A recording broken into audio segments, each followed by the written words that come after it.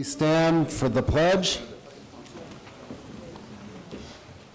I pledge allegiance to the flag of the United States of America and to the republic for which it stands, one nation, under God, indivisible, with liberty and justice for all. Okay, let's do roll call. Councilman Willie, Councilman Paul. Here. Vice Mayor Chow. Here. Councilmember Sinks. Here. And I am here. Thank you. Okay, so first on the agenda we have two ceremonial matters. Recognition of Fine Arts Commission, Emerging Artists and Young Artists. So can those come up, and is there a presentation ready for this?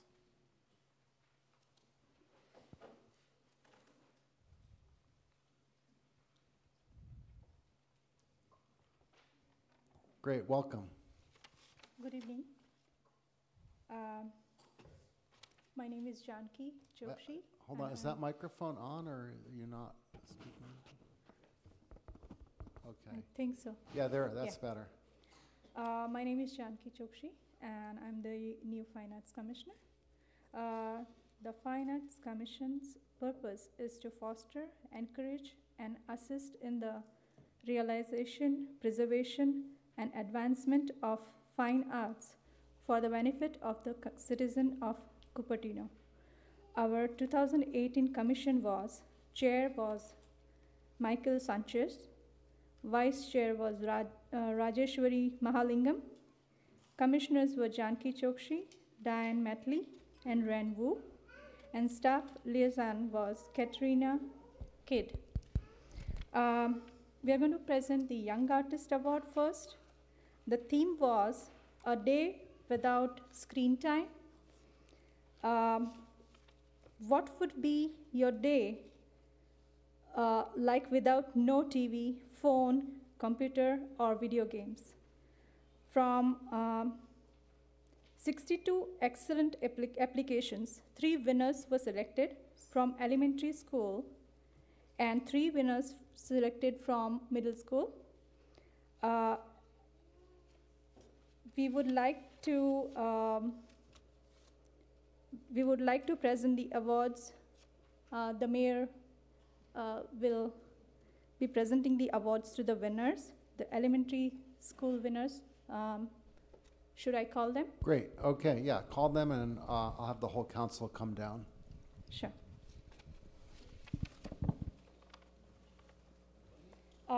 Silver Award, 3rd place winner, Eva Chung.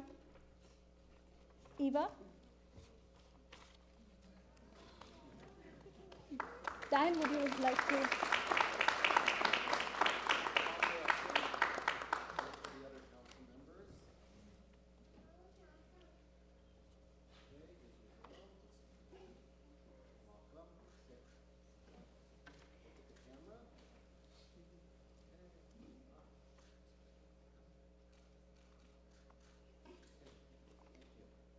The Gold Award winner is, 2nd place is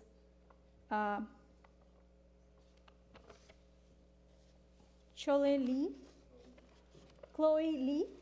Sorry.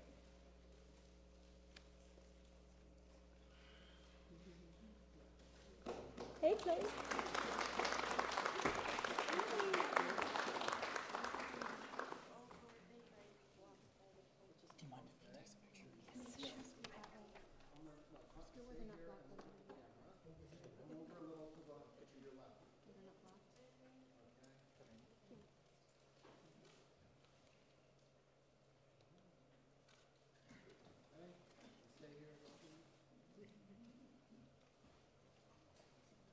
Platinum Award winner, the 1st place, Jonathan Tang.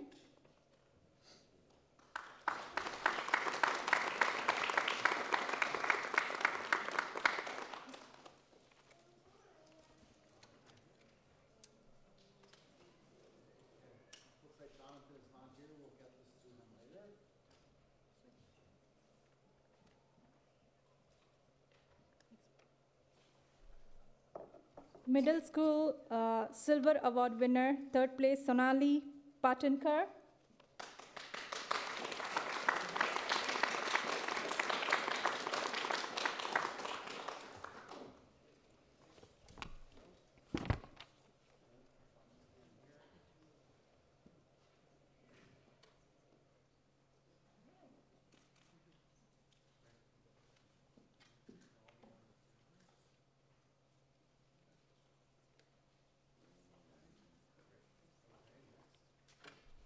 Gold Award winner, second place, Siona Mahadalkar.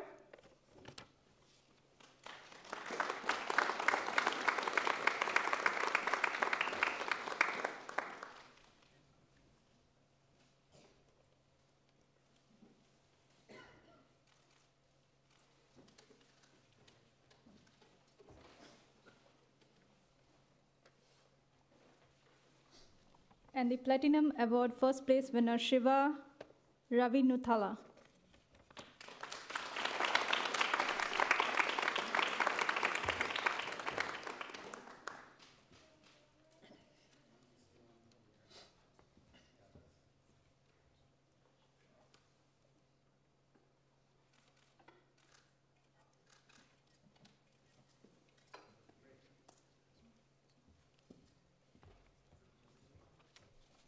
We are going to present now the Emerging Artist Award recognition portfolio of younger artists from high school age and up who demonstrates artistic promise, as well as those rediscovering their love for artistic expression later in life.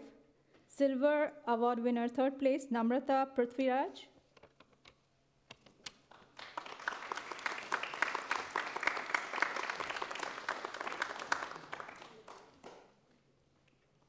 She is not present. Her mom is going to be there to receive the award.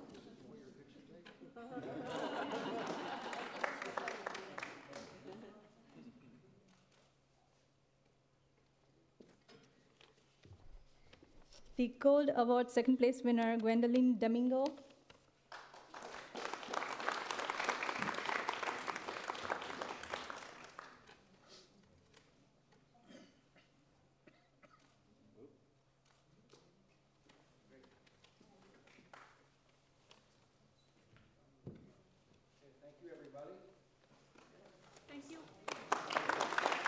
Thank you, everyone.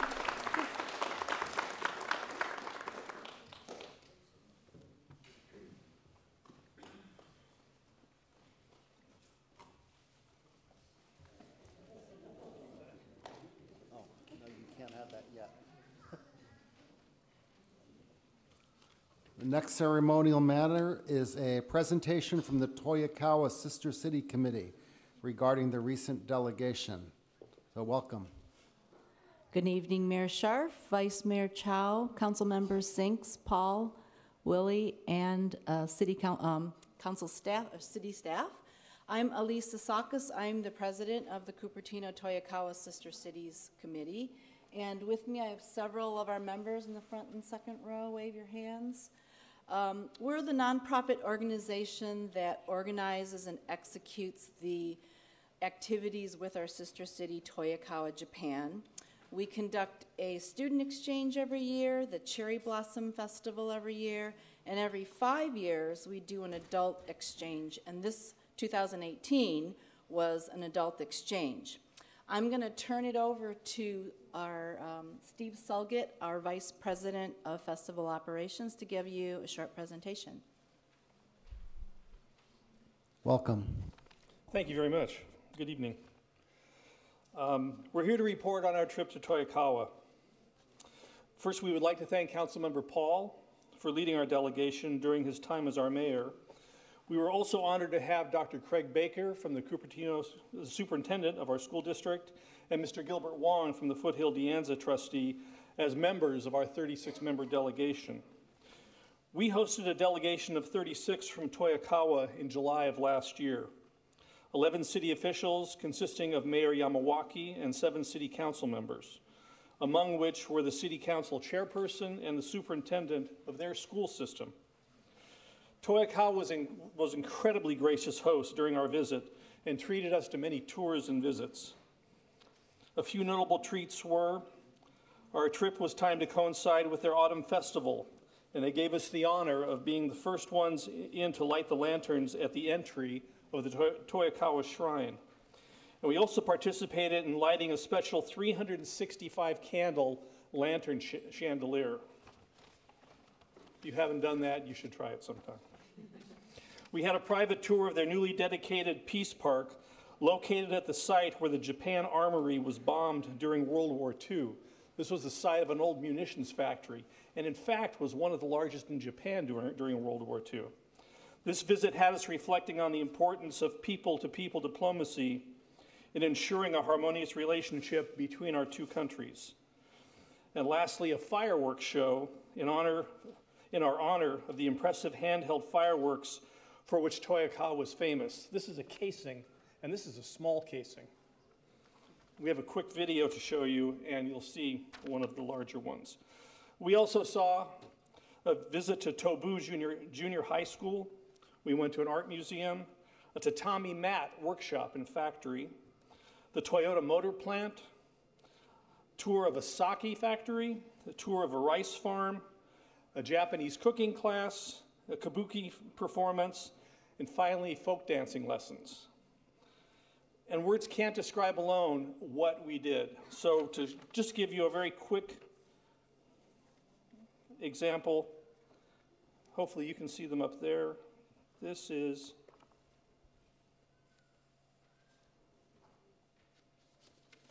just a short, about 5 minutes. この名前ネームカードを配って I've already done. I've already issued all name card.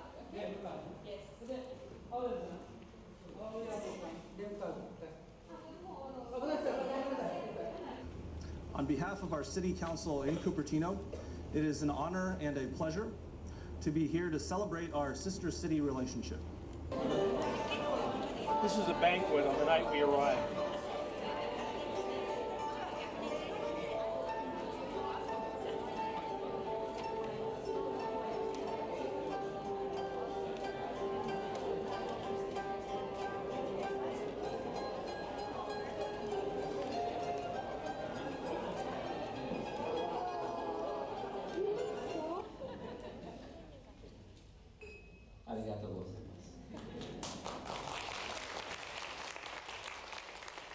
My name is Elisa Sakas, and I am the president of the Cupertino Toyokawa Sister Cities Committee.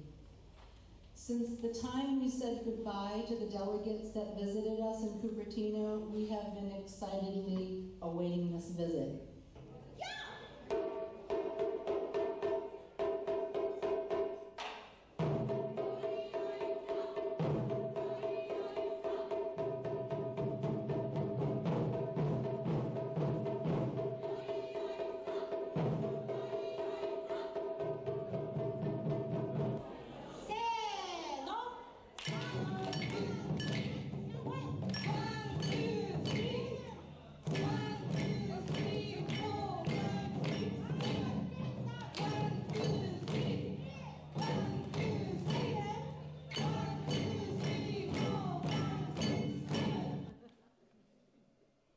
Riveting performance.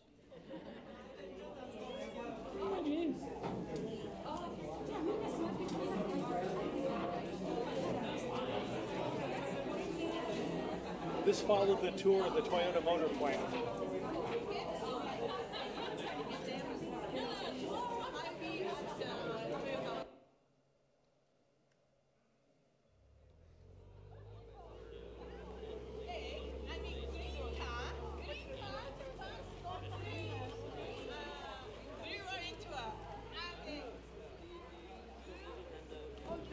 This was a sake factory.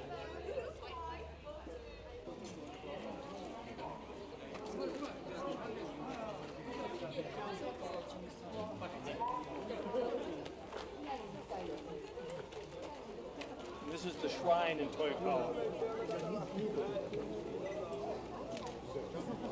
No. Do you like one here? Center. Up. Okay. Yaisha!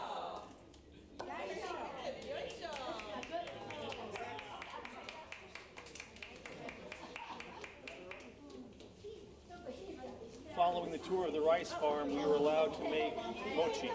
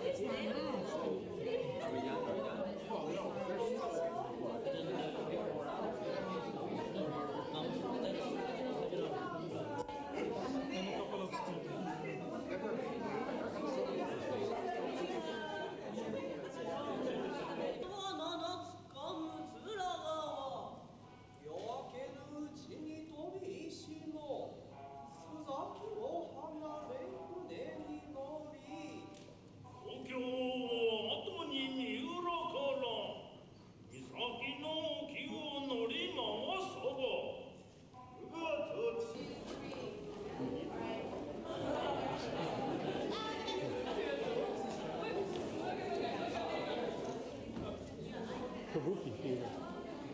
I think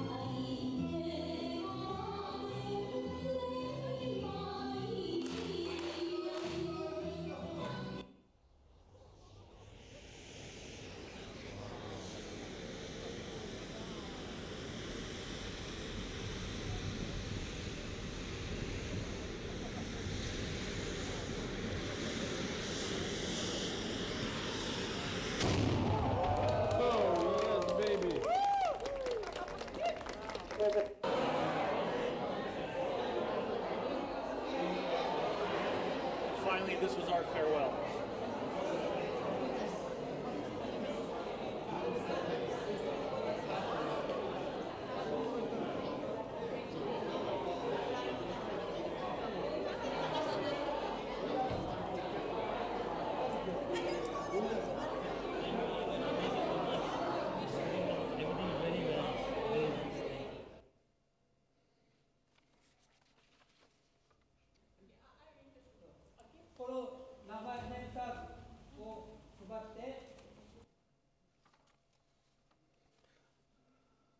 Finally, Toyokawa sent gifts that we would like to present to you, and also sent some beautiful calendars featuring photos from around our sister city that we would like to give to each council member.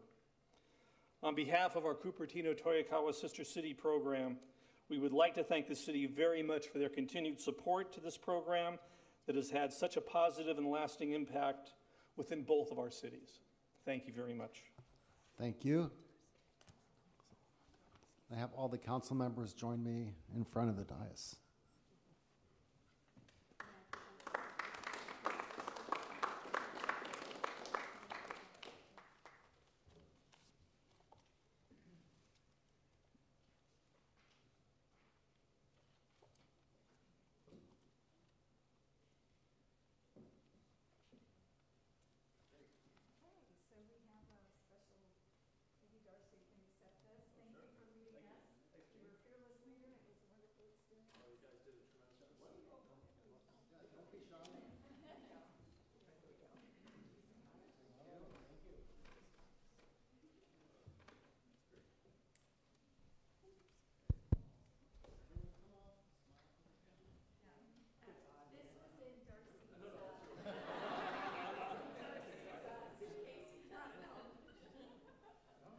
Illegal in Cupertino.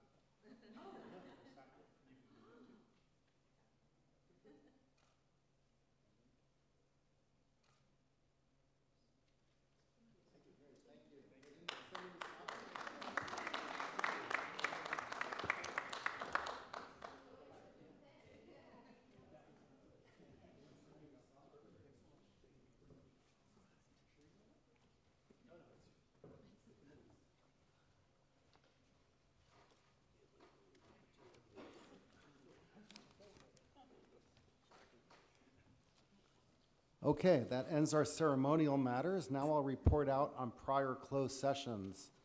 On January 25th, we had a closed session conference with legal counsel pursuant to Government Code Section 54956.9D2, anticipated significant exposure to litigation. The council discussed a threat of litigation received in connection with the SB 35 lawsuit. No reportable action was taken. The second item was conference with legal counsel pursuant to Government Code Section 54956.9D1, pending litigation, Friends of Better Cupertino et al. Versus the City of Cupertino, Santa Clara County Superior Court Case Number 18 CV 330190, SB 35 Valco Project, to discuss with legal counsel this pending litigation. When discussion would prejudice the city council if done in public, we gave direction to the legal counsel. No reportable action was taken. And then tonight, closed session, conference with real property negotiators, Government Code Section 54956.8, property of the Cupertino Municipal Water System, agency negotiator Tim Borden, negotiating parties, City of Cupertino and San Jose Water Company, under negotiation, price, terms for city leased asset. And the second item was conference with legal counsel, anticipated litigation, significant exposure to litigation. Both matters related to the city's lease with San Jose Water Company for the Cupertino Municipal Water System. Council gave direction to staff concerning the lease negotiations. No reportable action was taken. Thank you. Madam City Clerk, do we have any postponements? No postponements, Mr. Mayor. Okay, now it's time for oral communications. I have, amazingly, only 2 blue cards. So if anybody else would like to speak on an item not on the agenda, please fill out a card and give it to the city clerk. First person is Byron Ravegno. Welcome, Byron. You have 3 minutes. Thank you very much. I appreciate the opportunity to speak to you. I'm here in support of the Regnar Trail, and I wanted to say that the reason most cited by parents for not allowing their kids to bike to school on the streets is the safety concern. And so the trail will be safer because there are no cars. We calculate that potentially 250 Eaton students, 250 Cupertino High School students, and 100 Lawson students could use the trail for commuting to school and the library, thereby reducing traffic and parking congestion while getting some healthy exercise to boot. It's a win-win-win, and we need to approve this. When asked, the community overwhelmingly supports the bike ped plan adopted by the city. Walk by Cupertino has endorsements for the Regnar Trail, including safe routes to school, Lawson PTA, Eaton PTO, Hyde PTSA, Sedgwick PTA, Cupertino Teen Commission, Tino Bike Club at Cupertino High School, Cupertino Chamber of Commerce, Silicon Valley Bike Coalition, and Almaden Cycling and Tour Club. In addition, over 500 residents have signed a petition in favor of the trail, and 90% of those live in the immediate area of the trail. Signers include 4 out of 5 Fremont Union High School District and Cupertino School District board members. I commend the action of the Public Works Department in reaching out to Santa Clara County Water District in order to come up with a feasible design for their outreach to the neighbors with properties abutting the trail in order to address and mitigate their concerns however possible. I hope the council will support the allocation of funds to allow the construction of this trail this summer. Thank you. Thank you. Next we have Dennis Whitaker, followed by Rhoda Fry, followed by Coop resident. And I would point out you don't have to put your name down if you don't want to. That's optional. Thank you. Welcome, Dennis. Thank you, Mary Schaaf, and City Council and staff. Thank you for letting me come. I've lived and worked in Cupertino for 45 years. I'm very frustrated with intersections being blocked, especially at commute times. My focus is primarily at the intersection of De Anza Boulevard at McClellan and Pacifica, but there are other intersections involved. People don't seem to care about blocking intersections. I visited the sheriff's office yesterday and was informed about code 22526 that states, notwithstanding any official traffic control signal indication to proceed, a driver of a vehicle shall not enter an intersection or marked crosswalk unless there is sufficient space on the other side of the intersection or marked crosswalk to accommodate the vehicle driven without obstructing the passage of vehicles from either side. What I'm getting at is there is a fine if the sheriff stops you there, and the fine is around $250. In the past, the city has requested the sheriff to pay special attention being there and give out fines when necessary. And in the past, the city has adjusted the lights along De Anza Boulevard to alleviate the situation. I have two more steps I'd like you to consider. Number one, on all large street light posts on major intersections, please place signs indicating blocking intersections is an illegal offense with a minimum fine of around $250. And the second one would be on all major intersections, intermittently place flashing lights on roadsides informing it that it's an finable offense to block intersections. Being an insurance agent for 45 years, I know that fines can increase auto rates, so maybe that might get people's attentions. I, as a citizen of Cupertino, would like your help very much in alleviating the blocked intersections. Thank you. Thank you, Dennis. So can staff look into some of those suggestions? Thank you. Next is Rhoda Fry, followed by Coop Resident, followed by Lisa Warren. Can I talk after Lisa Warren? Sure. Okay. Coop Resident, followed by Lisa Warren, followed by Rhoda Fry. Is Coop Resident here? That could be anybody. Okay. I'm not sure it's me, but it probably is. I'm somewhat in a rush tonight. My name is Janet Van Zoren. And actually, I'm speaking about number 15, but I can't stay, so can I just do it now instead of at that time? Quickly, thank you. Okay. This is with regard to the regional housing needs allocation. It's my understanding that this has to do with the number of affordable housing units assigned to each city as their fair contribution to the affordable housing shortage in the Bay Area. It's also my understanding that ABAG, the Association of Bay Area Cities, and the MTC, Metropolitan Transportation Committee, have come up with a methodology in order to make these affordable housing units assignments. Factors used in this methodology include data from the Jobs Housing Connection Strategy, past arena performance, 2010 employment figures, and data from the MTC Commission for each city.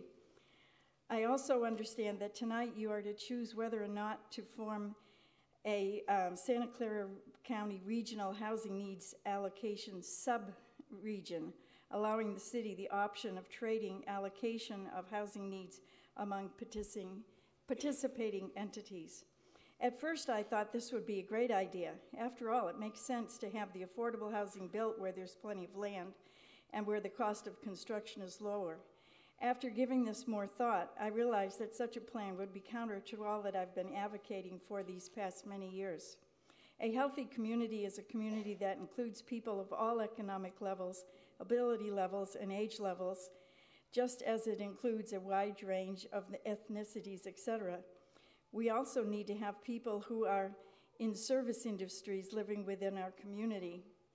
Furthermore, having affordable housing built far away does not help the transportation issues for this community or for those who want to work here. Lastly, sometimes affordability is closely aligned with certain segments of the community that would be excluded in large numbers, which would probably be counter to fair housing regulation and would certainly not be fair to them. For these reasons, I've changed my mind. I think it's probably not a good idea to be able to farm out the affordable housing to other regions. Thank you for your time. Thank you. Next is Lisa Warren, followed by Rhoda Fry. Welcome, Lisa. Thank you. This one? So I'm here to speak about, I attended the Foothill De Anza Community College Board meeting last night. It's not clear if the meeting was audio recorded, but there didn't appear to be any video equipment for video recording, so actually Gilbert's here, maybe he could tell us if they're audio recorded. Anyway, I attended because last Friday I became aware of an agenda action item related to Flint Center at De Anza College. At this time, the board's next meeting to discuss Flint Center is guessed to be in May. But last night, a 4-1 vote resulted in the Flint Center not being able to program anything beyond June 30th, essentially closing Flint Center for an undetermined, maybe permanent situation. The woman who has run the center for the last 24, 25 years was there to speak. What she said felt like it fell on deaf ears. There are lots of nuances to this, but it was a couple of people from the public spoke about why is this happening so quickly. One of the trustees mentioned that they didn't even have a copy of the full report that they were basing this decision on. Or actually, it's a previous report from 2014. In November of last year, the board gave direction to and chose someone who bid on doing a new assessment of the building, including seismic situations, among other things.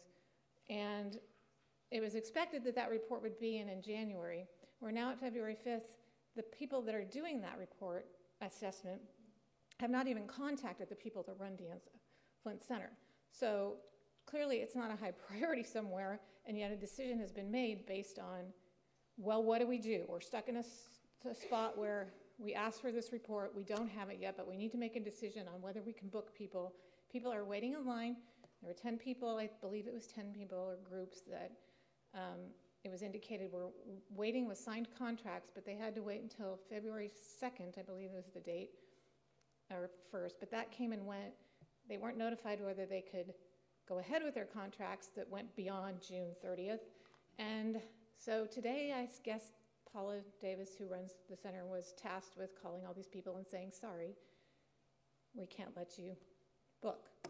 So it's a serious situation. I don't believe, and much of the public does not believe it's been handled correctly. Why has this board sat on an assessment report for nearly 5 years and done nothing, and now in haste, without the report that they commissioned in November, and they don't expect it till at least April now? Anyway.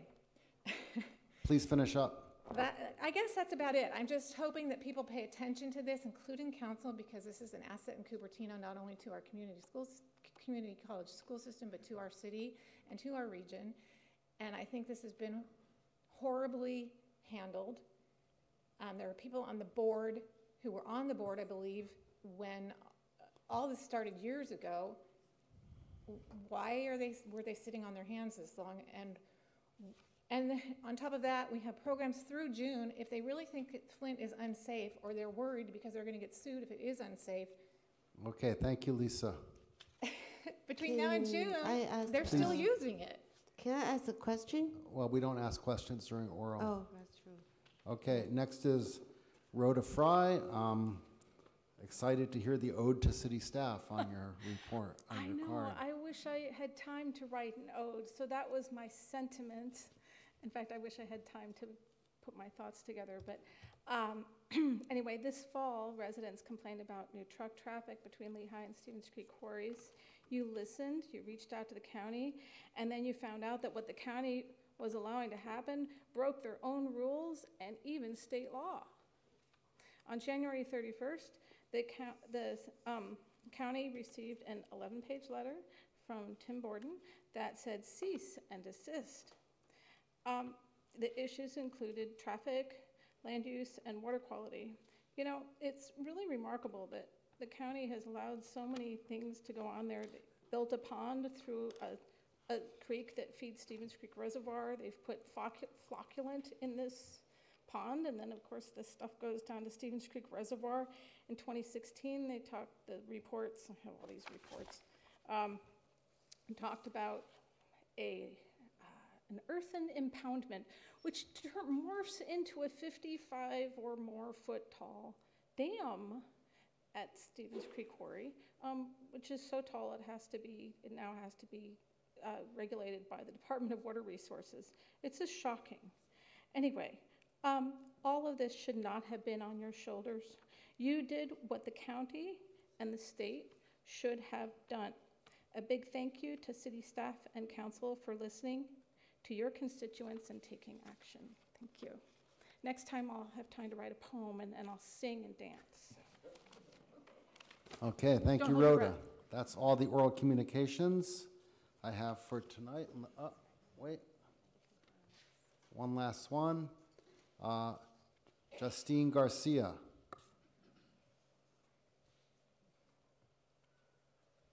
Hi. Welcome. I'm Justine. I am a student at Kennedy Middle School. I also serve as the Vice President of Student Council, and I currently play U14 soccer for the California Thorns, formerly De Anza Force. I'm here to ask the city to please open the fields on Sunday. It's important for teams to have Cupertino fields available to us on Sundays so that we have more time to play. When we don't get these fields, we can't use these places to play soccer, basketball, baseball, football, and many other sports. By allowing these fields to be open, young athletes like myself in Cupertino and surrounding areas are allowed to get better at different sports that require a field. This improves their overall health and development. Thank you. Thank you. Mr. Mayor, you should have one more speaker card.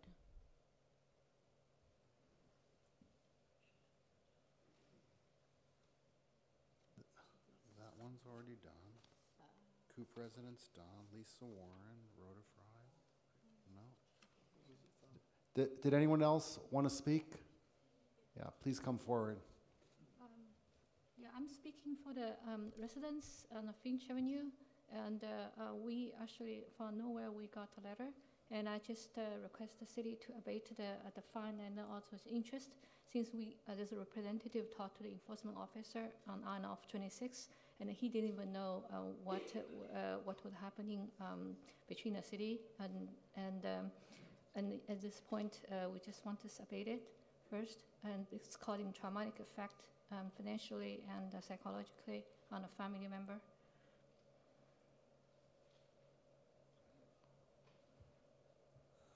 Is that it? Yeah. Okay, thank you.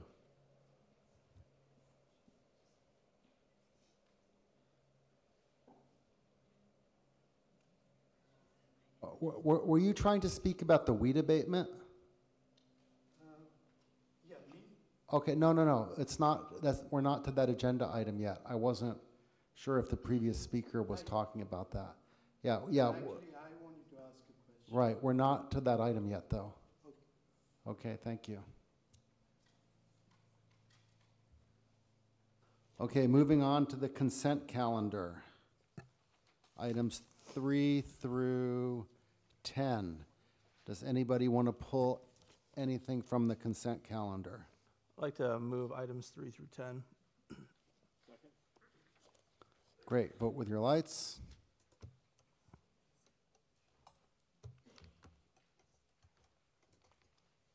The motion carries unanimously. Great. Okay, we're on to the second reading of ordinances. This is subject second reading and enactment of an ordinance to amend regulations entitled 2 Administrative and Personnel of the Municipal Code, Chapter 2.80, to allow up to 5 members of the Fine Arts Commission. Do we have a staff report?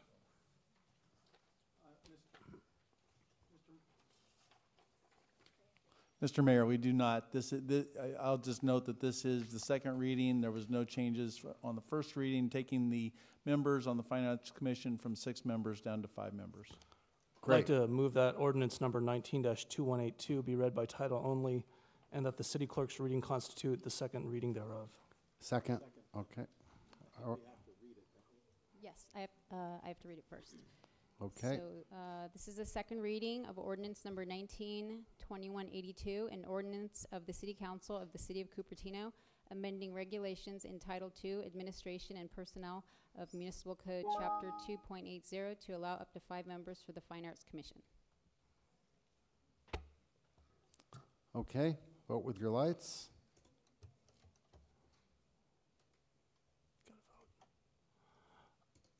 The motion carries unanimously. I move that ordinance number 19-2182 be enacted.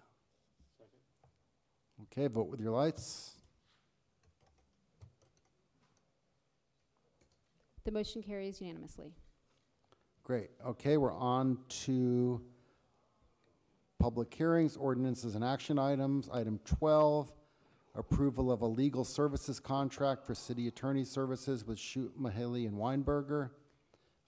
Recommended action to authorize the city manager to execute an agreement with Shute, Mahaley, and Weinberger for city attorney services in the amount of $600,000 annually, and to approve the budget modification number 1819-038, reducing the administrative city attorney budget by $770,889. Can we have a staff report? Just a very brief report. In December of 2018, I believe so. Let me just get a little closer here. In December of 2018, the city issued a request for proposal for city attorney services. We issued that request to 10 law firms. 3 law firms responded and were invited back to interview in early January of 2019. Council interviewed all 3 firms and selected Shute, Mahaley, Weinberger. They selected this firm because of their experience, their approach to staffing the office, where only one lawyer from the firm serves as a city attorney to any one city at a given time.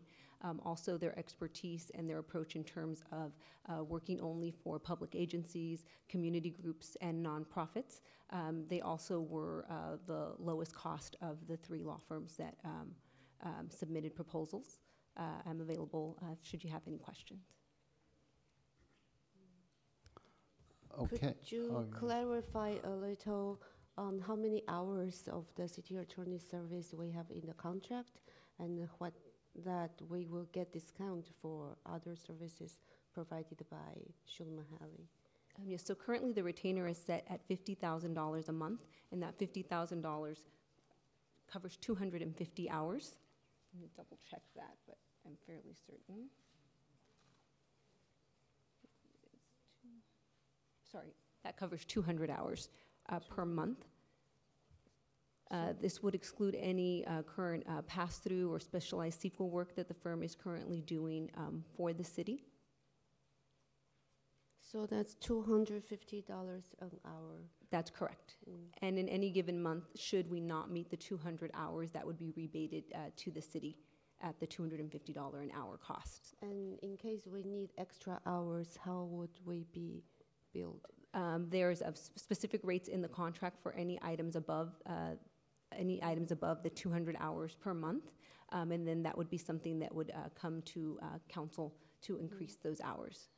Great. Yeah, I know that. I thought the public would want to know the summary of the contract. Okay, any other discussion? Are there any public comment cards on this item? No, Mr. Mayor.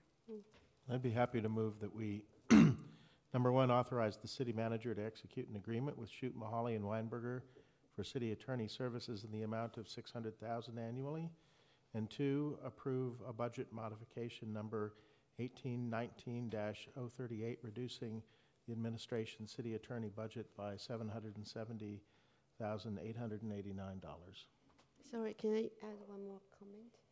I think with this contract also that currently the city attorney's office is renting a separate office, right? So with this, we are releasing that service. City attorney would be in the same office as will be moved to the city hall. That is correct. The city attorney and the legal services assistant will be in City Hall.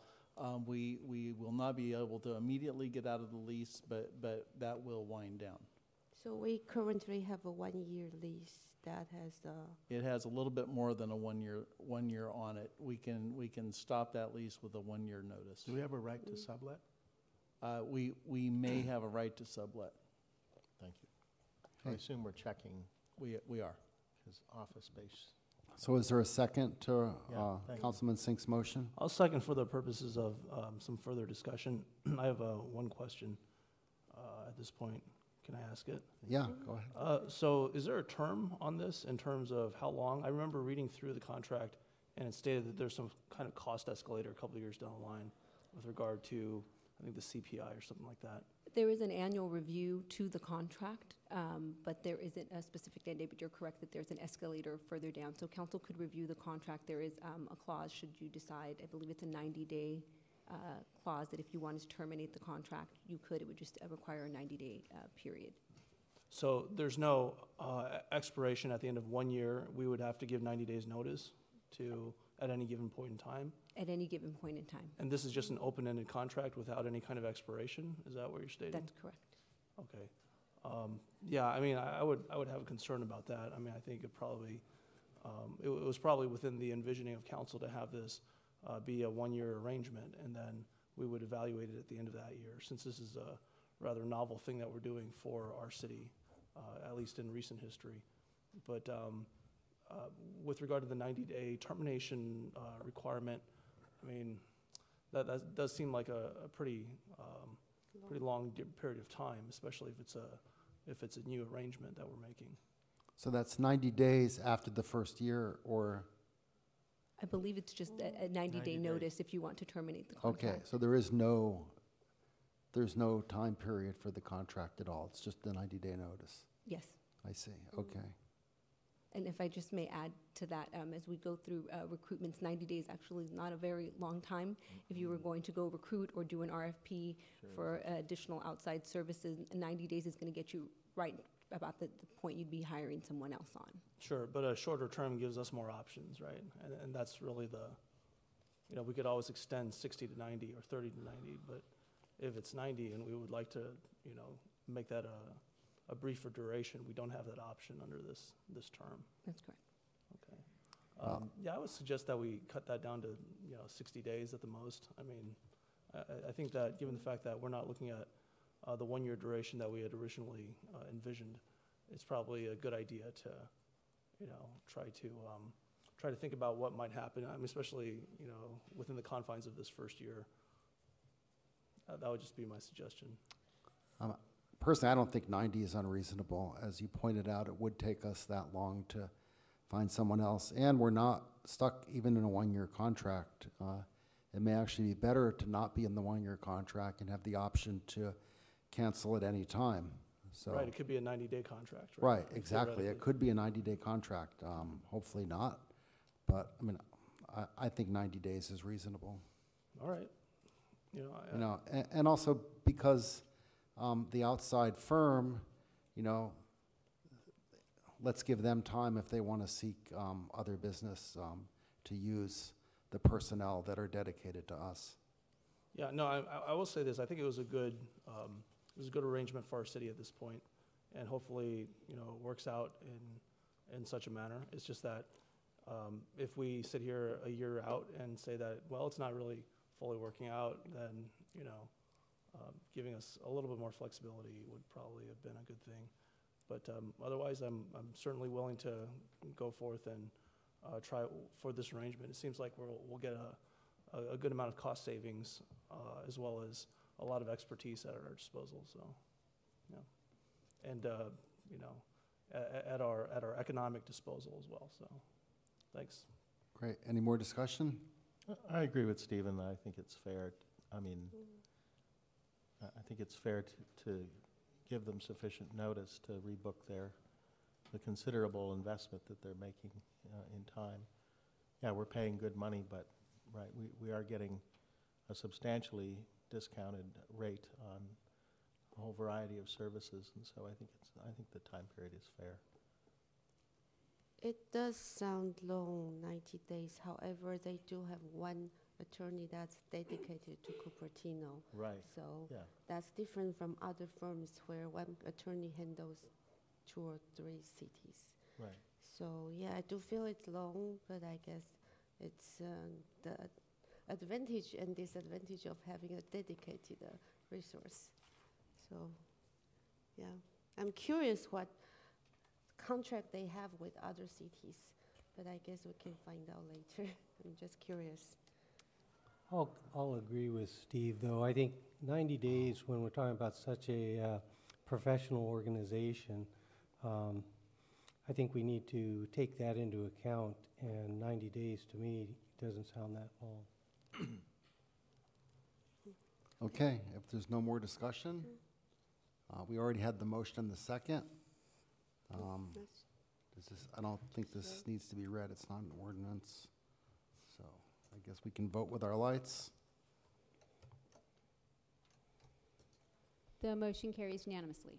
Great. Next, item 13. Mr. Mayor? Yes. If you'd like, Heather Minner is available tonight. If you'd like her to introduce herself. Oh, great idea. Yeah, Heather, would you like to come up and introduce yourself?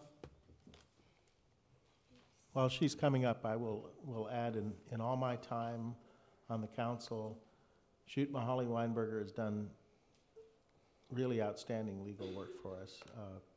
They've helped us with a whole variety of matters, and I think this council's made an excellent choice. Great, and I won't time you. Well, I'll be brief. So Mayor Scharf, Vice Mayor Chow, and council members, I have to say that the favorite part of my legal career has been working with local governments and assisting city staff and elected officials who have dedicated themselves to serving the public interest. And I am very excited about this opportunity and ready to hit the ground running. And I will be here tomorrow morning to start serving your city. So I look forward to working with you and with staff and with community members as we move forward on this new Lunar New Year that starts today. So thank you very much. Great. Oh, so go. For our public, could you introduce your background a little bit? Sure. Well, my name's Heather Minner. I am a law school graduate from Bolt Hall at University of California, Berkeley. I also have a master's in urban planning from UCLA. I have clerked after my law degree for a U.S. District Court judge in Sacramento, and then have spent the last 10 years working for Shoot Mahaly and Weinberger, primarily serving special districts and cities, working on municipal law and the full range of land use, environmental issues, and public agency law. Well, being your 9:30 appointment tomorrow, I would like you to get back and get some good rest and welcome you to our city. Thank you very much Thank you, for Councilmember. getting on board. Welcome. Great, thank you. Okay, moving on. The next item 13, order the abatement of a public nuisance, weeds, pursuant to provisions of ordinance number 724 and resolution number 18-111. This is continued from January 15th.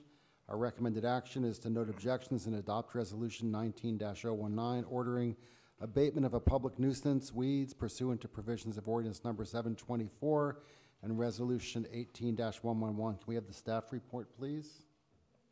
Yes, Mr. Mayor, this is part of our annual weed abatement program process. Your action here tonight is to hold a hearing to consider objections of property owners that have been added to the program and adopt a resolution ordering abatement. Our county representative, Mo Cumry, is here for questions. Great. Would you like to come forward?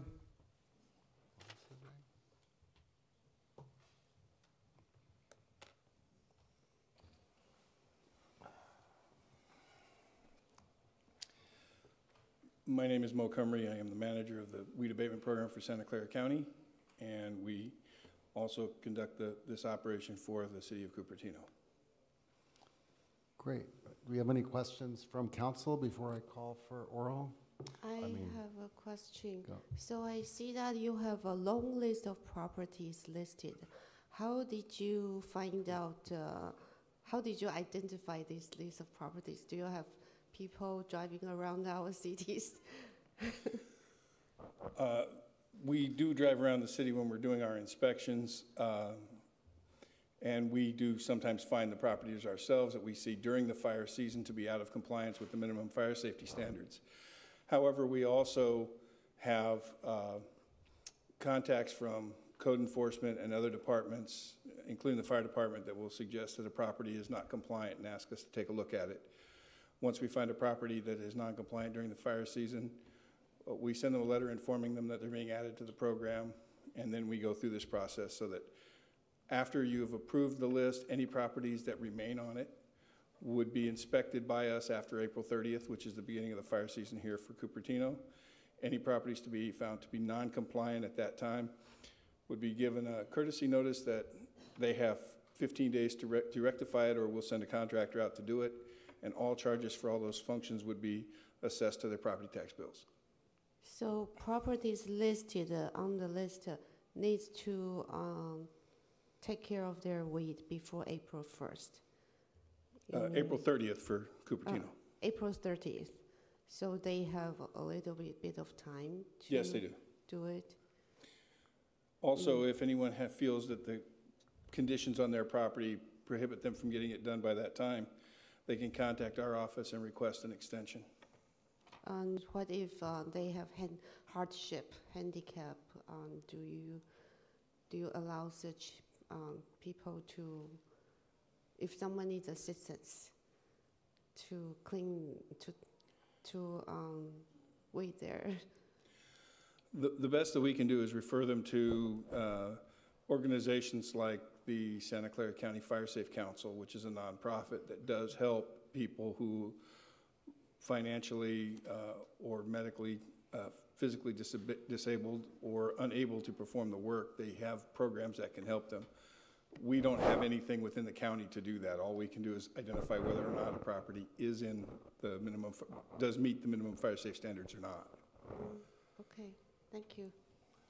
Okay. When do your inspections take place during the year? Is it just throughout the year, or is it generally just during fire season? I mean, what's the timetable for that? Well, we will respond to service requests at any time during the year, but a property can only be added to the program if they're found to be non-compliant during the fire season, which is from April 30th through the end of October. So if I look at a property today, I can make a recommendation to a property owner, but I cannot add them to the program because today they're not in violation. I see. So even though we enacted at the end of last year, November 2018, this doesn't comprise people as it's been updated, because it's the last 3 years worth of people, right?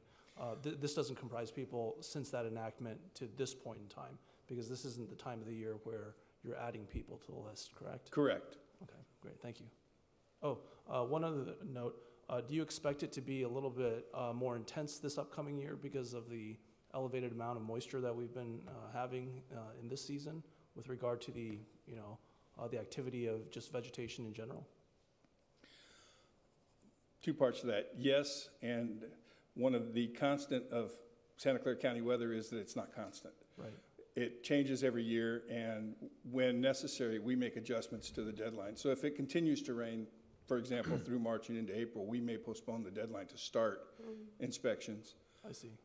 Just because we don't want to go out while it's still raining to tell people your grass is too high. Right, right. Are there any recommendations you make to us as a jurisdiction, outreaching to our citizenry to say something to the effect of, there could be more of these types of violations found this year, given the fact that we've had a pretty intense raining season, or what? Have you, in your history, noticed anything that jurisdictions do that help to, alleviate some of those violations that you find during the dry season? The only thing that I know that jurisdictions have done to help property owners know that they have to take care of this is to include flyers or other things like that in mailings that are sent out, whether it's water bills or any other notices that come from the city. I've seen those happen, but anyone that's on our program has been noticed, and they've been given the information as to what the minimum fire safe standards are. That information is all available on our website, and we are available. Anyone can call us, and we're more than happy to explain it, and even to do an on-site visit where we can explain for that property what specific conditions may exist. This year we do expect not only more growth, but a heavier, thicker growth. So right. Cutting it, they may want to start a little earlier because it will take longer. And your department is available for outreach type of events, or if we were to hold some kind of seminar here in, say, mid-April or so, I mean, would that be something that you've done in the past? I have, and I would be the one to do that, so yes. Okay.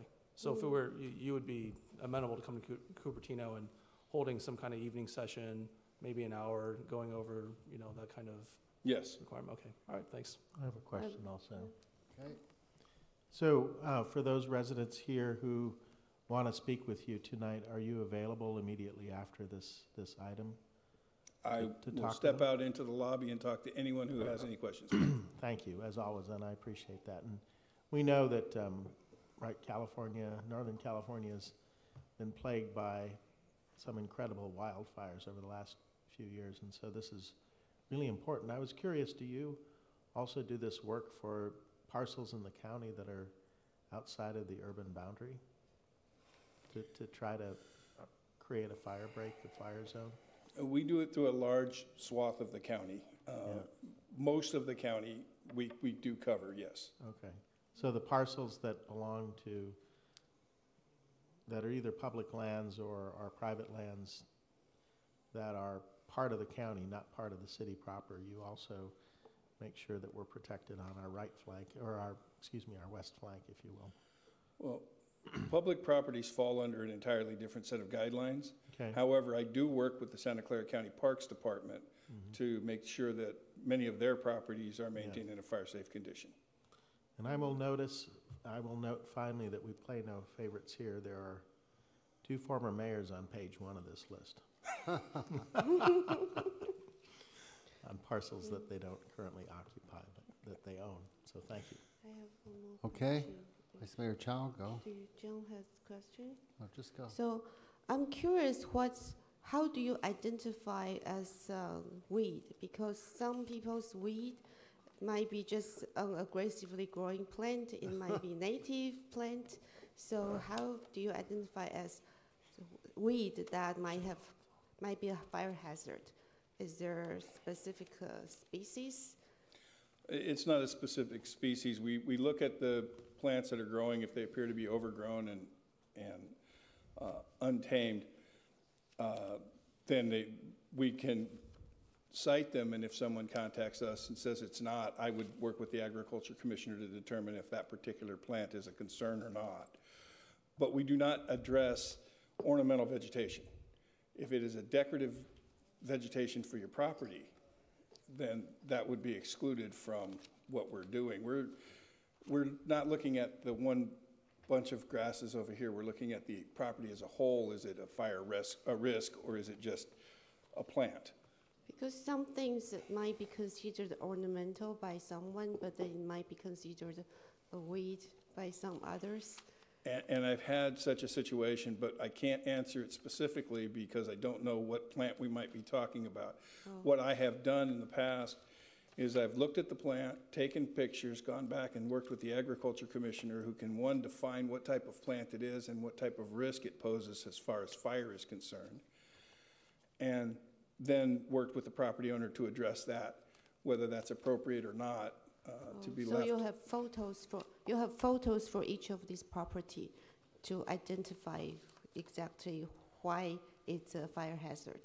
If we declare a property to be non-compliant, we take at least 2 photographs to show why it's non-compliant, so that if we come back to you and they say, no, my property was cut, we can prove our point.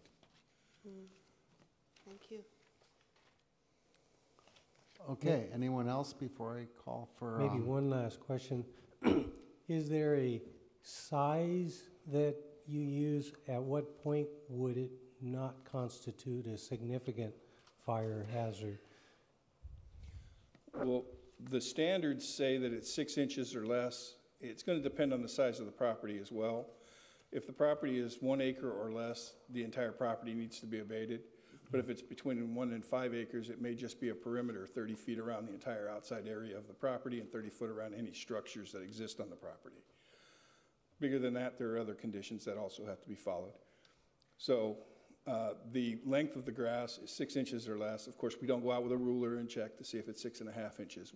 We have to be able to eyeball and say that it is exceptionally long or it's not.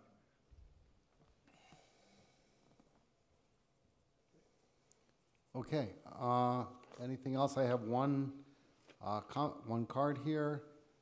Brent Bardsley, I can't read the writing. Is Brent here? Okay.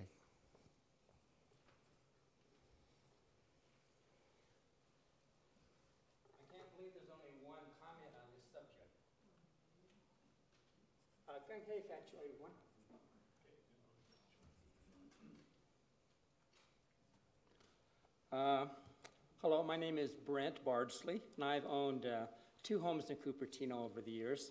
I've lived here for over 30 years, ever since 1985. My first home was on Regnart Road in western part of the city, where I lived for 10 years. For the past 20 years, my home has been on the eastern side near Lawrence Expressway and Stevens Creek Boulevard. The reason I'm here at all in Cupertino is when I was 15 years old, I was the only one who could figure out how my dad's computer worked. And I lived in a state 1,000 miles away, and my dad's company couldn't figure out how that computer worked, and so I helped him figure it out. And the rest, as they say, is history. And I've been working in Silicon Valley as an engineer for years now. My computer design days are over, though. I'm retired, just a senior citizen. For the purposes of this meeting, though, I'm a weed criminal. I'm a massive weed criminal. I've been accused of having so many weeds on my property that they're a fire hazard. It's rampant weeds on my property. That's what the accusation is.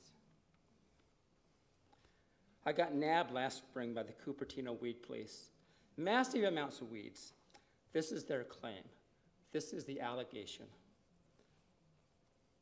Now, this is somewhat puzzling to me. When I look at my property, sure, there are weeds. There are weeds on all properties, but they don't seem to be out of proportion to other properties in the neighborhood. My neighbor, Councilman Willie, lives just around the corner from me, and he's certainly welcome to comment on this after I'm done here, if he'd like. Do I have a vexatious neighbor? Maybe, but in 30 years of living in Cupertino, I don't recall one single neighbor ever mentioning the word weed to me or making any complaint about my property about weeds. So my first question is, who reported me? Who is this vexatious neighbor? What is their name and address? I have a constitutional right to that information. This is for due process. A fine is being assessed of $80 per year. When a fine is assessed, due process requires that I be able to confront my accuser. Who is that person? My second question is, why didn't the weed police issue me a courtesy notice? Wouldn't that be the polite way to do things? That spring, I was having difficulty with my knee and hip arthritis pain. The garden maintenance probably was a little bit behind schedule, but wouldn't it be more friendly and neighborly for the city to start out with a courtesy notice? Why didn't you issue a courtesy notice, giving me a month to clean up the weeds, or ask me, are you having any problems? Why is it you cannot get those weeds under control? Like you did before. No one ever asked me that question. All I do is get a notice for an $80 a year for 3-year fine. No courtesy notice. Why is that? So please finish up. Okay. My third question is, how do the Cupertino Weed Police determine that my weeds are out of proportion to other properties? What proof do they have that their selection method is fair? If the method is even slightly biased, I say the entire program must be thrown out. Now, I noticed from the copy of the properties that are under this program, that have been added to this program, that there's an extreme concentration in the Rancho area, the eastern Cupertino area, way out of proportion to other areas. For instance, there's 5 properties on my small street of Minhart Road, which is only about 1.5 blocks long, and there's only 1 property on Regnart Road, which is probably over 2 miles long. How can that be? So can you please finish up? You're way over. And then my final question is, why won't the weed police tell me where the weeds are located? I call their number. They have an answering machine there. They never pick up their phone. I challenge every member of the council. Call that number, see if you can ever get anyone to pick up that phone. They never do. You can leave a message, but then they won't answer your question that you ask. They call back and say, oh, we got your message. Call us back. Why won't they answer their phone when you call them up? And why won't they answer the question when you ask them on their answering machine? Okay, thank you. Next is Joan Thompson. Good evening, everyone. I'm also wanting to explain that there are some inconsistencies with this program. My mother was put as non-compliant. She's 97 years old, and she got no notice. We've lived in Cupertino since 1963. We didn't know this was a problem. We've never been out of compliance. And this last year, her property taxes were attached, and you know, she had no notice except when she was fined for this. We should have had some notice in advance. We should have had a courtesy notice, as this other gentleman has mentioned. And that's all I'm going to say at this point, but I'm really disappointed that we didn't have that opportunity. Great, thank you. Would the gentleman for the county like to comment on Can we ask those? a question? Yeah, hold on. Okay. Let him comment first. The gentleman that spoke is talking about a property that was added to the weed abatement program. He has not yet received any assessments, as we cannot until we've been through this process. When we find a property to be non-compliant, we don't send a courtesy notice because we found it in the fire season to be non-compliant, and we just consider it non-compliant, send them a notice that they're being added to the program for monitoring for 3 years. Any property that has 3 years of consecutive years of voluntary compliance is then automatically removed from the program. So there's no courtesy notice, simply because if I send a courtesy notice and I'm required to do another inspection, that we have a very small group, 2.5 people. We have one seasonal person and one full-time inspector and myself trying to cover Cupertino, 12 other jurisdictions, including the unincorporated county. The issue of our phone calls, we answer every phone call that we receive. We attempt to answer within 1 business day. Sometimes it goes a little bit longer, but we always respond. I'll look at the notes for that particular property and see if we have a question that we could have answered and didn't over a message. As far as the second speaker, if they were assessed a fee, notice was sent to the property owner's address that is listed with the assessor, which is the requirement of the law. We've sent that. That's also what noticed about this hearing tonight, was the notice required by law that says that they have a notice to destroy weeds.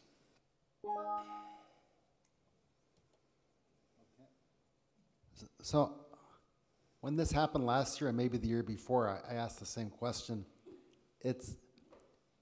There's no opportunity for the property owner to take care of the weeds before they get placed on this list. Is that true? If there's no notice, hey, if you don't clear your weeds, you're going to be placed on this 3-year program. When we look at the properties, what we're looking for is that nothing's been done. If I look at a property and it clearly has been abated before, but it's regrowth, I'm going to write down that I've been there, that it's not compliant today, but that it had been done. We're going to go back again and look at it, because now the property owner has an opportunity to correct it. But when we get into the fire season itself, the property's already a hazard. It's one of the problems that we run into. We've talked about the courtesy notices, about issuing courtesy notices before, is that if I come across the property this year, it's non-compliant, I send a courtesy notice, the person goes out and abates it. I come back next year, the property's non-compliant, I send a courtesy notice, they go back and abate it. I'm doing a lot of work that I can't recover my costs. None of these are fines. These are costs that we're recovering for the work that we do. The city does not pay the weed abatement program. The county's general fund does not pay the weed abatement program. We recover our costs for what we have to do from the property owners that are non-compliant.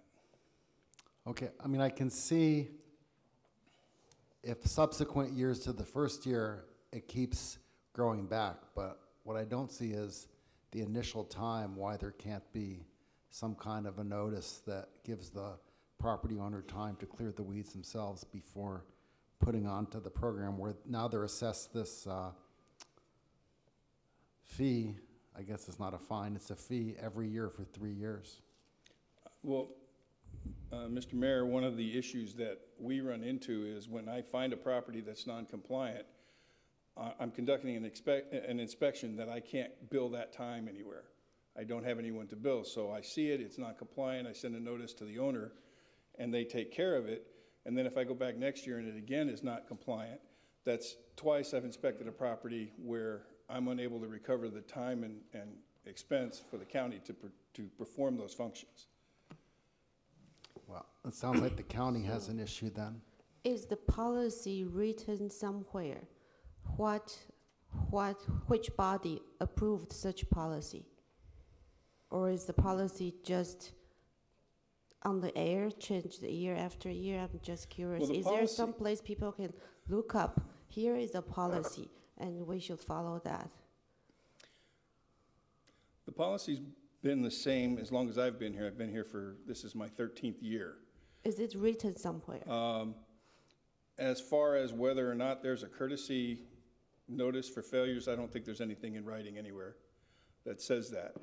The California Health and Safety Code actually permits the counties to be able to apply it to any property that has recurring weeds, could be placed on a program and kept there indefinitely. We don't do that. We want it to be only for those properties that have demonstrated that they were not compliant at least once within a 3-year period.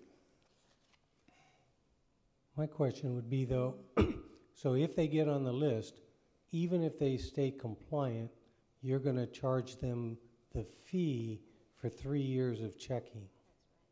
Is that right? Unless the property is built and landscaped as to remove the hazard.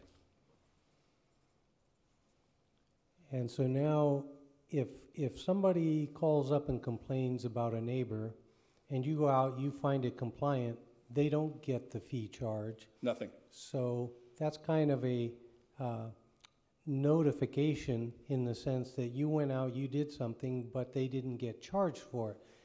Next door to the person, you get a notice, you go out, you look, 7-inch weed, and you then say, well, I'm going to charge this person because I did the same thing I did for the last call.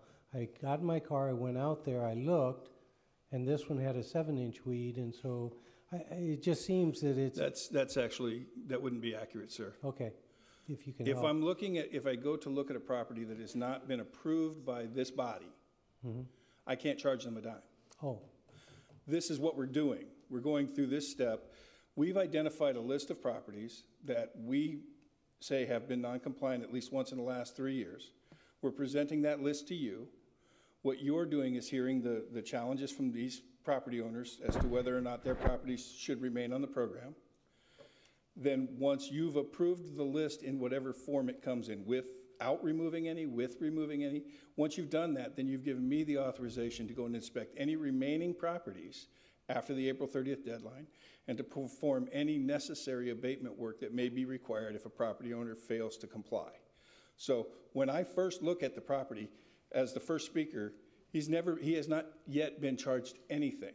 And should you choose to remove him from this list, he would not be charged anything by us. We can't legally. We have no right to do that. This is part of the due process, is that we bring it to you, you say, they've made an argument that I accept, we'll remove them from the program, or, well, we understand your argument, but you still were non-compliant and you belong on the list. That's a decision that this body makes, not me. If they stay on the list, then they'll be the ones that we inspect and that we perform abatement on should the property owner fail to comply. And those would be the ones that were charged an assessment. Not the first year when we go look at it. They have a right to go through this process before a dime is charged to them. Yeah, it's kind of why I asked the original question about the size. The properties in Rancho are mostly 5,000 square feet, so it's pretty small. And then you figure, say, 1,500 square foot house on that lot, there's really not, and then a driveway, carport, there's really not that much property for weeds, and that's why I was trying to understand how much weed constitutes a fire hazard. I mean, anything can burn, but... Right, and we're talking primarily about grasses. types of grasses that constitute weeds. They're flash fuels, they ignite very easily, they burn very quickly. The idea is if you remove the grasses, you're removing the first step on the fire ladder. So if the grasses are cut down, then it's less likely that they will catch fire and cause larger materials to burn, causing the house to burn or the neighbor's property to burn. So the Rancho area has been, it's actually, there are less properties on there now than there had been in the past. It had been an issue, and property owners are becoming much more responsible in that particular area. It happens with the program that sometimes there are areas that have concentrations of properties that just aren't addressed as appropriately as we believe they should be. As far as the 7 inches of grass, first is, I'm not sure that I could eyeball the difference between 6 and 7 inches, so I would never address that. It would have to be over a foot before I could possibly say that it's even close to being a danger of a fire hazard. So when do you do random inspections, or are you responding to people calling you and complaining about a property? How does that, how do you find these properties? We have several different ways. One is we get notified, one by public entities like your code enforcement department we work very closely with. Property owners can, people can contact us randomly and say that there's a problem at a particular property. Until we've identified that it actually is a property, it doesn't go on the list. We have to be the ones to say, yes, it is. We also, while going out to inspect, and the Rancho is a good example, as we go out to inspect the properties that are currently on our program, we pass by many other properties. And sometimes we'll pass through an area and we'll see a property that has not been on the program before but is currently non-compliant, and usually significantly so. We'll take a picture of it and we'll send the property owner a letter informing them that they're being added to the program, and then we'll go through this whole process the next year. Okay. So, but if someone has weed in their backyard, you can't see, you cannot. I can't address it. You only cite whatever that's in the front that you can see. Our inspection process takes place from a public right-of-way. We don't enter a property to find a problem. So if you were to call me and say that Councilmember Sykes' property has tall grass and weeds in the backyard, I would drive past his house, and if I can't see the weeds in the backyard, that I would mark that down as unsubstantiated. I can't violate his privacy. It has to be what we can see from the street. So some of the properties in the Rancho area, we're only addressing their front yards. So I have the same question as John. If it's a small patch of land, then the area is small. How much of a fire hazard it is, even if you have tall weed? Are we being too restrictive when it's something it's not really a fire hazard? There are people who have lots of land in their backyard that has a lot of weed, and that's not addressed. Well, again, the law allows people privacy, so I can't violate their privacy.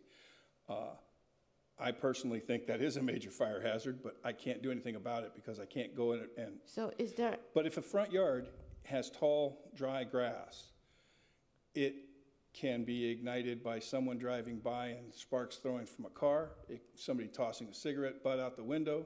Lots of ways it could start the grass on fire, which is easy to do, which could end up burning down somebody's house and maybe an entire neighborhood.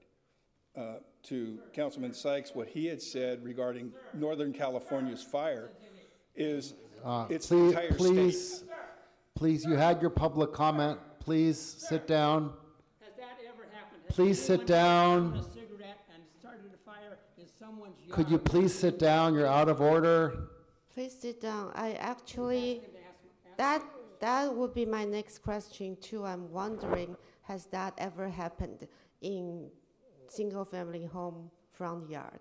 Someone that has caused a fire? I can't say that it was a cigarette, but fires have started in front yards of single-family homes and burned 2 or 3 houses along a block. That has happened, and houses were, at least one of those houses was completely destroyed.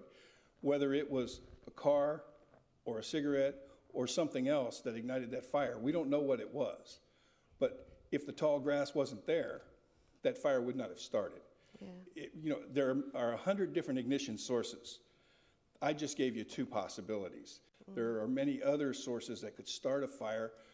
Many of the fires they think may have been started by electrical lines. So I guess for properties that are already on the list, either this year or the year before, maybe the city can issue warning letters to remind the residents that this is coming. You were on the list last year, and be sure to read it. Before the deadline. It may also help that for the properties that are on the list, 30 days prior to our going out to inspect, all of those properties are going to be sent a courtesy notice reminding them that in 30 days we're going to begin our inspections. So you cannot send, we can send the courtesy notice. You can send anything you like, yes. Right. If we know when you are coming out, we can say you are coming out on this day, so we can remind people to But wait. they're already sending out a courtesy notice. Well, they're going to get charged the I fee, thought- because he's going to get in his car and go, so they will get charged the fee. They Wait, get charged I'm the fee no confused. matter what. So Right. you are currently sending out courtesy notice 30 days before your inspection? Only to the people that are on the list. Only to the people on the list? Yes. So anybody that's not on the list won't get anything from us. I have no contact But if they're next to it, they might be in danger because you might drive by. That's true. That's true. But if you have a hazard on your property, it's still a hazard on your property, regardless of whether somebody came out specifically and said that shouldn't be there or not. We as property owners, I'm a property owner myself, we as property owners have a responsibility to ensure our properties are maintained in a proper condition. We can't have hazardous materials on our lawn. We need to cut the grass to an appropriate height this is for safety. Some cities also have ordinances regarding aesthetics. We don't do aesthetics. We're not worried about the look. We're worried about whether or not a fire hazard exists. So you do send out courtesy notice. I just want to confirm 30 days before you are coming Before out we go to to inspect, so people are every reminded, year. yes. And then if you find the property during the fire season, you don't send courtesy notice because you need that property to be addressed right away, then people will get a fee charged. If the property is on the list, and I've sent them a courtesy notice 30 days before we began the inspections, keep in mind the inspections can take place anytime between April 30th and the end of October. We've already sent them a notice. If the property is found to be non-compliant, they would now receive another notice saying your property has been found to be non-compliant and you're going to be charged a fee. Oh, that's only for the ones that's already on the list. But only for the ones on the list. So if it's one that's not on the list, They'll but just you receive. found it's non-compliant. We'll send them a during the letter telling season. them they're being added to the list for the next year. So they'll get a letter that they are being added, but they won't be charged Not that year. Not that year. Oh, that makes more sense now. So when you go out and you find that it's compliant, they're still on the list, they're still paying the $80 That's a year. the $80 fee because it cost me $80 to 3 conduct the years. inspection, yes.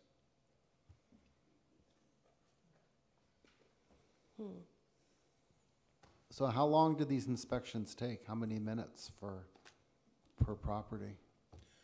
It depends on the property.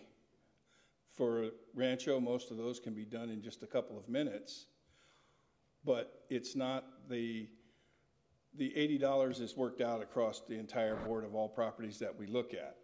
It's not specific to one neighborhood. Okay, so like if it was 2 minutes and you did okay, so wow, that's a pretty hefty fee per hour. So do you have a menu where all these policies are detailed so that we can properly inform our residents? We have a website that explains the program and, excuse me, and the documentation that's associated with it. Anyone can go to the Santa Clara County website and search under weed abatement and it would bring up our site. So all this you mentioned, when they would get warning, when they would be charged fees, they would be added to the program. It's all explained there. I believe that I don't know if it's spelled out every step of that, because I don't know if we talk about the 30-day courtesy. That's a courtesy, it's not a requirement. We do that just because we want property owners, we would prefer the property owners take care of it. We don't really want to do it. The idea is that many property owners are not. That's why we have to be here doing our job. Yeah, it's just nice to have a written protocol that you follow, and then we can inform the residents, here is the protocol that's being followed. I will have to. People are not surprised. I'll have to review that documentation to see if it includes every step that we've discussed. Because again, some of them are simply courtesies, they're not required. Okay. I'll make one last comment. So I definitely think you do an important role. So, you know, don't take it wrong. I'm just trying to make sure that everybody gets treated fairly. And so fire hazard is a problem. We've seen that. And so you're doing something that's important. It'd sure be nice if there was a courtesy in the sense that once they're being told they're being put on the list, then they're going to get that fee for 3 years, as opposed to one courtesy check that they're told, and that 30 days they would be confirmed before being put on the list. And if you did come and to confirm and it had been done, then they're not going to get that fee. But it sounds like once you've sent them that notice, your return visit is going to start charging them. So it just, yeah. Well, the visit starting the next year, but yes. Yeah. Changes to the program are possible, but they would require a lot of coordination between you and our agency, and they'd be time consuming. We can't do it here, right? Because we have to figure out, one, what process we would need to follow, and how this program would recoup for the cost of the extra work that would be involved in those processes. So we're happy to discuss it, but unfortunately we could not do that now. It would be, we don't have time to do that before we get into this cycle. But for the future, we're happy to, we've made changes specifically for Cupertino in the past since I've been here. And we're happy to make changes that we can all agree upon. So if we'd like to have that discussion, I'm open to it, but it's going to be a matter of more time than we have before this season begins. Could I ask the city manager to maybe take that as a potential item that you'd look into that second courtesy notice prior to getting officially put on the list? So if they do find that it's non-compliant, and then they're going to get checked for correction before they get put on the list, without being charged the fee. And if that could get taken care of before we do this next year, I'd sure appreciate it. We can do that. So my question is, who's going to pay for that? Because that's an extra step for him. So how would you propose should we increase the fees in Cupertino for those who are non-compliant? Are you willing to, I'm asking honestly if you're willing to do that.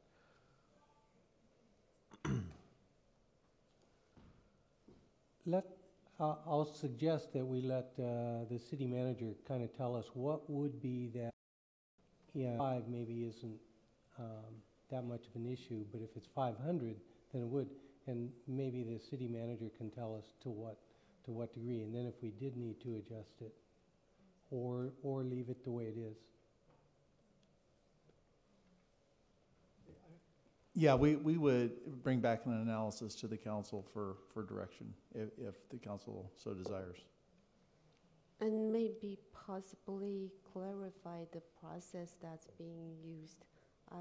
Rocio found a website, but I'm not sure whether they have a short description of here are the steps so that the public knows what exactly is this program, what process, when someone got a notice, why they got it.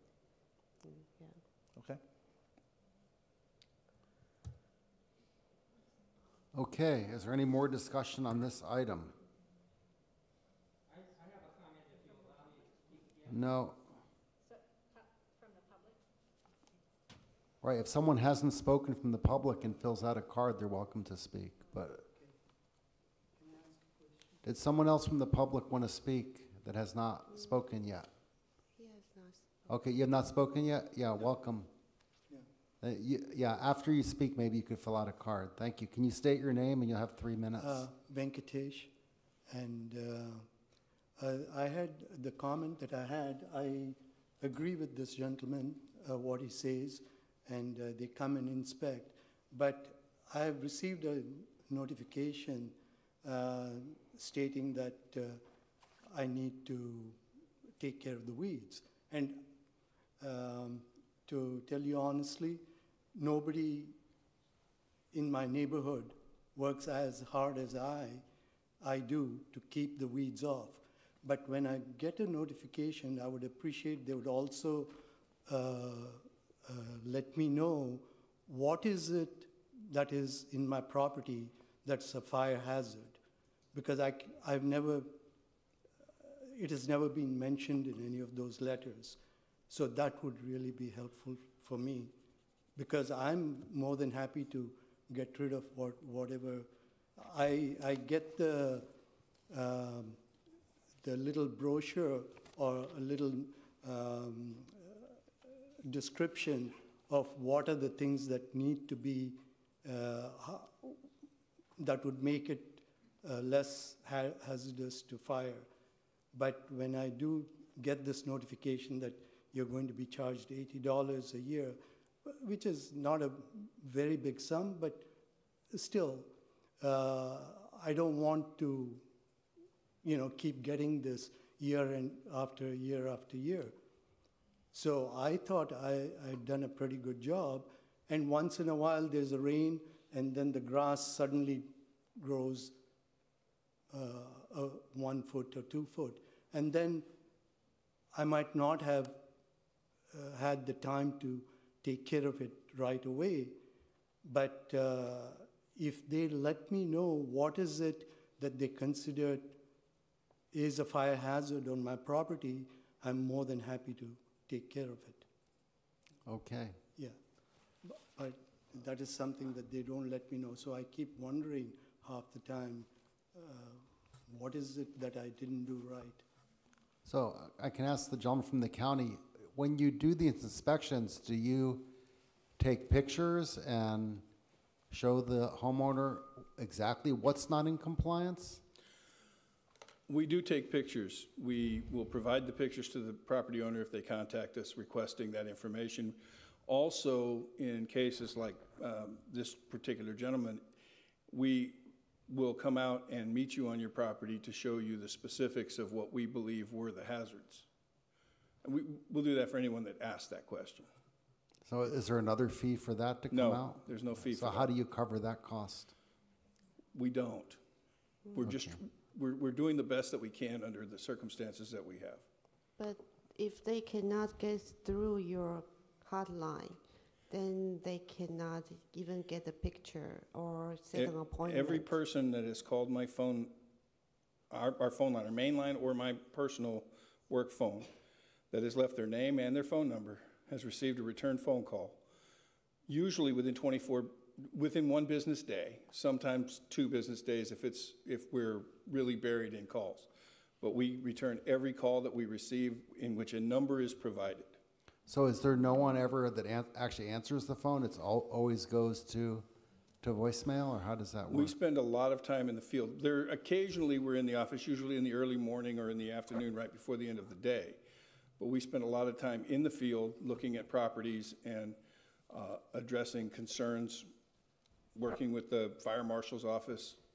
It's a very small department. This time of year, there's only 2 of us. So for the whole county?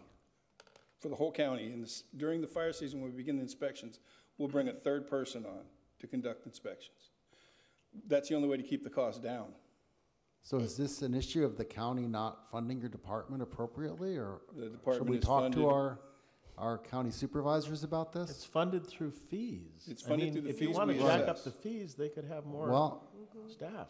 I But personally, somebody's got to pay for it. personally, I would favor higher fees if the fees were on the people that remained in non-compliance and not have the fees on people that receive a notice and immediately take care of their weeds. I'd be perfectly happy with higher fees, but it seems like does the county set the fees or does the city set the fees? We set the fees. We do an analysis annually on what it costs us to go out and do all of this. Based on the number of properties that are in the program, we put that analysis through to the controller's office. They verify that the math is correct and that we are only assessing for the appropriate things that we're putting together into the fees. And then it's approved by the Board of Supervisors. By contract, the cities receive a notice of the fees prior to the last meeting you had where the resolution was passed. And each city has 60 days to challenge any of those fees or to say their concerns, in which we can work then to address any concerns that you might have. All right, I'm just wondering if we decided as a city that we were going to go and try to do courtesy notices prior to a property being put on the program, that would be something that our city would have to do on its own, and it would be unrelated to what you do. We couldn't say, hey, why don't you charge $120 per property, but only if the property is non-compliant after the first notice. That's not something we could do. I can't say that we couldn't do that. That would be in the analysis that would have to be done with the city manager. We may or may not, I don't know. I don't know the answer to that question until we've actually done the analysis on what can or cannot be done. The city can request us do things differently here than in other cities, assuming at the end of the day we can all come to the agreement that we're being properly compensated for our work and that the city is happy with that as well. So, yeah, maybe we can. Yeah, I mean. If I may, Mr. Mayor, okay, just sure. real briefly, you do have a contract with the county. So if the city were to desire to have additional steps, additional courtesy notices, there might be a funding. You may be a funding source that would enable the county to then provide more services to the citizens of Cupertino. Right, I wouldn't want the city to be the funding source. I'd want fines to be the funding source, but fines that at least gave a person the opportunity before being put on the three-year program to take care of the problem themselves. That's what I would love to see. And it doesn't seem like that is possible right now. That could be considered as part of the city's contract with the county. Okay, thank you. I think there's kind of something that we could do. The three that spoke tonight, the three residents, by not putting them on the list this year, giving them the chance to take care of it. I do think it's an important issue, and I think we need to make sure that all the properties that aren't in compliance, are in fact going to be monitored and taken care of. But the individuals that have come tonight and told us, I'll take faith that they're going to go home and within the next several weeks take care of their issue and just make that this one-time thing. Next year, we'll all be up here still, and if these same properties are presented again, then I wouldn't be suggesting to do it a second time. It's kind of like a one-time grace period. Or can we maybe continue the item for another month and then give them a month to comply and then we approve the list? No, is that possible? We're on a schedule here. I mean, we have to do this every year. If you think this program is insufficient, I'm sure we could design our own program, but it's going to take more money because these people are fairly efficient at what they do. I thought April 30th is. Yeah, April but we need to 1st get the is notices out, time, right? Technically, if the property has 6-foot-high grass on it today, it's not non-compliant. There's no rule in the winter. The grass can be as high as they want. So what they do today, if they cut the grass tomorrow and it's beautiful and it's perfect, more rain will come between now and April 30th, And on April 30th, that could be back to 4 to 5 foot grass. Right. So It's about the fire I understand what you were saying, but if we come back in a month, we're still well before the deadline, and there will be growth after that. So we don't know what would happen. As far as Councilmember Willie's recommendation, that's the prerogative of the city. You make that decision, and I just simply have to follow through with it. So if we decide to not add these 3 property, you wouldn't object to it? Whether I object or not would be irrelevant. It's your decision to make, not mine. Oh. That's why we're here, so you can make those decisions. One more question. So for a property owner to contact, besides phone call, can they email so they can provide more detailed information? You can email the photos? They can email. Some of the documentations have that we mail out to these property owners have our email address on it. I don't have the general email address with me right now. I don't know it off the top of my head. So you also respond within 24 hours to an email? We respond within 1 business day. Wow. Thank you. I mean, I appreciate the suggestion. We do this every year. The problem is, right, if you say, well, these 3 came to council, so we'll relieve them one time. Somebody's now got to keep track of that. Second is, I'll bet next year you'll have a whole board of people in here saying, don't put me on a list either, right? So that's what you have to think about fairness and how you want to manage this. That's my only concern with your suggestion. The response to that would be that it seems to me that once this list comes out, if our city manager had someone send out that courtesy notice, if those individuals were to show up next year at this meeting, we would be expecting them to actually tell us in this meeting. I have in fact done those corrections because they got the city manager's notification. It's like, we can't do that now, it's after the fact. These 3 people came in, and can we sit there and say, run home and cut the grass? But when that list comes out, the city staff just send out a notice. If they were, those few, because I don't think it's going to be very many, but those few show up and say, hey, just make sure I'm not going to be put on this 3-year list for a $80 fee times 3, and we can say, we trust you, you're our neighbors. Yeah, so there's some staff time, right? Whether he's doing this or we're doing this. So you just have to be thoughtful about how much burden we put on staff to do more work. That's it. Right. I mean, our staff could look at the list, send out a letter saying, hey, you guys, you better cut this, or we're not going to, when this comes to council, you will be on that $80 a year, 3-year program. And it's only, we can't go back in time for the people that are already on there. But, I mean, moving forward, I would like to find a way to fix this because it seems really unfair the way it is now. I have a question. So for all of your jurisdictions in the county, you said 12 cities, is that right? Plus some of county unincorporated. Are they all on this 3-year, $80 a year fine structure, or do some of the cities have different types of arrangements? They're all on this same structure. Saratoga has a little bit different in how they handle communication. Saratoga has chosen that the city will handle all communications with all property owners. And Saratoga, the fees nothing changed in the fees, but Saratoga chooses to pay some of those fees on behalf of their property owners instead of having the property owners do it. And they pay everything, and then they only assess the property owners that they feel need to pay the city back.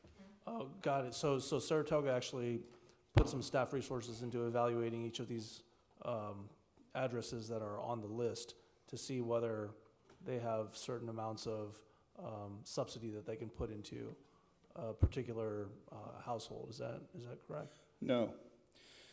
Saratoga has decided that they don't want the $80 fee, for example, to be charged. Mm-hmm. So they'll pay the $80 fee for every property that complies by the deadline. The city's going to pay that fee. It's still being paid just by the city instead of by the property owner.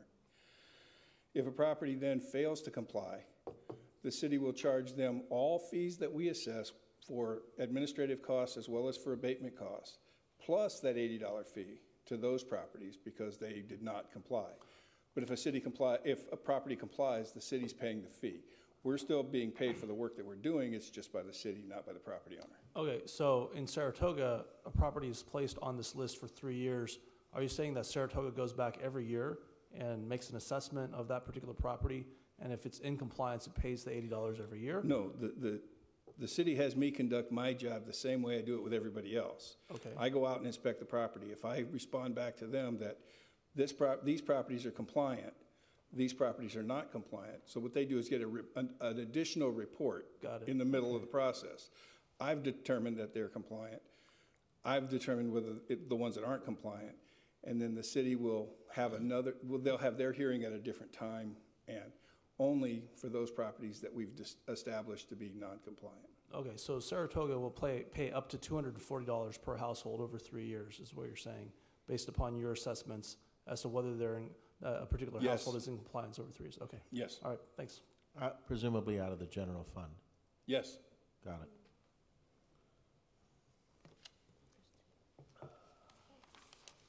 Okay.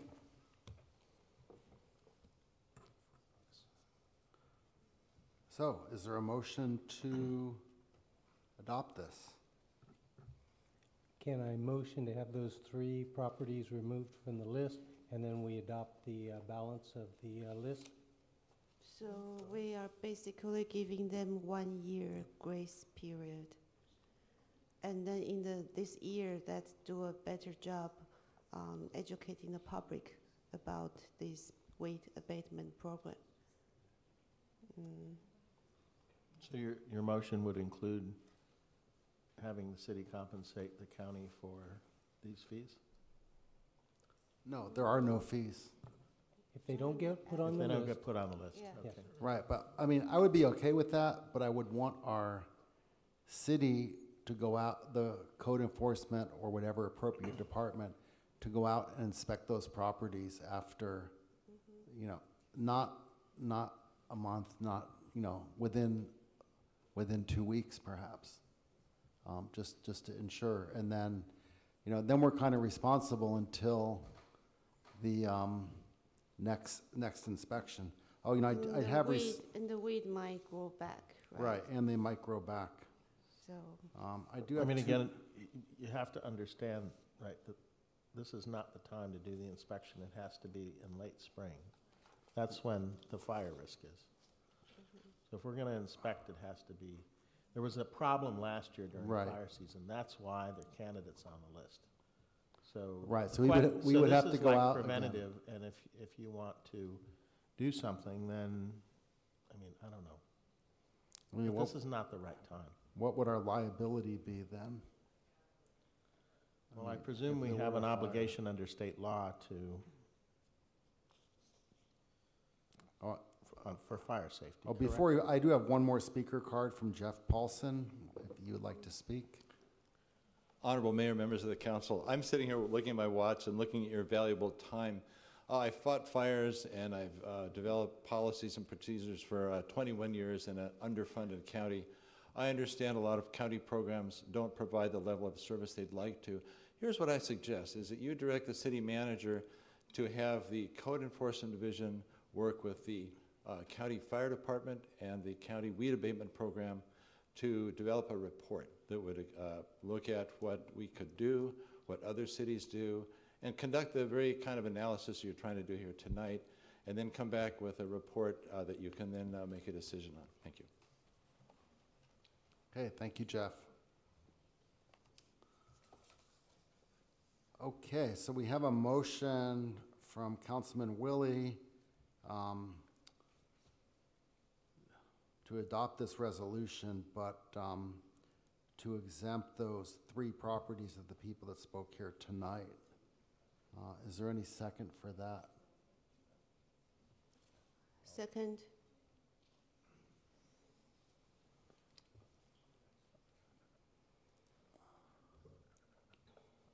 Okay, I mean, personally, I would just prefer to adopt the resolution without any exemptions, but we can't have a vote on Councilman Willie's amended resolution.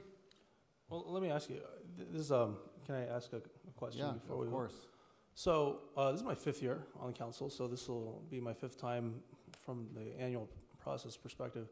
I know that when people come out to speak at these meetings, you often speak with them outside.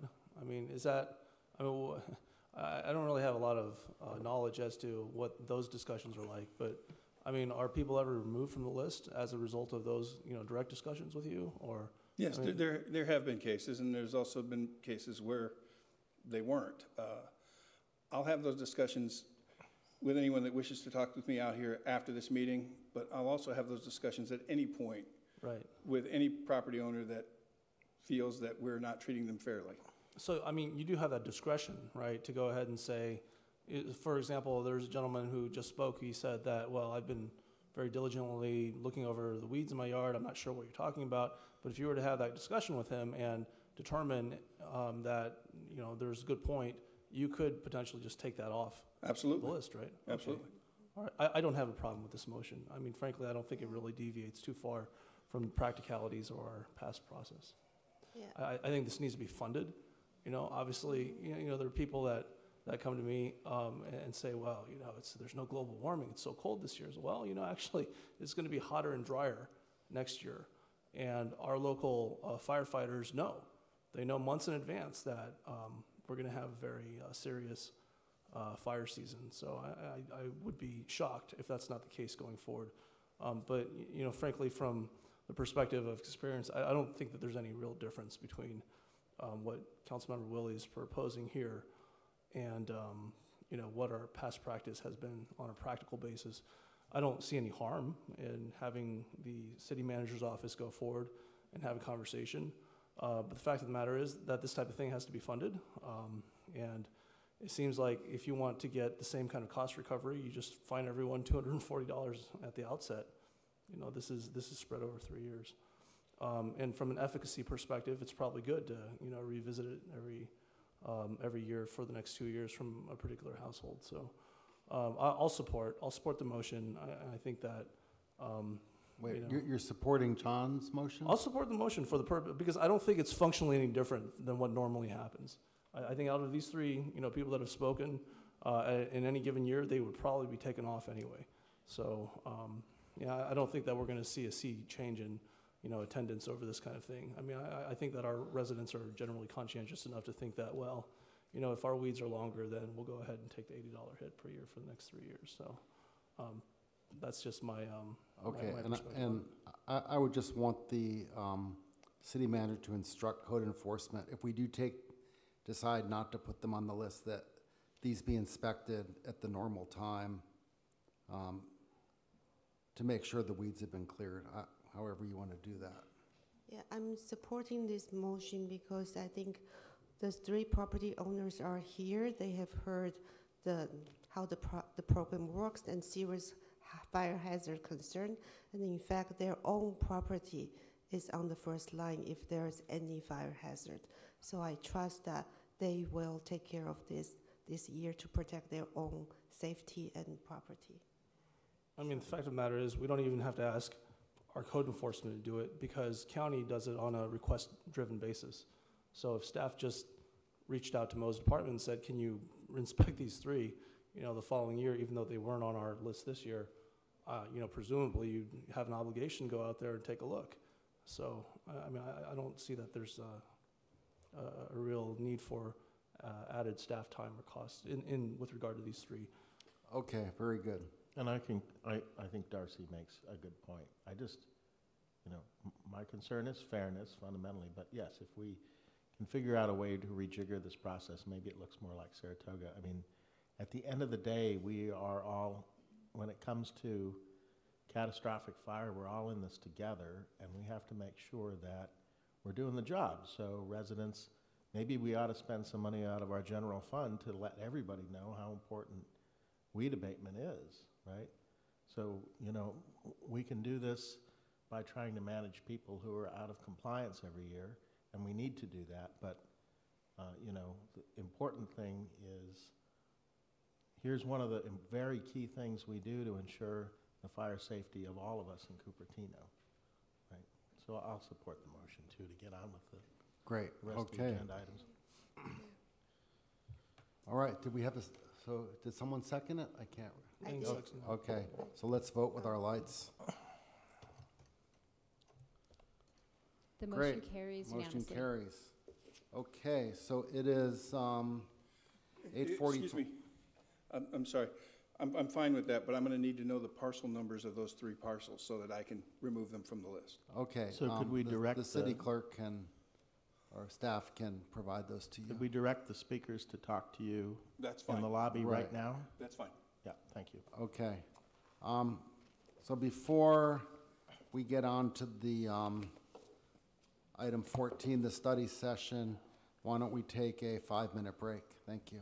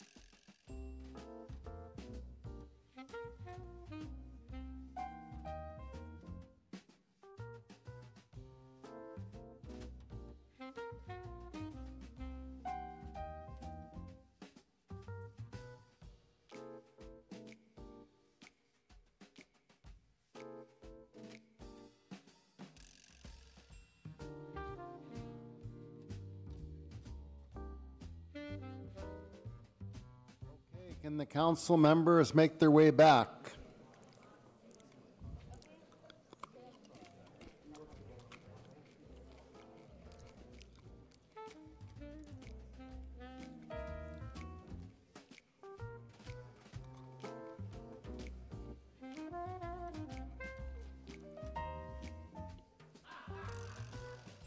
Councilman Willie and Councilman Sinks, could you please come back?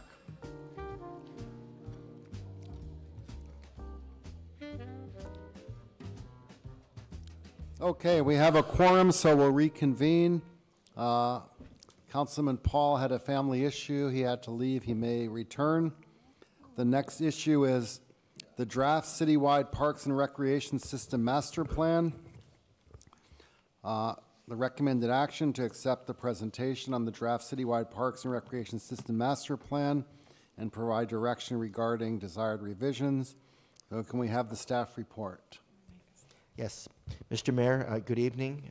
Madam Vice Mayor, members of council. Jeff Melkus, Director of Recreation Community Services. Tonight I'm pleased to present a public draft of the Parks and Recreation System Master Plan. This plan represents over 2 years of diligent work to provide a framework around what our city's parks and our recreation services should look like between now and the year 2040. I'm pleased to introduce Gail Seeds, our Park Improvement Manager, and Cindy Mendoza with the firm of MIG, who will take you through the key areas of this draft public plan.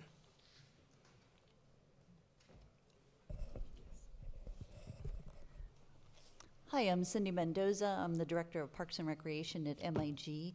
I am honored to be here tonight, as Director Melkus has introduced me, to walk through the draft master plan with you.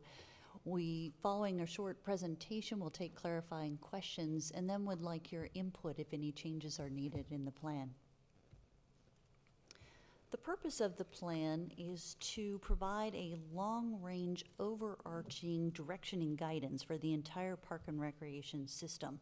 It is intended to be flexible, providing guidance and a framework to take advantage of future opportunities to meet the community's park and recreation needs. The master plan functions as a guiding tool to provide the direction needed for the city to develop their annual work plans and budgets, a strategic plan of prioritized goals and projects, and a 5-year capital improvement plan. This is not a site master plan, so it does not have specific details on a site-by-site basis, but instead provides direction so that it can be followed up by further planning efforts, such as site master plans, financial feasibility studies, even market and business studies for major facilities. The planning process was a lengthy one so that we could allow multiple points of input, opportunities for the public to weigh in about what is critical about the park and recreation system. As you know, the plan is organized as a shorter executive summary followed by 5 chapters. Details are presented in 7 different appendices to provide additional information on key topics. Chapter 1 introduces the plan and also provides an overview of the park and recreation system. As part of the planning process, we evaluated existing parks, looking at facility condition, park function, and use. We also inventoried indoor and outdoor facilities to identify what is present in the park system and what is missing. We completed a technical analysis of all parks and facilities, looking at them according to 4 different metrics to be able to identify needs, and in particular to identify the right service levels to provide. This included extensive mapping of the distribution of park and rec opportunities, as well as looking at gaps in service as per a series of maps that council reviewed earlier in the planning process. The planning process also included an opportunities analysis, which when gaps were identified, when community needs were identified, we looked at specific opportunities to meet those needs in the 4 key areas that you see on your screen. But we also looked into demographics, making sure we understood the unique community needs. Given the diverse cultures here in the community, many families, a growing and aging population, and different priorities. To make sure that we have a plan that represents Cupertino, we checked in with 4 different advisory groups, yourselves included, throughout this planning process. That made sure that by the time we bring you this draft plan, we are on track with your expectations for the park and recreation system. We also involved more than 2,000 residents at key points in the planning process, cross-checking the findings of our technical analysis with what the community wanted to see.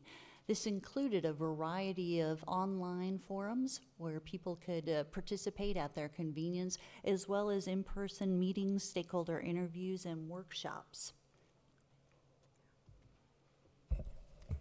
Yeah, and I'll just flag that we've got a couple of slides for some of the means we use to do outreach to the community. There is a project-specific email list, but we worked harder than that to help get the word out about the various opportunities for public input and the questionnaire and survey opportunities. This slide highlights what we did for our first citywide survey.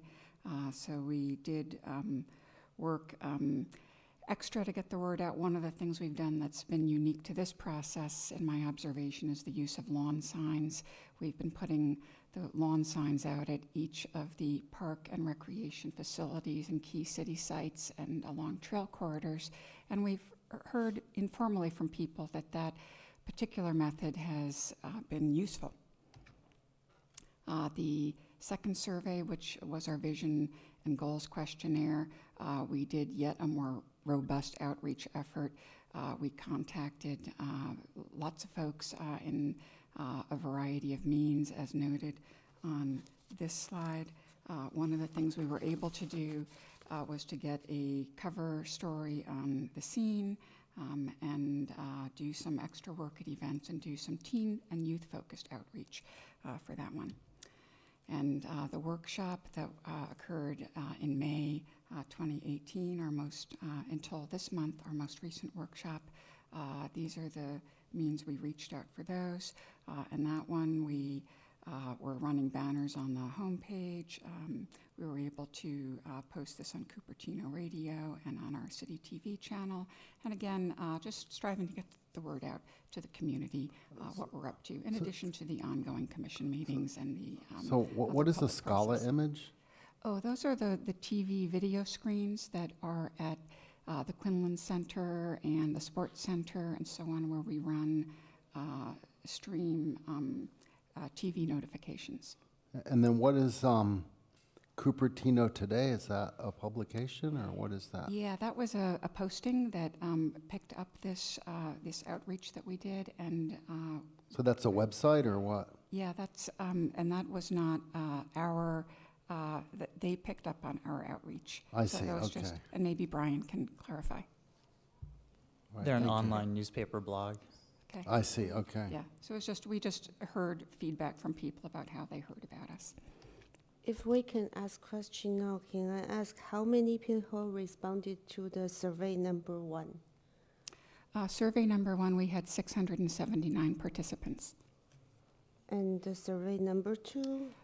1,206 participants. And the workshop, how many people attended it? That May workshop, there were about 30 attendees, and there were over 24 people that participated in an exercise. So you say about 2,000 is adding these together? We also included feedback we got from the community at 3 intercept events, actually 4 intercept events, where we had booths set up at Big Bunny Fun Run, 4th of July, Earth Day, and so on, and had staff available and consultants to answer questions. We invited kind of instant feedback and people gave us their feedback on their priorities and voted with stickers. And we know for sure that a minimum of 240 people participated in that exercise, and potentially quite a bit more. So it's 2,000, I guess, per person, but one person might have been responded multiple times. It's not 2,000 individuals. Yes, that could have included, if one person did each of those 3 exercises, they could be counted 3 times. We didn't add in the additional participation in stakeholder interviews, public meetings, and workshops, and so on. There were additional people, but those were 3 of the activities that were the most successful in securing public participation. All right, thank you. Proceed. Yeah. Okay. Yeah, thank you. So across all outreach activities, we saw 12 key themes emerge. These are represented by the icons that you see on your screen and carried forward through the plan so you can see how the public informed our planning process. The themes and priorities also informed the update of the master plan vision and mission that you see here. This was reviewed and approved by the advisory group, the Parks and Recreation Commission, and council at that time. Community feedback also informed the development of 7 different goals for the Park and Recreation system. These goals are not in priority order. They simply reflect some of the key themes that emerged, as well as the directions that we need to achieve to make sure we are able to achieve the vision for the Park and Recreation system. Council has seen these, so just to read through them quickly. Goal 1 is around conservation, 2, connection, 3, equitable access, 4, enhancement, 5, activity, 6, quality, and 7, sustainability. Using the information derived from the goals and those key directions, we also set forward to develop recommendations for this plan. I want to be clear that there are several different types of recommendations presented at different points in the document. For example, Chapter 3 identifies system-wide objectives and strategic actions associated with each goal that provide policy-level guidance, and we'll discuss those here in a moment.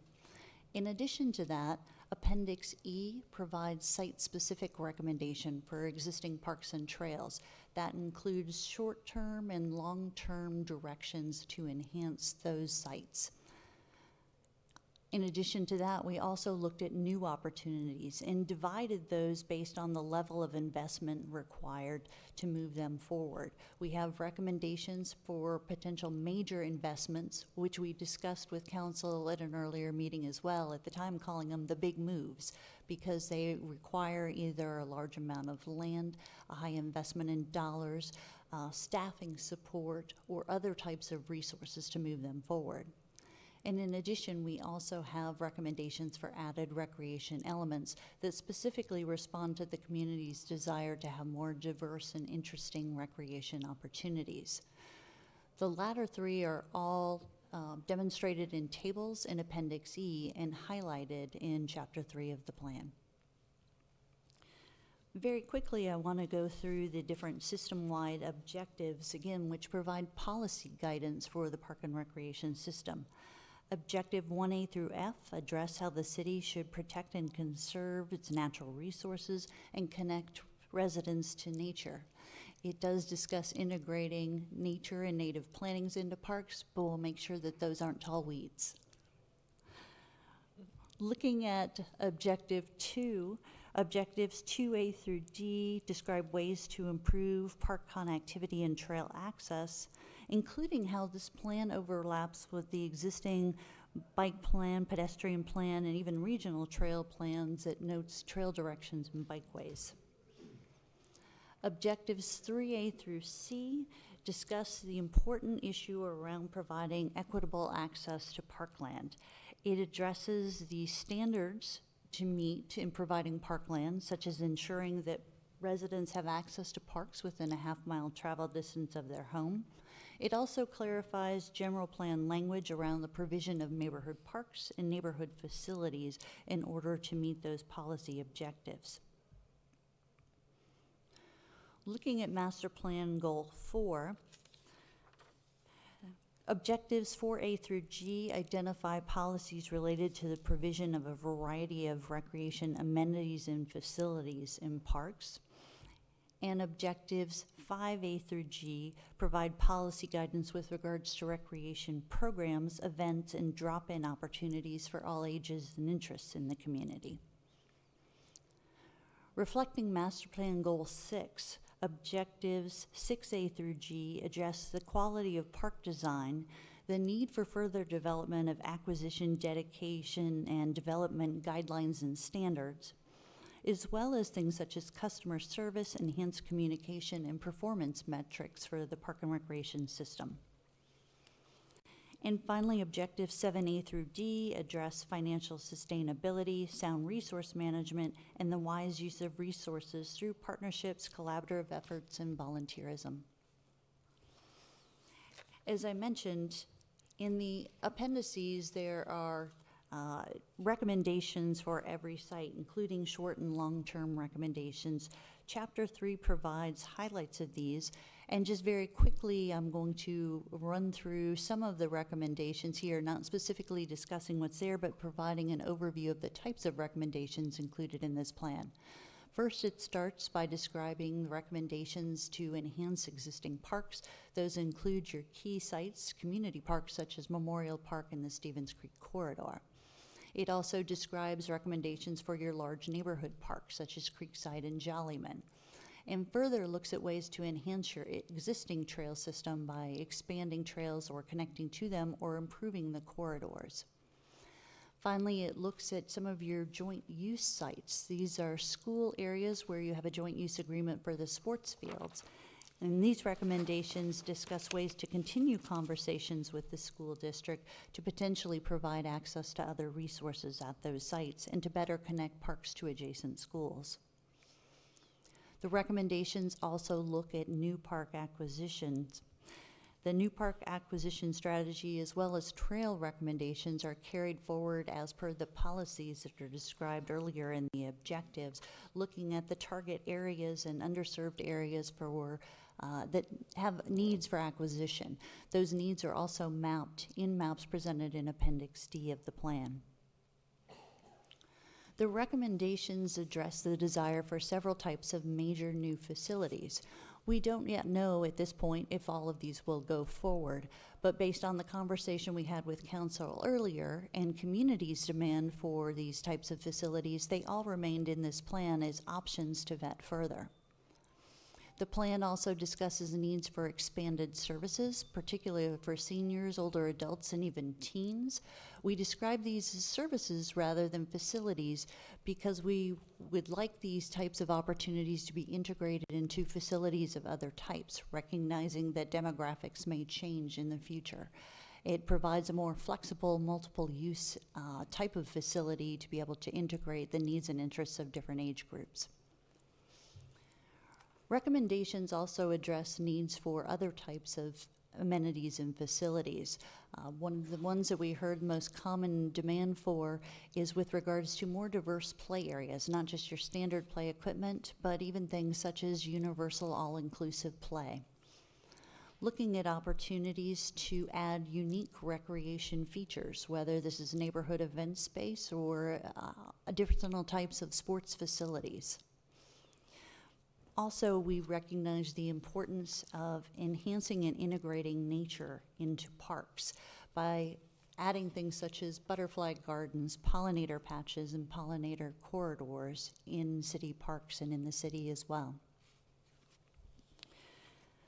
That takes us up to Chapter 5, which starts by identifying some of the early action initiatives, which are projects that are either already moving forward based on recommendations in this plan and the demand heard by the community, or will be moving forward shortly.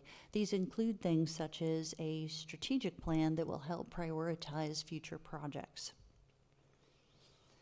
Chapter 5 also identifies the short-term actions to enhance and diversify recreation elements. These involve undertaking pilot projects within the first few years to test some of these elements in different parks to see which are most successful. The plan also looks very carefully at these major investments to identify next steps to further vet and prioritize major facilities while continuing to seek opportunities to acquire land in underserved areas. With regards to the facilities, this isn't a recommendation to move forward, but to develop a financial feasibility analysis, market analysis, and business plan, which would identify the best location, the square footage, the elements to include, traffic impacts, user needs, and a variety of other more detailed factors that would follow this type of planning effort. The plan also identifies potential costs for these major projects. This is not a budget. These are not funded nor approved. The intent is to have a sense of the level of investment that may be needed if these projects go forward. It was felt that this type of costing, even though it's a range of costing because we don't know the exact configuration of these elements, would be helpful to make good decisions about establishing priorities and what to move forward. In addition to the capital costs that are identified, Chapter 5 includes notes with regards to the operating impacts that will be accrued if these projects go forward. That includes additional funds needed to maintain facilities as well as to program and invest in activities associated with them. That's not just the major facilities, but even some of the smaller facilities that are added to parks. The intent is to give you good information to support your annual budgeting process. In order to fund this vision, the city will need to consider not only its existing resources, but also potential additional resources and fees, developing a fee philosophy as well to ensure that these elements are priced according to appropriate market guidelines. Finally, the plan ends with a notation around the process to prioritize these projects. We realize that as a long-range plan that will last until the year 2040, there are more projects in here than can be implemented. The intent is provides overarching guidance, so Appendix G includes a tool that was reviewed by the Park and Recreation Commission to help the city sequence its capital projects moving forward. Yes, we've put this information together in this draft master plan, and we have been sharing it with the community this month very actively. This slide summarizes how we have been working to get the word out, to invite people to comment and share their thoughts and feedback with us. I'll add that two things are different. We're tracking data a lot more carefully now with the help from our public information office staff, kinds of the feedback we get on what types of outreach. And another thing that has been achieved this month, a big thank you for that, is a video, a narrated video that is on our website and has been promoted elsewhere. And we have been gathering the data that's shared on this slide for who we are reaching and hoping to continue receiving feedback from our community on this plan. The Pedestrian Bicycle Commission reviewed the plan on January 16th. This slide reiterates what was in your packet as attachment A, and one strong comment was the importance that they place on the Cupertino Loop Trail implementation. They would love to see it more strongly featured in this master plan, and these other comments as well. On January 22nd, there was a forum that was aiming for youth and teen feedback. We did receive 54 comment cards that were included in your materials as attachment B. We hope you had a chance to take a look at that. There's some great input. We've got some very sharp, very thoughtful young people in this town, and they shared their ideas with us. This slide summarizes some of the points we heard consistently or that were flagged by them as being of particular importance. And once again, like other community members and other parts of this process, we heard their priority on trails and connectivity and on access to nature, natural resources, and being good environmental stewards. The other bullets, as noted on this slide, came up. We got mixed input from them on a teen center and on teen services about how to best address that, how to meet their current and future needs. We did get some feedback on some of those potential major projects, We heard about individual activities such as basketball and badminton, and we did hear from our wise financial stewards the message about being smart with money and not just raising taxes. So maybe we have some future finance directors out there. We held a public workshop on January 23rd. This slide is bullet points from what the attendees talked to us about. And once again, we heard that park equity is important, as in fact we heard from our teens, and we've heard from many community members, and having a good distribution of parks in our community, and that parkland acquisition remains a high priority, and trails and walkability is a high priority, as well as other good feedback about a variety of other topics. The Parks and Recreation Commission reviewed this draft plan on January 24th. The draft meeting minutes, which are not yet adopted, were included in your packet. And among their comments were that they recommended that we clarify that this plan is really forward-thinking, and it's a framework. It is not a budget. The projects in it are not yet approved or funded, that it really reflects the community's input about the kinds of things they would like to see in the future. And to also clarify that possible things are not listed in any priority order. They felt we should get that word out to the community. And they expressed support for a variety of things. Once again, acquiring park space in park deficient areas, connectivity, variety of the major themes, and then some specific comments about specific potential projects that they felt were particularly worthy. So that concludes our overview of the draft master plan, and we are very happy to take clarifying questions and hear comments and invite your discussion and feedback. Okay, very good, thank you. So I think before we have the council discuss this, I have a lot of public comment cards, so we really need to get moving on this. So I'll start right now. We have Brooke Azat, followed by Jeff Paulson, followed by Jennifer Griffin. Welcome, Brooke. Is Brooke still here? Brooke is not here anymore, so Jeff Paulson, followed by Jennifer Griffin, followed by Gerhard Eschel. Okay. Mr. Honorable Mayor, members of the council, thank you for taking the time to address this. It's a passion of mine, but as a symbol of collaboration and working together, I'd like to share my time with Kitty Moore. We talked a lot, and we both are passionate about trees and plants. So I'm going to give Kitty most of my time. I may say a word or two at the end, but if you reach her 3 minutes, then you can restart it, and she can take some of my time as well. Kitty? Thank you. I also submitted a speaker right, card. so you want me to add this on for now? Put them okay, together. Great. Yes, thank you. And speaking only for myself, I recently went to the Santa Cruz Natural Bridges to see the monarch butterflies a few weeks ago, and I only saw 2 small clusters, and I was very sad to hear that there has been an 86% decline in the California monarch population in just 1 year.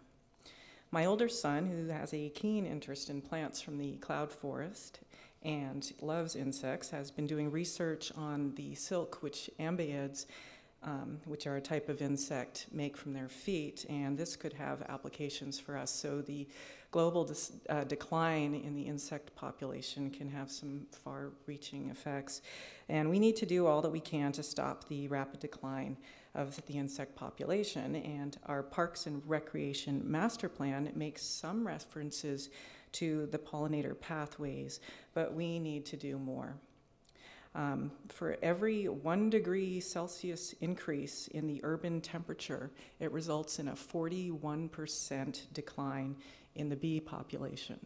So one thing we can do is increase the tree canopy across the city and install and support pollinator habitats. Importantly, we need to have quantifiable requirements. Where and how large will the pollinator pathways be across the city? Will commercial properties be encouraged or required to participate? And education. Residents need to know why pollinator sanctuaries are important. And due to the dramatic drop in the pollinator population, installing pollinator pathways should be put on your early action initiatives list.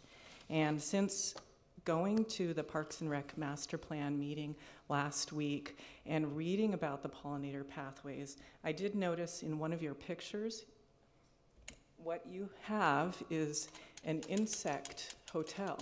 And I was inspired, and I actually bought 3 of these.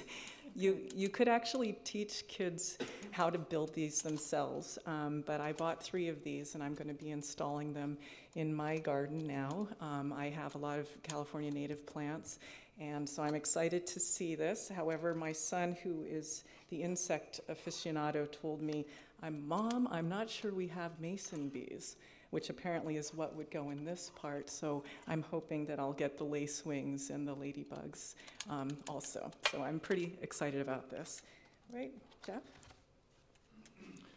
Yeah, I ran into David Stillman the other day in City Hall, and I said, well, now that I'm not a commissioner, I can say whatever I want. And he said, well, Jeff, I thought you'd been doing that anyway.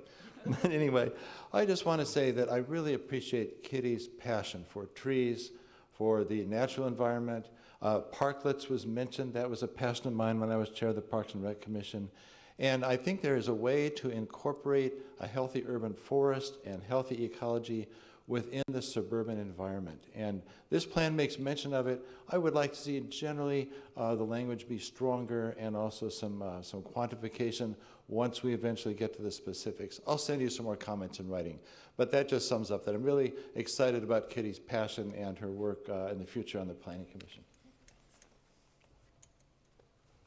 Okay, thank you, Jeff and Kitty. Next, we have Jennifer Griffin, followed by Gerhard Eschelbeck, followed by Joan Chin. Welcome, Jennifer.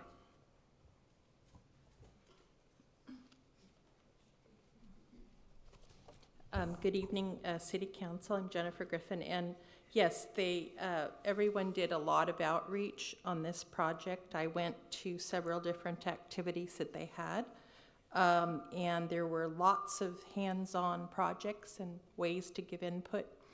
I'll just say I think that I'm very, very glad that it's noted in the project that there needs to be more acquisition of parkland in Cupertino. As you all know and are probably tired of hearing, the eastern area of Cupertino is park deficit. We only have one park, Sterling Barnhart, which is a jewel. It is used all the time. And we have 5,000 people in a neighborhood with a less than half-acre park. I know you all are trying very hard to get the Lawrence Mitty project property, and hopefully that will come to fruition. The good thing is that it's sitting there and you can't build housing on it, and it'll just be there until we can get it. At this point, I think I'll put a plug in for people thinking about how Cupertino can get more parkland in the future. Cupertino should be trying to think about identifying areas in the city where they would like to purchase parkland. If they see a property coming up, especially if it's a large holding, they might want to talk to the property owner about the city having access to the property at some future point. This has been done in San Jose. It's off of a large, I think it's a mile-wide farm. I think it's the Burnell farm, but it's off of Snell Avenue. People from San Jose may be familiar with this, but a family that owned one of the large farm holdings there had the foresight to work with the city of San Jose to turn the property over to San Jose, and it's being developed now. It is complete. If you haven't seen it, it is just amazing. Its holdings back to 1870, and you just don't find that. Of course, we don't have that in Cupertino, maybe not, But I think that people should think about in their estate planning whether they want to leave money to Cupertino for future purchases, if they want to leave property. It's done in other cities. This has happened in Los Altos, and certainly, as you can see, in San Jose. But we need to plan future for purchasing parks, and Cupertino needs to own the parks that are on the ground, not up in the air, lock, stock, and barrel. We own the parks. Thank you. Thank you, Jennifer. Next we have Gerhard Eschelbeck, followed by Joan Chin, followed by Peggy Griffin. Good evening, Mayor Scharf and City Council members. First of all, I wanted to commend City staff and Commission as well for all the thought that has been put into the plan that is in front of us today. And I had a chance to review it in quite a detail, and a few observations that I wanted to share tonight here. First of all, I feel like the concept of community gardens is one concept that is not strongly enough emphasized, in my opinion. I shared this earlier in earlier discussions and whatnot. I really believe Cupertino needs at least one, maybe two, maybe even more community gardens. They bring people together. It's not just about the fruit and the crops that they're generating, but they really bring people together. And they're also a great opportunity for providing habitat for pollinators and other artists. So I really strongly encourage to look at that as an opportunity for making more priority and emphasis on the plan. Secondly, it has been mentioned before, parks. I do not necessarily see a need for acquiring many more parks. I think we have a great deal of parks. However, they are unequally distributed throughout the city. So I think if we are focusing on acquiring parks, certainly the east side of Cupertino would be, in my opinion, a strong priority. Otherwise, in other areas, I would probably prioritize and focus and emphasize on improving those parks, making them more useful with chairs and shades and other things that are really useful for the community and for the residents. And lastly, I think it has been pointed out a little bit before as well, around the connectivity aspects in the master plan. I feel like the list that's provided here is a long list of random projects in the sense of connecting pieces together. I feel like structuring this around what has been done already, and the work has been done on the bicycle side, on the transportation side. I think we have a great bicycle pedestrian plan with the loop, features that have many other cities would aspire to. I really hope we can piggyback on some of that work and really reference some of that work rather than creating another list of trails and features and bicycle and pedestrian plans that we need. Thank you.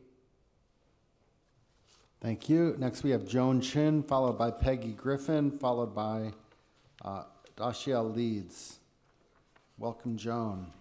Thank you. Good evening, everyone.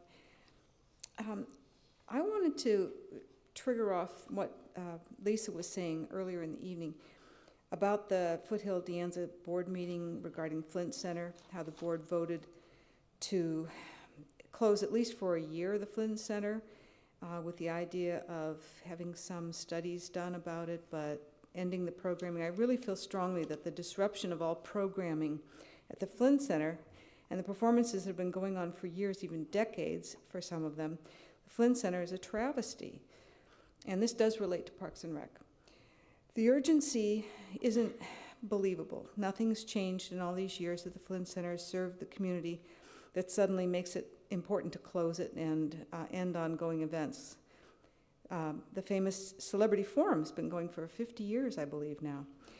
I think there could be much better plan. The city of Cupertino should consider sending a notice to the Foothill De Anza board to protest the recently approved plan, to propose a City of Cupertino De Anza College partnership to share the cost, responsibility, and use of the Flint Center, to propose help in creating a building fund. These points of proposal could address the area's need for some place for large stage performances, removing any need for a new building, such as the Parks and Rec plan to build a performing arts center.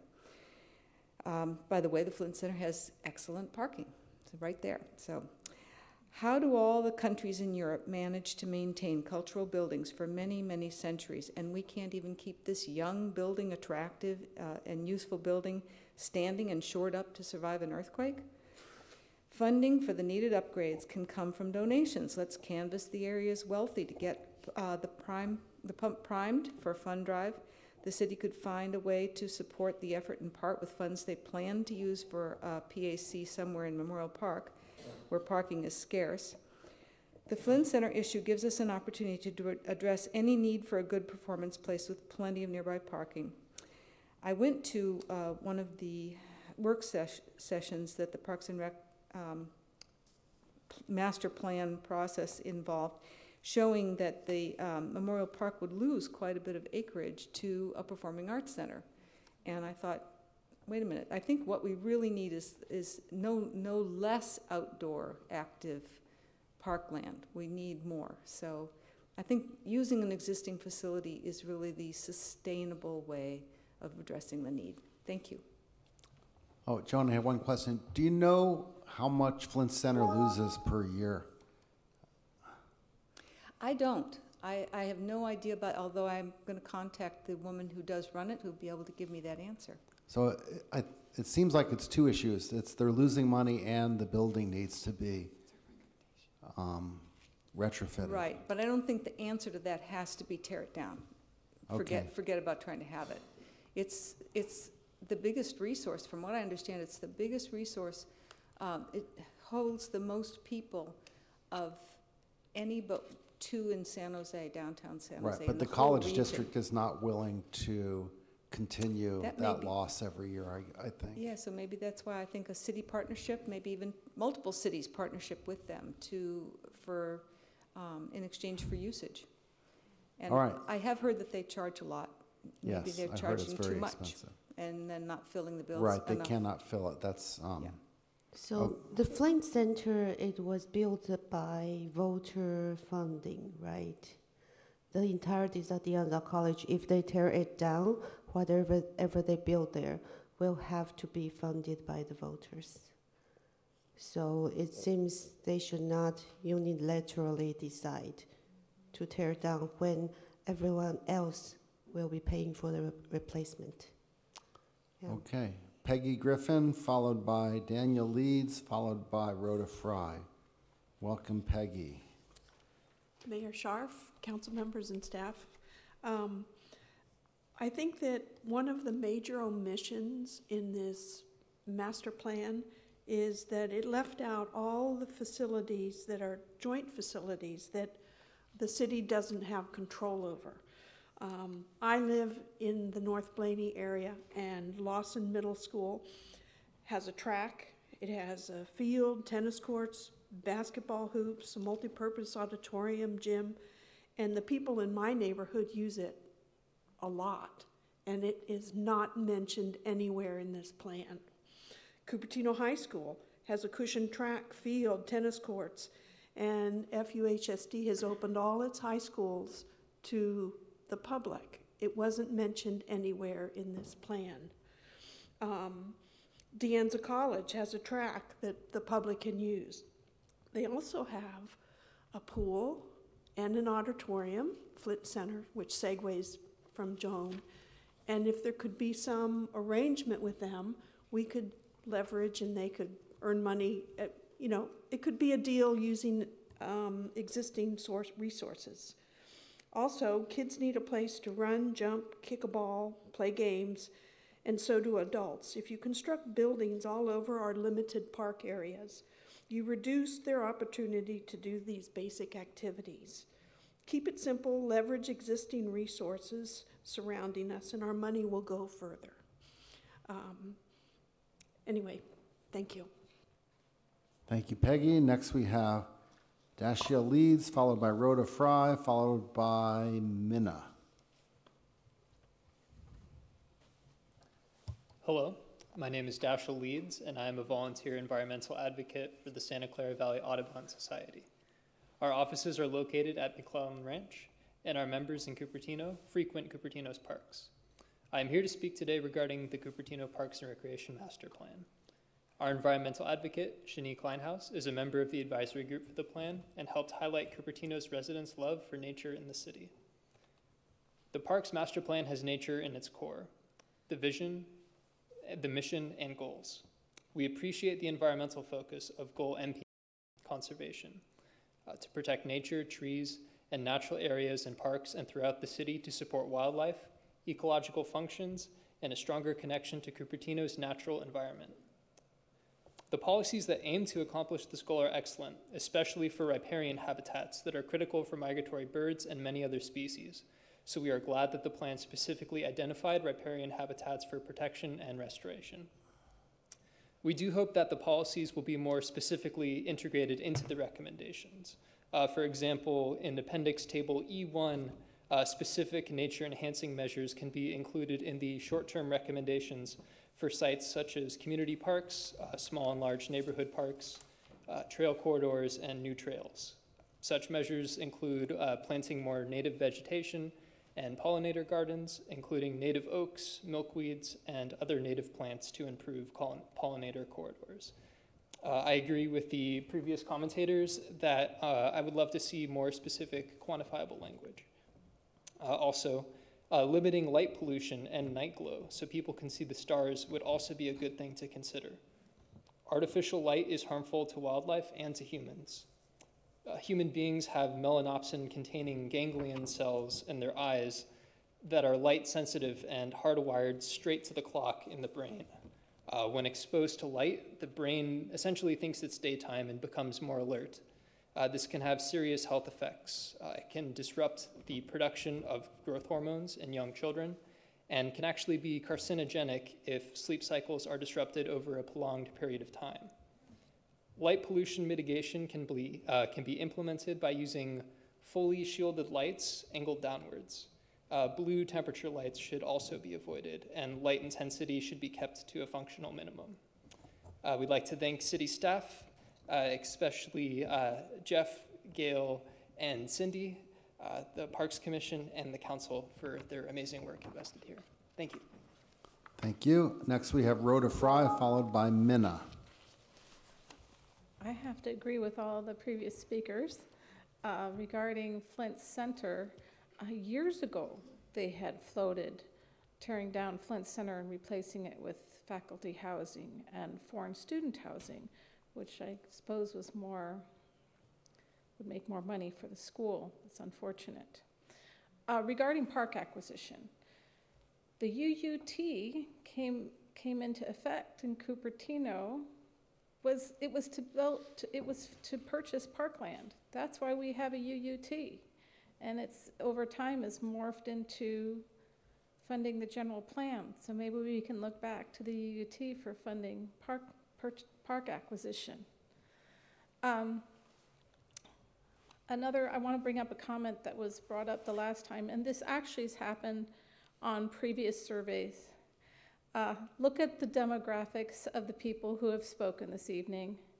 Look at the demographics of the surveys. These demographics do not represent the demographics of Cupertino. I don't know how to get around it, but I have the feeling there's a lot of people who are not being represented. But I don't know how to fix that. So that's your problem. But it was observed last time, and I think it bears repeating. And I think we need to do more cohesive programs, right? And do more things with other facilities that we have within our city. And that was mentioned by a previous speaker. The other thing is, now I'm trying to figure out how to work this gizmo. Can I just pick it up? Does that work? Hey, all right. So speaking of plans, I hope this goes on the overhead. Yay, okay. This is going in the Wayback Machine. When Oak Valley was originally, when the concept came along, the break-even vote was Don Burnett, sat on the city council. You might recognize the name. His name is on our pedestrian bridge. And that was the desire to open up the terminus of, part of Stevens Creek Boulevard into Rancho San Antonio. And I think that should fall into sort of our idea of parks. And we could also have a small parking lot there. And so here's Stevens Creek, and it continues on, and there's actually a road that goes into Rancho San Antonio, but it is blocked off by a fence, and it also crosses some train tracks. And here's another picture of it. And then finally, here's the version of the city view. So, and there it is. There's the little road. So it's right there. We just have to figure out how to cross those railroad tracks, and that would make a big difference to a lot of people, and bicyclists and pedestrians and people traveling in cars. Thank you very much. Thank you, Rhoda. Next and last, we have Minna. Welcome, Minna. Hello, I'm a Cupertino resident, and recently, Flynn Center is a hot topic on social media. I just want to report some open discussion online I saw in last 2 weeks. And actually, yesterday I went to Foothill De Anza College board meeting, and in that meeting, they didn't talk about tear down Flynn Center in near future. They only voted suspend the use of Flynn Center after June. And there's a lot of community members in the public speech session, and they let the board member know their concern.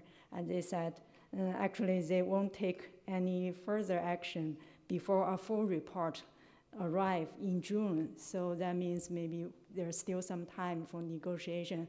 And as I remember someone just mentioned, maybe Cupertino City can have some negotiation with the community college to see if it's possible to save Flynn Center.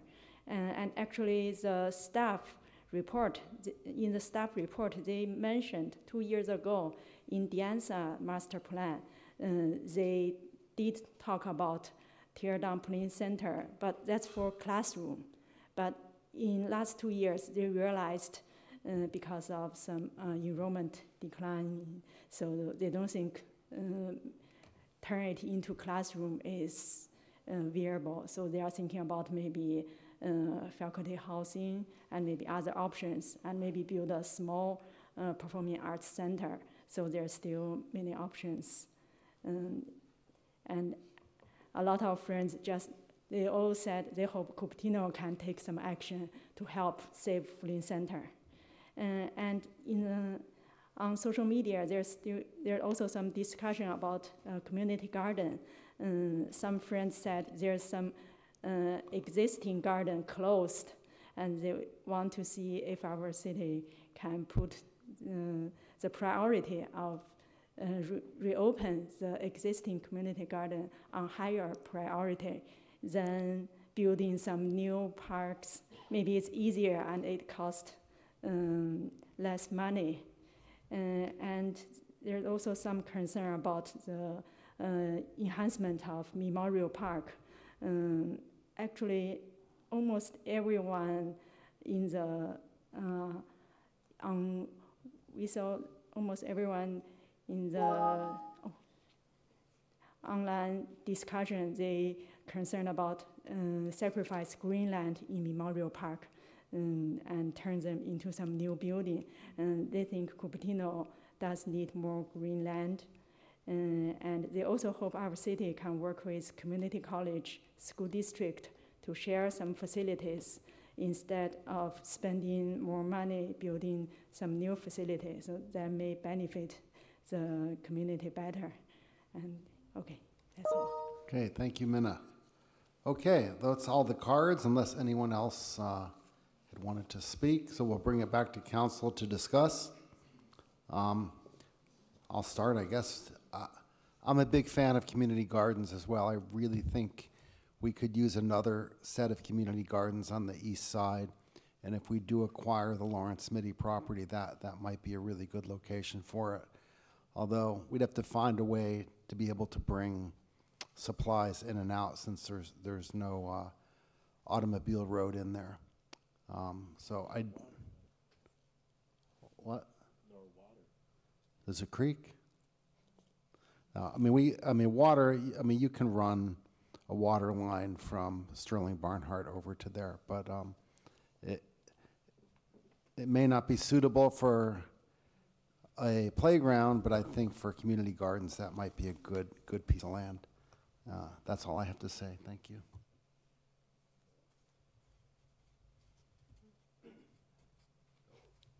So regarding, I think many people think we can have community garden in multiple sites, small areas in parks, and possibly we might, since we need objective standards for developer to follow, especially for streamlined project, maybe we should require community gardens for large development, because these residents there won't have a backyard, so they might have a real need for gardening. So I think some speakers said this master plan has a lot of good ideas, too many good ideas, to the point that there is no emphasis and there is nothing that's quantifiable. We need something, I think we need more specific emphasis and quantifiable things that we can act on. So another thing that some people brought up is adult exercise equipment. I think it's mentioned in one of the 7 goals, under there, one of the 7 sub policies, and one of the 21 suggestions. So it's there, but everything is there. So there is no emphasis. When would that be something we would like to see in the next 20 years? So it seems, yeah, so that's something I think, I hope we are saying it's flexible. Everything, there's no priority. But then when there's no priority, we don't know what to do in the next 20 years.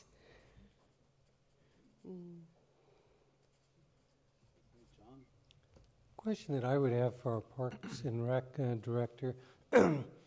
So I saw the amounts for the capital projects, but to try and put it in perspective, what's the current maintenance budget for all the Parks and Rec, and what do you spend for improvements, or is it one of the same per year for the types of improvements that you're already doing, and then these capital projects are the ones that you have the table for cost? Sure be nice to know, putting it into perspective, is it a lot more, is it about the same, what?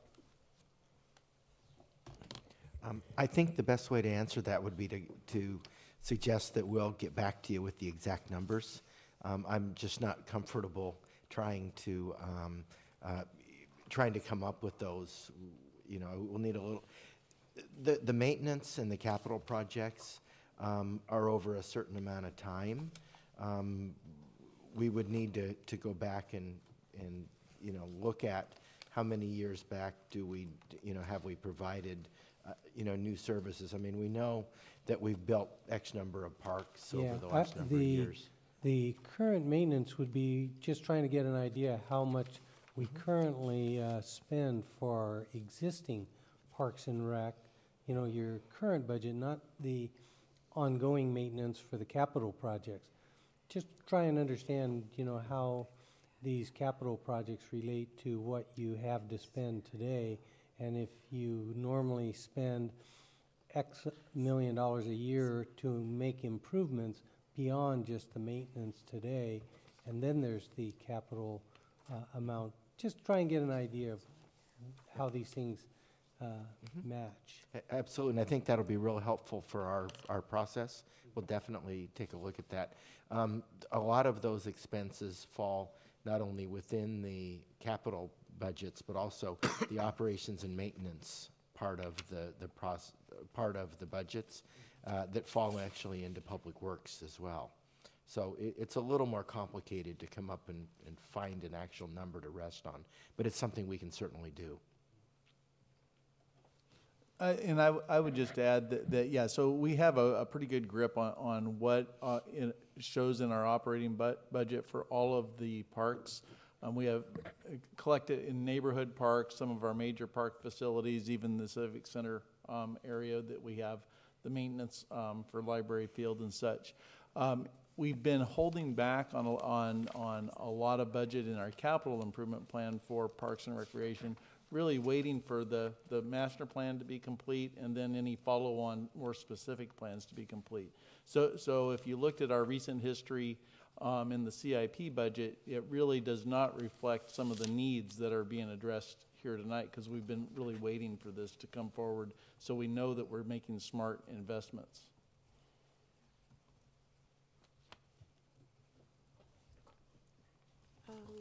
Okay, anyone else have any Yes. comments? Rod? Thank you. I know this has been a plan that we've been working on for many years, and we've put a lot of money into it and a lot of time, and we've done a lot of outreach. And for all who think we should do better with outreach, yeah, it's very challenging to get people to weigh in. And so I think with this very extended period, we've heard from a lot of folks, and I appreciate that. And I know, for John, it's like we're going to get every resident to, but it's really, really hard. So I appreciate the outreach that's been done. A few points. I didn't see anything in here. Maybe it was because I didn't read thoroughly enough, so forgive me. Recently, CUSD purchased a parcel adjacent to Sedgwick. And I think my colleagues up here are really interested in what we would do to increase green space in parks on the east side of town, where it just wasn't built that way, right? We annexed that part in, I guess it was county, and they just didn't have the same standards that we did as it was built. And so we've ended up with single-family homes packed together with very little park space. So is Sedgwick or a discussion with CUSD about how we might partner with them to create something that would have dual use as we do as we do with some other CUSD facilities in the offing? That's a great question. As a matter of fact, in looking at that property, it would make a wonderful park space. And I think from a community perspective, it would be challenging to think of the use of that space as, say, a corp yard or a parking lot or something else. We have had some conversations at a staff level with the managers with the school district. If it's council's wish, we'll put that, in a sense, into high gear and continue to have even more discussion. I wish that we would own the property. It is school district property, and whatever agreement we come to, of course, is going to be, if there's an agreement in the making, would be, based on their board's wishes. Yeah, no, of course. But we could partner in theory and perhaps come to some kind of a proposal with them. And I can't speak for the school district, but boy, it would be a nice addition. I mean, to the extent that we've accumulated park fees over time, or will do so, right? When we finally get some permits pulled to build some of the projects around town, or for also the money that we got as a result of Apple Campus 2.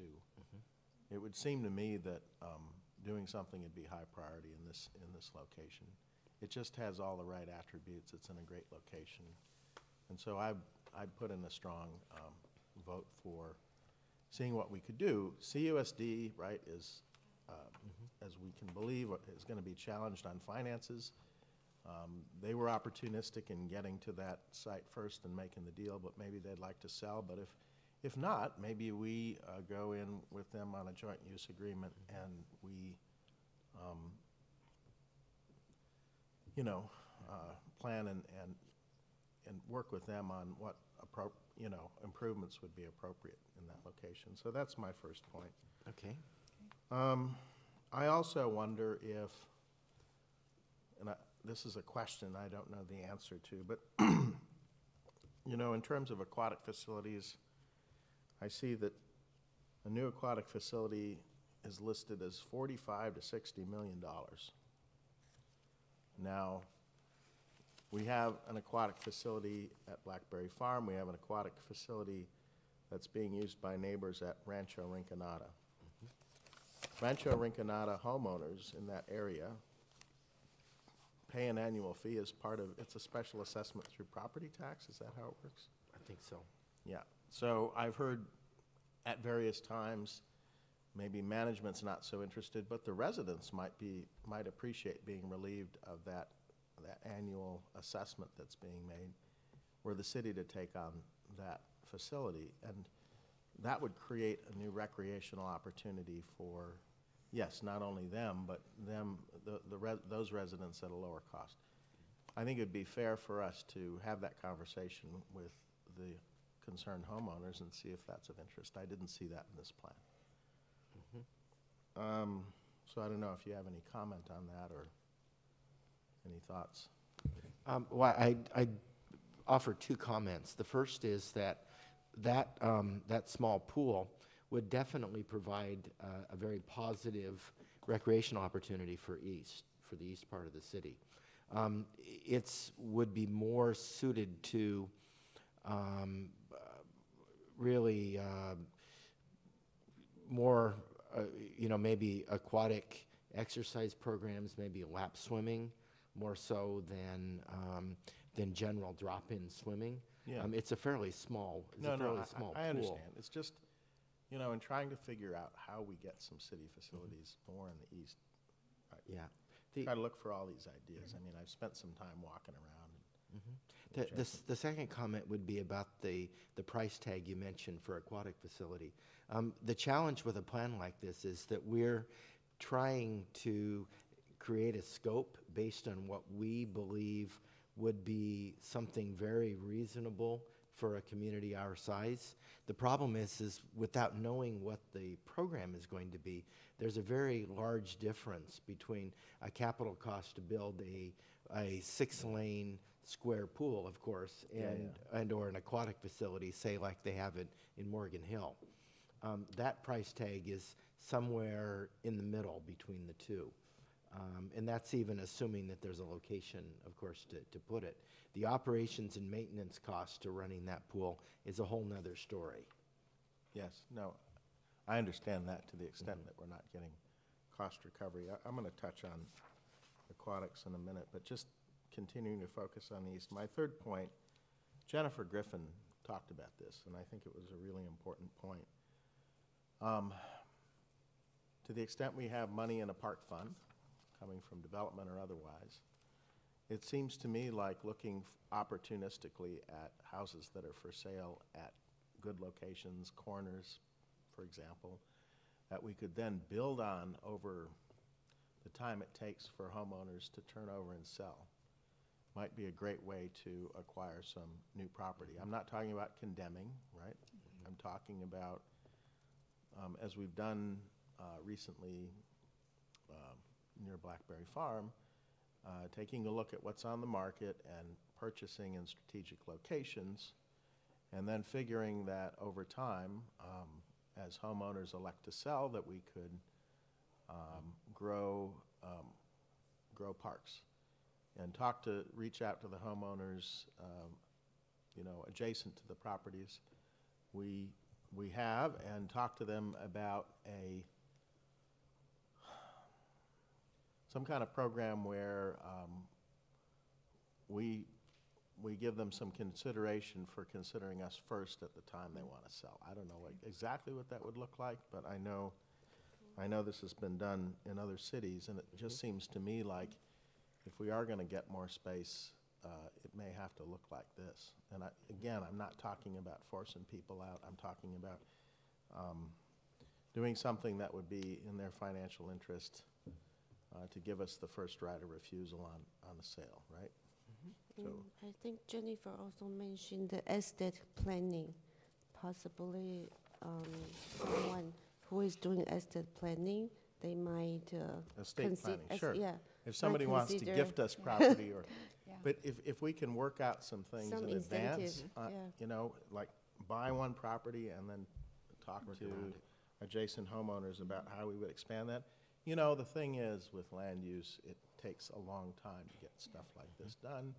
And none of us will be on the council when we build something out of 4 homes, probably, right?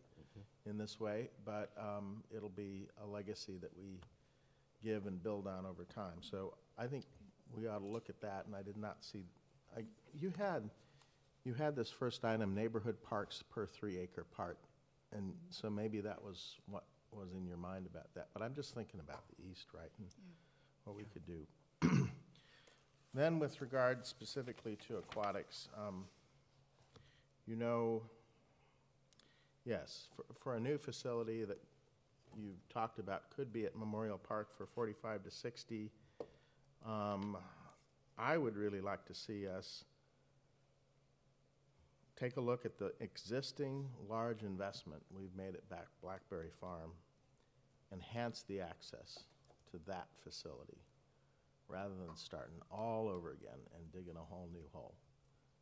I think we should do that. We've purchased a house there on Byrne, so we can widen that access. I think that's good, but I think generally increasing and enhancing the access there makes a lot more sense than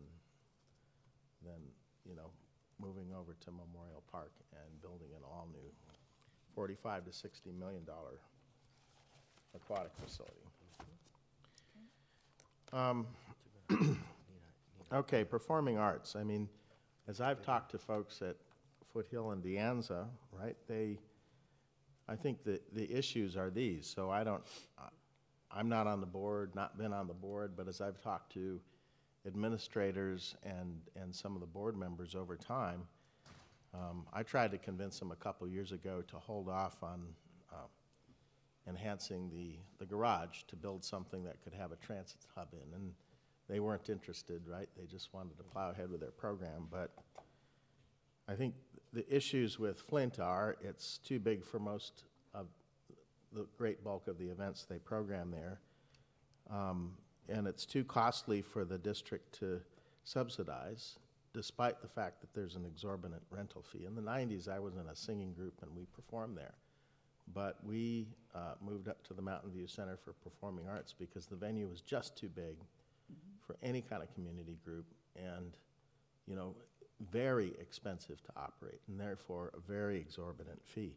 So that's the issue, right? If we want to have performing groups that are community-based, that facility is never going to cut it, in my view, or at least that's what I hear from folks that are dealing with it. The land to that high school, the community college district is just super valuable, right? Yes, there are a whole variety of things they could do, just like our school districts are experiencing. They have a critical problem in retaining faculty to teach classes. So I could well imagine that they'd rather repurpose the land for housing for faculty, maybe housing for international students that would pay more of the freight. I don't know, right? Or maybe classrooms. It's not my domain, but I respect that their interests and ours in performing arts may not align.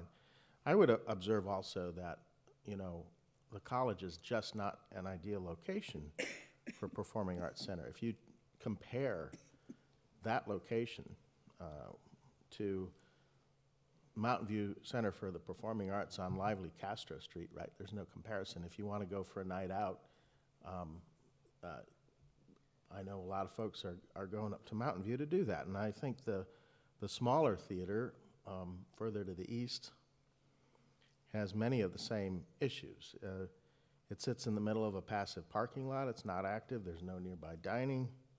It's very costly to rent because it comes with a whole bunch of staff, and frankly, it's often busy not only for their events, performance events, but they have a lot of classes there where they need large lecture space. So there have been a lot of council members that have tried to go have a discussion over time with them about you know, how we would share, but in the end, it's been really tough, and it's for a variety of reasons, but most particularly, I think, because, you know, their interests really are focused on the the population of students that they try to serve.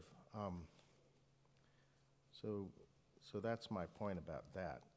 And I feel strongly about performing arts, as everybody knows, and I would like to see us build a right-sized theater at the right place at the right time that was in an active area that had a lot of dining use adjacent. I wanted to know if there was anything specific that staff was recommending about the Blackberry Farm golf course. We sort of put any decision on that on hold until we completed this master plan, and maybe you have to come back with a Stevens Creek specific master plan, but I'm wondering what your thoughts are at this point. Last we saw, we were hemorrhaging money on that, and we'd put in a kickball, right? Thing and Foot soccer. Foot soccer, thank you. How's it doing, and you know, what's your view of that at this point? The subsidy, our finance folks aren't here now, I believe is around $300,000 a year. That's coming out of our general fund. That's coming out of the general fund, Yeah. to keep it afloat. Of that, about 80,000 is directly related to the water that's used, since we use potable water on the course. As far as the study goes and what we've done in the past, I think Gail can answer that a little better. Yeah, we had initiated the Stevens Creek Corridor Master Plan process and came forward, I believe it was April 2016, with a draft preferred alternative, which talked about the golf course and its future. And at that time, the proposal was to renovate the golf course. There were two primary options. We're going to shorten the yardage. Yeah, yes, and it was deemed that it would be self-sustaining if renovated, if you ignore the cost of the renovation, but that operationally it could run at least modestly in the black. But there was no decision. The council deferred that process because there was interested in identifying the citywide needs first. Right. So how much would be the cost for renovating at the time? Or maybe the better question is, if you're not prepared to talk about this tonight, you have no recommendation. Yeah. You know, when we come back on, now that we've done the citywide thing, we can go back and look at Stevens Creek specifically. Is that Yeah, so we can certainly forward all the materials that were prepared. There was a pretty extensive report done by a good golf consultant with lots of numbers in it and projections, so we can redistribute that information if the council is interested. I remember seeing a plan that might be old, and in 2015, that's about $50 million to $70 million for the golf course. I don't think that was the golf course number. I think that was a number for a bunch of things, but we'll I'll redistribute that information. And there was different numbers for the golf course, and if there was a pro shop and restaurant renovation, and they were split apart different ways, but there's a good amount of data available, at least that was current as of 2015 and early 2016. So just, I'll finish here in 30 seconds, but so for the points I made, to me, focusing on what we could do to expand in the east in a responsible way with better facilities would be my first priority, and then second, improving the Blackberry Farm pool, nature, picnic area access. Those would be the two things out of this plan. I realize it has, it's a master plan, but I think those are two things I'd like to see brought forward sooner rather than later. Thank you. All right, great, thanks. So I think it's useful to kind of think about how we started the Parks and Rec master plan, and that really kind of came off of the fact that we were looking at a Stevens Creek corridor trail plan, and there was a master plan for that that got placed on indefinite hold, essentially. And there was a suggestion from one of our Parks and Recreation commissioners that we take a look at the entirety of our park system in Cupertino and come up with a citywide Parks and Rec master plan, which I think has been a great idea.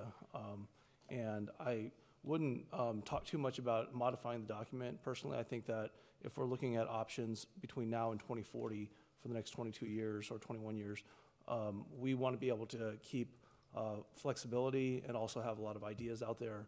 And also, councils change every 2 years. So, you could potentially have a very different set of ideas as to what the priorities are. But I think if you have a good document that's very comprehensive, that it actually probably does have some generational, facility and use for people, say, 10 or 15 years down the line. So good job on being pretty comprehensive about it. But I do want to think about this in terms of starting out the analysis with regard to what that original Stevens Street Corridor Master Plan was looking at. And one of the very significant things that it was looking at was field use space.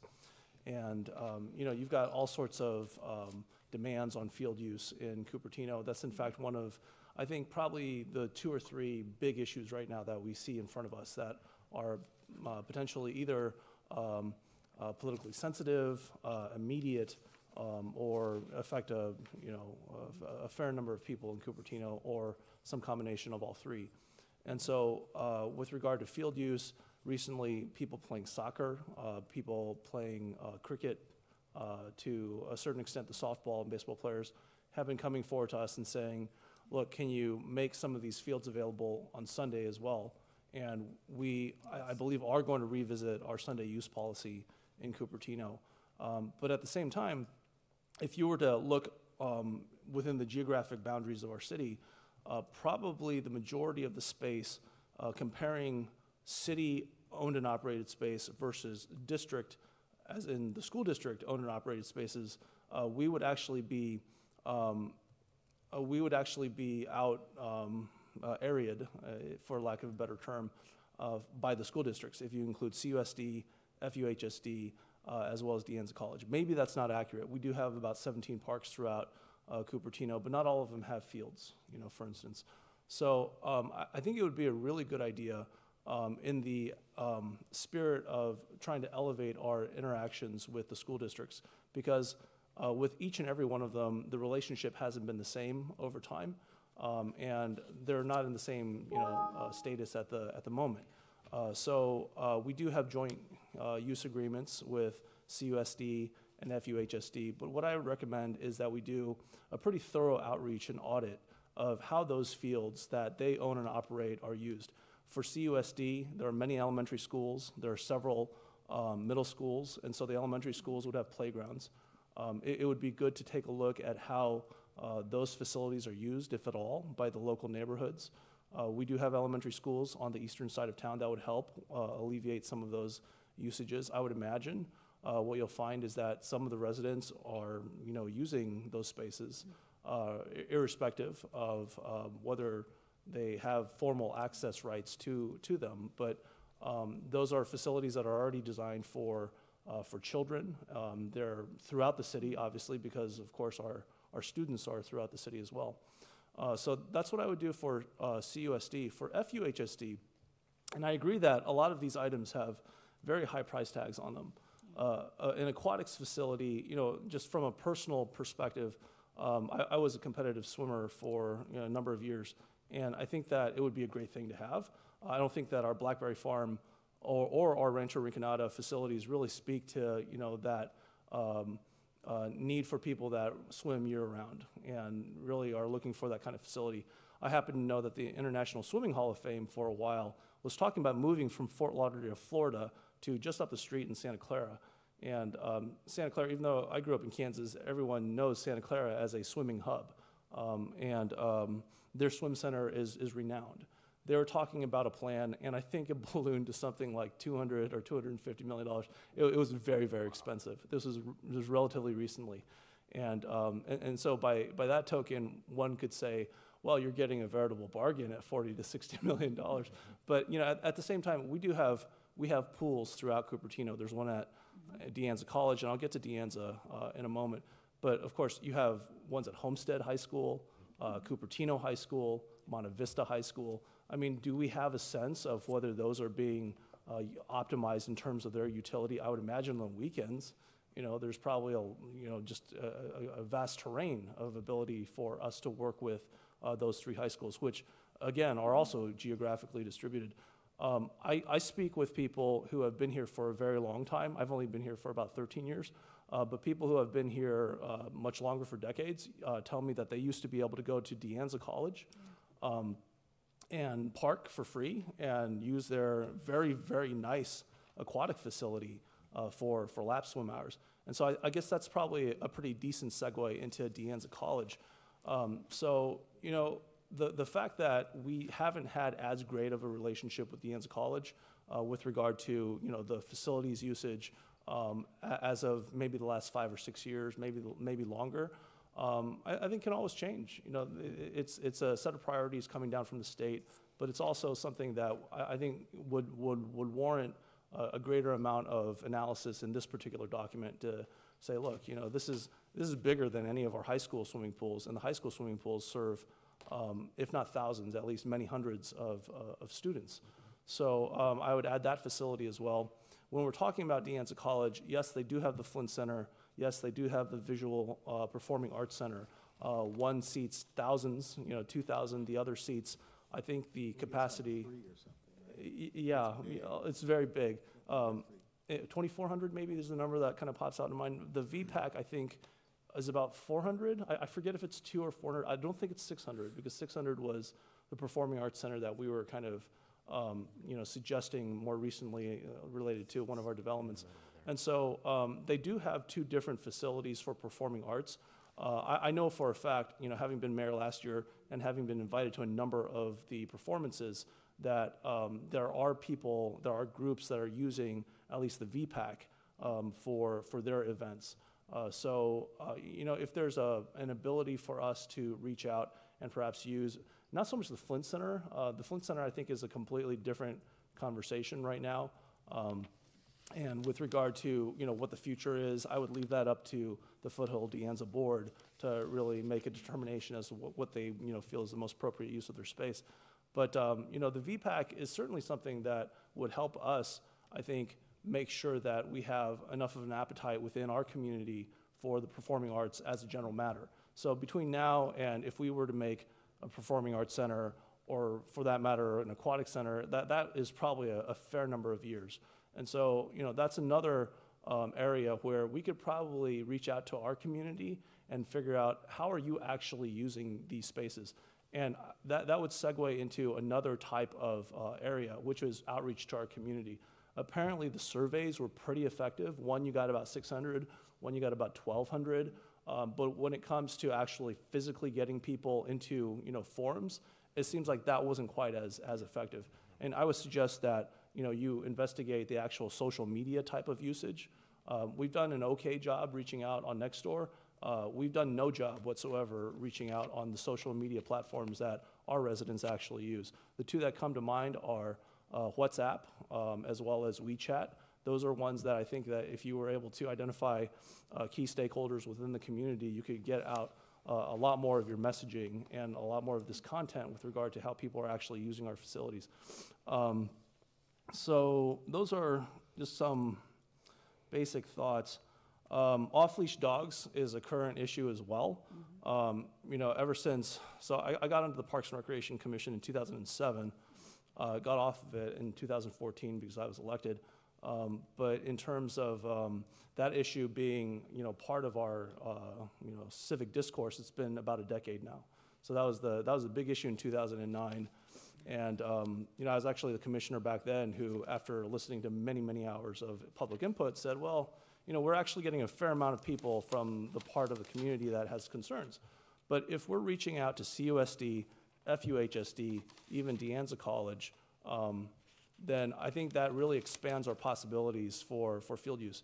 And so we should do a more thorough job with regard to what we're offering to put on the table, because if they, and they tend to have more fenced-in enclosures anyway, So, I mean, if that becomes a possibility, again, those are located throughout the city. We would probably need to step it up with regard to what our willingness is in terms of being able to clean up the fields, maintain, something along a budgetary, line.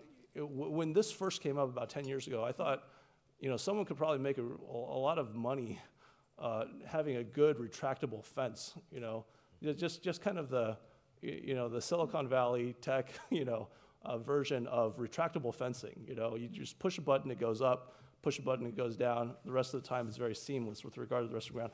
I don't think the state of the art has advanced in 10 years with regard to the complete absence of that.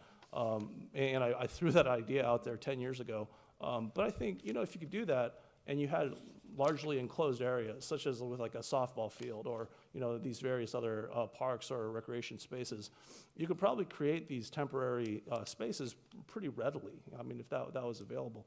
But I mean, in the absence of that, we have a lot of fields that we could be using, and maybe they're not even used at all. So I would say reach out. And again, this is, basic thing. Reach out to CUSD, FUHSD, as well as De Anza College, and figure out, how well are their fields being utilized at this point. We do have joint use agreements here and there, but I don't think they're district-wide, and I don't think they're Cupertino city-wide with regard to those districts' presences within our city. So that would give us a lot of possibility. I would like to encourage that you think about that idea. I was watching this, so I caught most of it. But I saw the comment by Kitty Moore, as well as, I guess, fortified by Jeff Paulson with regard to the pollinators. And I think that, another comment was really salient in that the community gardens are a really good thing. Let's not shut them down for an indefinite period of time and, have a really significant capital expenditure. If it's possible to kind of carve out the areas in a less, expensive way, but do it more timely, then you do end up having that really good facility for the community to use. Lawrence Mitty Park, I've been on it for a while, but honestly, I'm not hitching my wagon, in any really, like deeply felt way on it in the long term. I mean, I think inevitably what will end up happening is that if you look at that space and people are redefining, the transit corridors, so for instance, we had Measure B, it was tied up in lawsuits, and it recently got resolved. If you look at that corridor and there's so much congestion there, what's going to end up happening is that investment is going to go into that intersection between Lawrence and 280. Inevitably, because our trail stops at the southern part of that Lawrence Mitty triangular space, someone's going to pay for that and get that corridor connected through. I think Cupertino has an opportunity to do that and do something with its space. It's a significant amount of acreage, and so you could probably, easily carve out an area where you could put some of those community gardens and those types of spaces in there. And so you would be imagining community gardens potentially over at McClellan Ranch, as well as, on this other side of Cupertino, which is a solid 3 miles away. And so, when you're thinking about things like that amenity, as well as a kind of biological and natural reason to have it in a somewhat more distributed, geography, I think it kind of hits all points. I actually made it to all 4 of our sister cities last year as mayor, and when I was in Bhubaneswar, our sister city in India, they showed us an herbal garden, and in one of their ancient scripts, it had something like, I forget if it was 2,000 or 4,000 herbs or something like that. These days, there's only a couple hundred that exist that survived all that. But it's very interesting how you can make a potentially cultural intersection with regard to a very significant demographic presence. It wouldn't have to necessarily dedicate acres or even thousands of square feet over, but if it could have that kind of connection, I think you can make some very interesting things and give people ideas. Rancho Rinconada doesn't have a whole lot of park space, but it does have a lot of yard space. I mean, our floor area ratios are like 40%, and not everyone is torn down and, built to the extent of their 40%. So there are a lot of gardens out there. I mean, if you were to put a facility like this, people get a lot of ideas, make it semi-public as well to a certain degree. So I think that pretty much hits most of my Yeah, that hits, that actually hits. Oh, one last point. I would really appreciate it if you could find some kind of park expansion possibility for Library Field. And the reason I ask this is that this civic center space is probably the central nerve center of our civic engagement and our public engagement with governance, with the Library Joint Powers Authority, with City Hall. And the fact is, you know, whether we put 20 million in to retrofit and seismically, you know, make safe our current City Hall, or if we find, you know, the wherewithal to come up with maybe double or even triple that amount and make a new City Hall, the fact is, this space is probably going to be getting a bit more popular. We're going to be looking at significant expenditures into the foreseeable future with regard to improving the space itself. And I think that if we were to do that, it would make more sense to try to reclaim some of this asphalt space. I mean, especially if we're looking at the possibility of digging underground and creating parking space. And so if there is an ability to look at Library Field, I don't know how much you've looked at it and looked at what potential enhancements we can be making. You know, personally, I'd be very appreciative of the idea of being able to put some investments into this area so that we can think about how would we use it as a park-related space in the future. And just in the interest of full disclosure, if we're sitting on $8 million of money for Lawrence Mitty, and we've just been sitting on it for 4 years, you know, there's also a library expansion that I put as one of my top priorities for the city. If there's any way to connect it to this particular space, then I think that it would be, you know, like I said, I think Lawrence Mitty is going to get built by someone, whether it's us or the county or, you know, some jurisdiction. I think it would really be a positive for this particular area, which is not to say, you know, Parks and Rec delves into library anymore. We actually, I think, changed the code in order to take, for instance, the library outside of the jurisdiction of the Parks and Recreation Commission, for instance.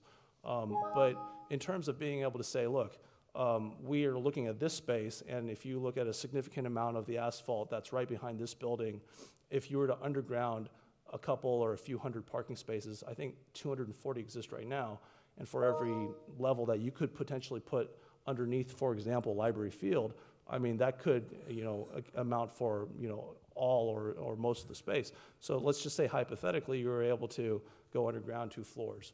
I mean, that could free up just so much space with regard to the greenery and this kind of central civic hub in Cupertino. So Okay, that would be my thank you. You're final out of request. time. All right, thanks so much. I just wanted to correct the record. So you're close to, according to the De Anza website, Flint is 2,570 seats.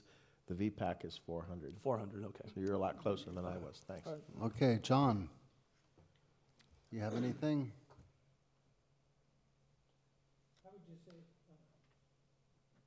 I would just kind of say the comment, kind of with what Darcy was saying. I did like in your brochure here, figure 3 actually says athletic fields and city-owned or managed sites. 12 with baseball, softball fields, 12 with soccer fields, 5 with basketball, 4 with tennis, 1 with cricket, and 2 with volleyball. And so I would just kind of, when I saw that, I was thinking, you know, again tonight we heard a young girl talking about liking or hoping for Sunday soccer field access. And when I saw how many that we had, I didn't realize we had that many. And it doesn't include all the schools that exist. I mean, to find a few sites and a few that could have some degree of Sunday use, and that would be maybe not every Sunday, you know, there are residents around, but particular site, you know, the first weekend of each month, a different site, the second weekend of each month, so that now these other sports groups can actually find some time on the weekends. I mean, school is all week long, and then they've got 2 days, Saturday and Sunday, and to be not able to use on Sundays, and then they're all kind of crowding for the same space on Saturday. So I was impressed. Thank you for putting that in there. It sure opened my eyes up to that many of those spaces. Now just find out which ones might be able to accommodate something on Sundays. So thank you. I have a long list, so you want to go first? Sure. Sorry, I'm going to time you though. Okay. So Library Field, it's been a concern of mine. There's been a couple of proposals to build buildings there. Once there was a teen center proposed there. Once there's been a parking lot proposed there. So how do we get Library Field? Maybe it needs to be reclassified as a park just to protect it from ourselves in the future. And I do agree, maybe dig it up, put a couple levels of parking underneath, but no building on top. It should be cheaper to have a underground garage if you don't have to support the weight of a building on top. That could be a way to prevent a building from ever going in there. Because we just need some fields. I mean, fields are not exciting, they're just fields, but it's important. And regarding De Anza Pool, I know DACA the swim school used to lease our old pool by the sports center, but now De Anza Pool, it's really busy. I don't think we can count on all of these school facilities just being unused on the weekends because, I mean, I've seen Cupertino High School pool being used. I haven't gone to all the pools for the schools, but it's not like they're just there waiting for us to go in there and pay money to use them.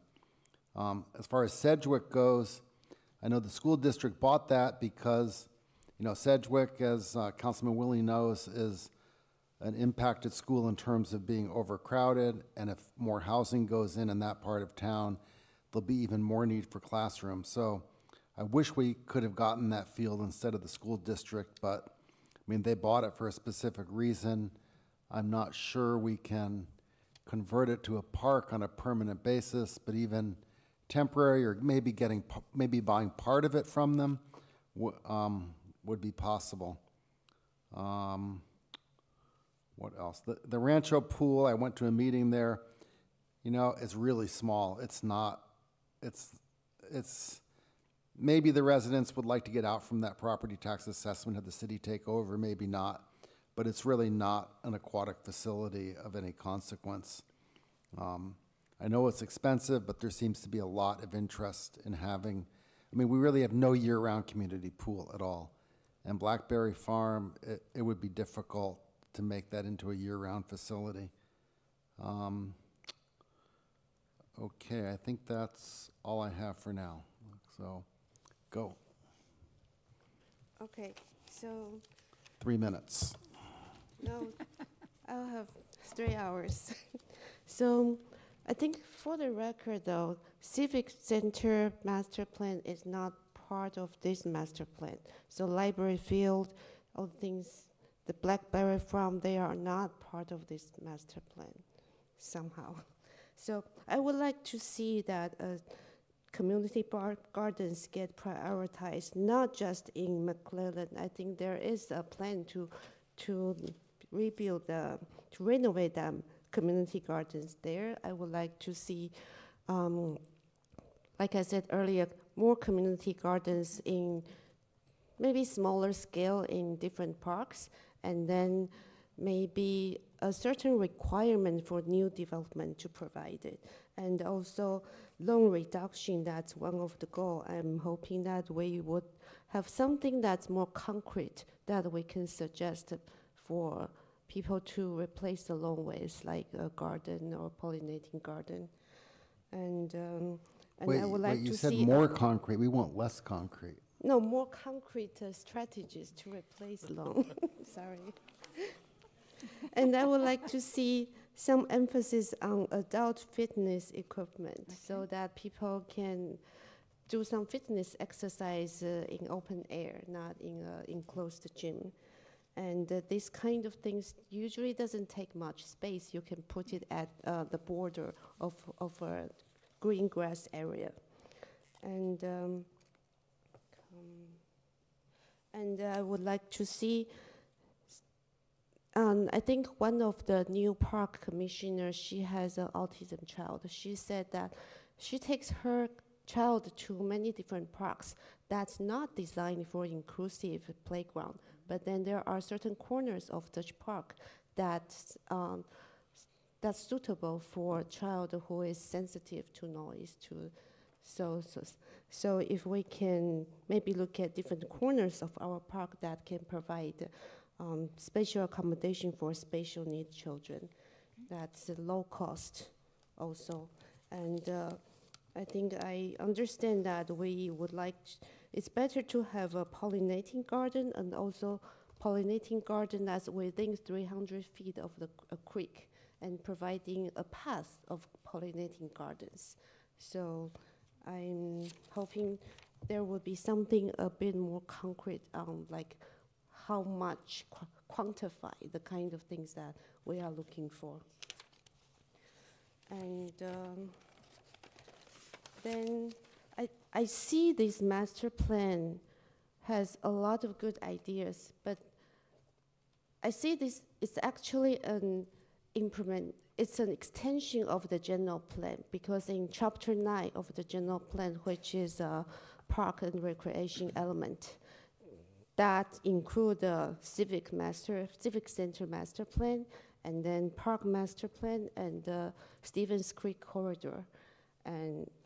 So I thought this master plan is an implementation of that chapter. So then I looked through all the policies that we have in the general plan. I emailed the staff already. There are many policies that we have in the general plan. It's not implemented in this plan. In particular, there is one policy that requires park dedication for parkland dedication for development in areas that's underserved. But when it's written into a policy in this park master plan, it's much weakened. It becomes encouraged. And then there is no specific classification on what's underserved. So one of the policy is we would like to have the city would thrive for 5 acres per 1,000 people. That's one of the policy. It should still be mentioned, even though you might think it's not possible to achieve, but that's our general plan. We shouldn't just drop it. And then the goal is one of the goals is to achieve 3 acres per 1,000 people. That's the objective standard in the general plan, but that's not measured in the park master plan. The park master plan has this map that shows the areas that can reach a park within 10 minutes walk. But it doesn't show, is it 800 people that can be served by that 3-acre land, or maybe it's 8,000 people that would share that 3-acre land. So the density is not measured in the 10-minute walk map. So if we are implementing this general plan policy, we need to be able to measure, are we reaching that goal or not? And that's not measured in the current park master plan.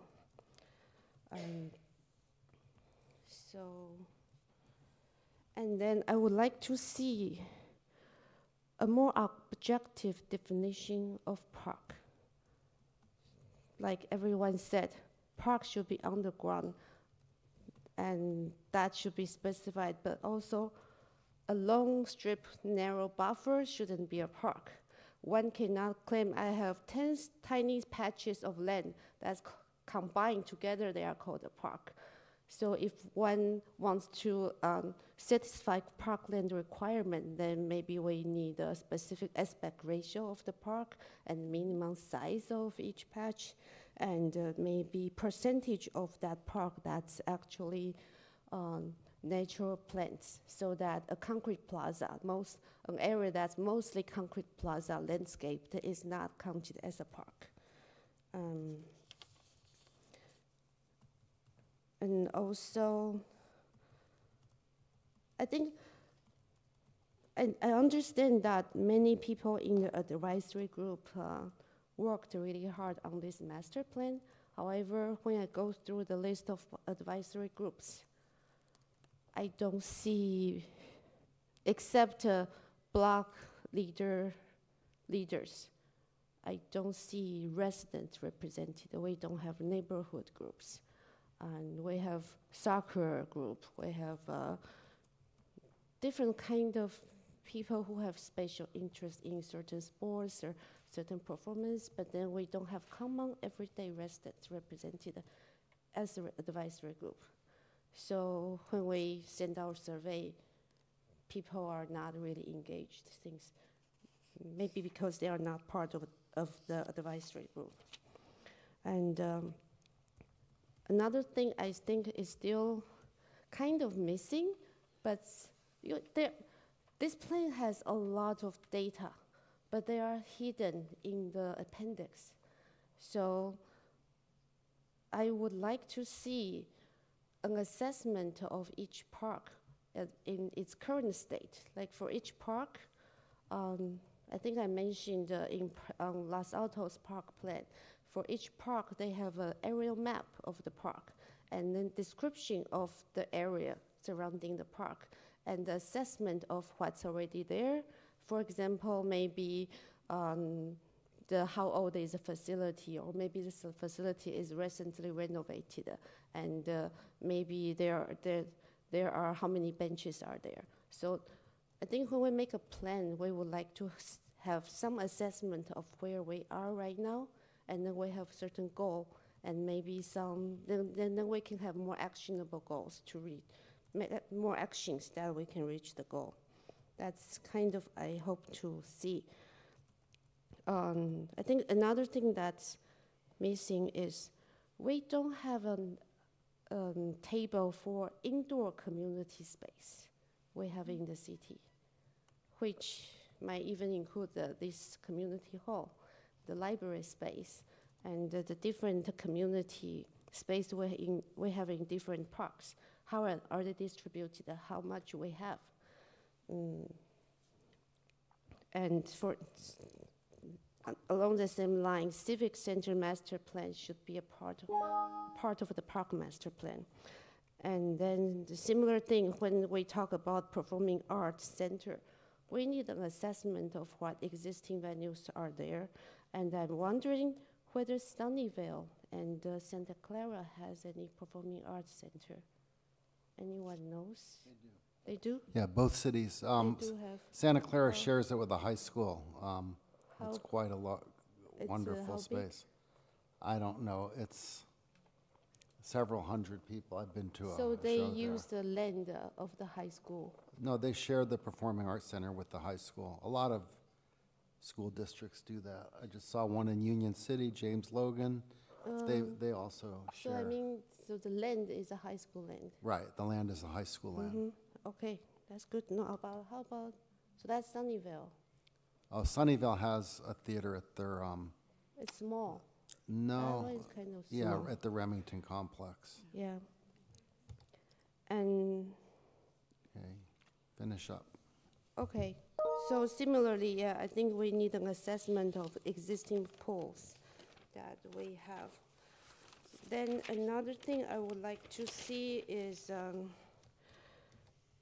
like Gerard mentioned, that bike path master plan has a lot of trails, and they are not exactly mentioned in this master plan. And there are bike master plan, pedestrian master plan, and even Cupertino forestry plan that I find out. And they are all part of this, connected with this, but then how are they connected? It's kind of hard to say. It seems this plan exists on its own, but not really connected with what we already have. So maybe a certain better interreference between the plan. And finally, I would like to address the budget. I think I mentioned, I would like to know how much money we have to spend really a year on capital improvement project. So I asked Tim earlier, you mentioned that it's about maybe $6 million a year on capital improvement project. That has been the recent, approximately the recent budget on an annual basis for new money into the capital budget. So new money, so we have some already funded project. Yeah, so we have ongoing projects that will, last more than the single year, and those continue to be budgeted. The $6 million is additional money that goes towards the CIP. Mm-hmm. So that would cover like back master plan, new project there, or storm drain project, or any kind of park project? That's more or less correct. I mean, storm drain has some of its own funding, but yeah, that is correct. And it is, we will be coming forward this spring to look at other financing strategies for a lot of these large capital projects that we have. There's a lot of grant money coming available, especially with Measure B, the county's Measure B opening up. And we'll also look at the potential for bonding, debt financing, other ways to finance these. But yeah, the amount that I described coming into the capital budget is just our routine general fund. Mm-hmm. So $6 million a year, then I'm kind of overwhelmed by all of the projects we have. City Hall would be about $70 million. That's the dollar from 2015. Now it's probably more. 91. And yeah, now it's 91. and then we have library expansion, which is part of it, and then the Blackberry Farm golf course expansion. And McClellan, we are still expanding. And then I'm overwhelmed by all the list. And then besides, so just the master plan, we already have about $160 million to $240 million potential projects. Plus, and this doesn't include the Memorial Park, which is about 10 to 30 million that we are thinking, and then the Joliman Park inclusive playground would be about $5 million. Even if we have funding, that's about only 1.3 million, right? So just we keep plus Rigna Trail, the 280 Trail. We are looking at that's coming up. We are looking at 10 to $40 million for 280 Trail. So, but we have 6 million a year, and we keep studying new projects. So would we have to go to voters for bond measures or parcel taxes or some way to fund parks? Because obviously we don't have enough money, even in reserves, to do all this. And a large part of the projects that you just mentioned, Vice Mayor, have come from master plans that we've done, so that there is some input into what these facilities could be over the next 20 years or so, really depending on opportunities, on land opportunities as we move forward. So it's really master planning, not necessarily that we will build all of these within 20 years. We won't with the cost that you just outlined. But we have them master planned so that when the opportunities come up, when the public motivation to do some of these facilities come up, we know that we're making investments that have been planned, thought about, and there's been public input. So even 20 years, $6 million will be only $120 million we would have for 20 years. And I think we currently have a debt of $20 or $30 million from the building of the library. I remember we are paying $1 or $2 million per year on that loan. Right. I'd have to check where we're at on that, but that could be correct. Okay, you done? So yeah. So, okay. I was able to read my writing on one thing for Lawrence Mitty. I was researching. You have the issue with the traffic and Lawrence Expressway, but you don't want to build a wall that kind of closes it off. So I've been looking at these transparent barriers for sound walls, and there was one company in China that does a lot of that, and it is not cheap, but you know, maybe we can make them a friendship city and get a discount. I don't know. But yeah, I mean, there are some creative ways to use that piece of land and mitigate the problems with it. So I think if everyone is done. So how do we know which instruction the staff would take? Well, they will take all of our input So and. all of it?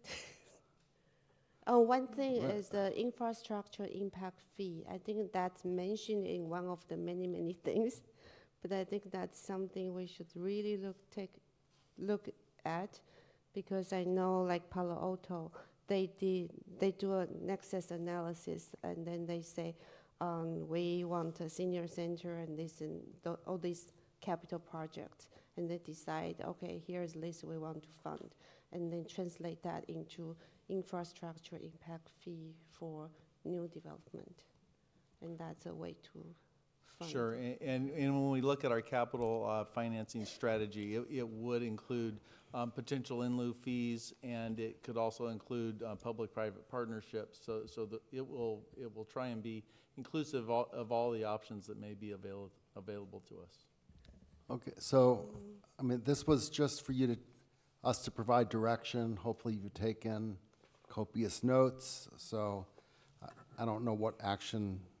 If we don't really have to take any other action other than to accept your presentation. So is there any? Is there anything else for this item? If we could get some consensus on some of the things we want to move forward, because some of the requests likely could involve us going back to the consultant to do some additional scope. Okay. In contracts. So, you know, what we heard was, you know, some additional mapping related to densities, some of the site-specific assessment of current conditions on some of the parks, you know, the conditions of the benches, things like that. So some of those ideas would be important to really understand on the direction. What have we spent on the study so far, if I might ask, after all these years?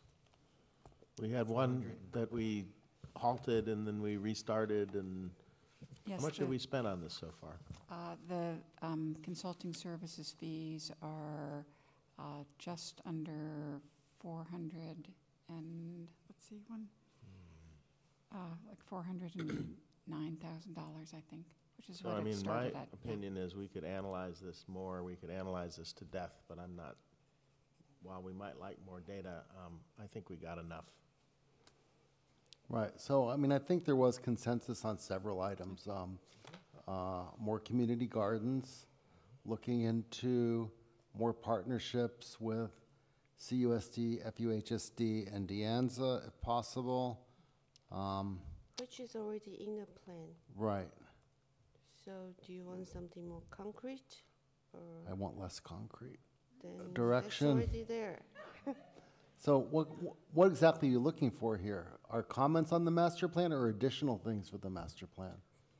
Well, I would say clarification to know which direction we need to go. For instance, is it the will of council to go back in and make the assessments per park that would include a considerable amount of additional resources, time, money, specifically around public involvement?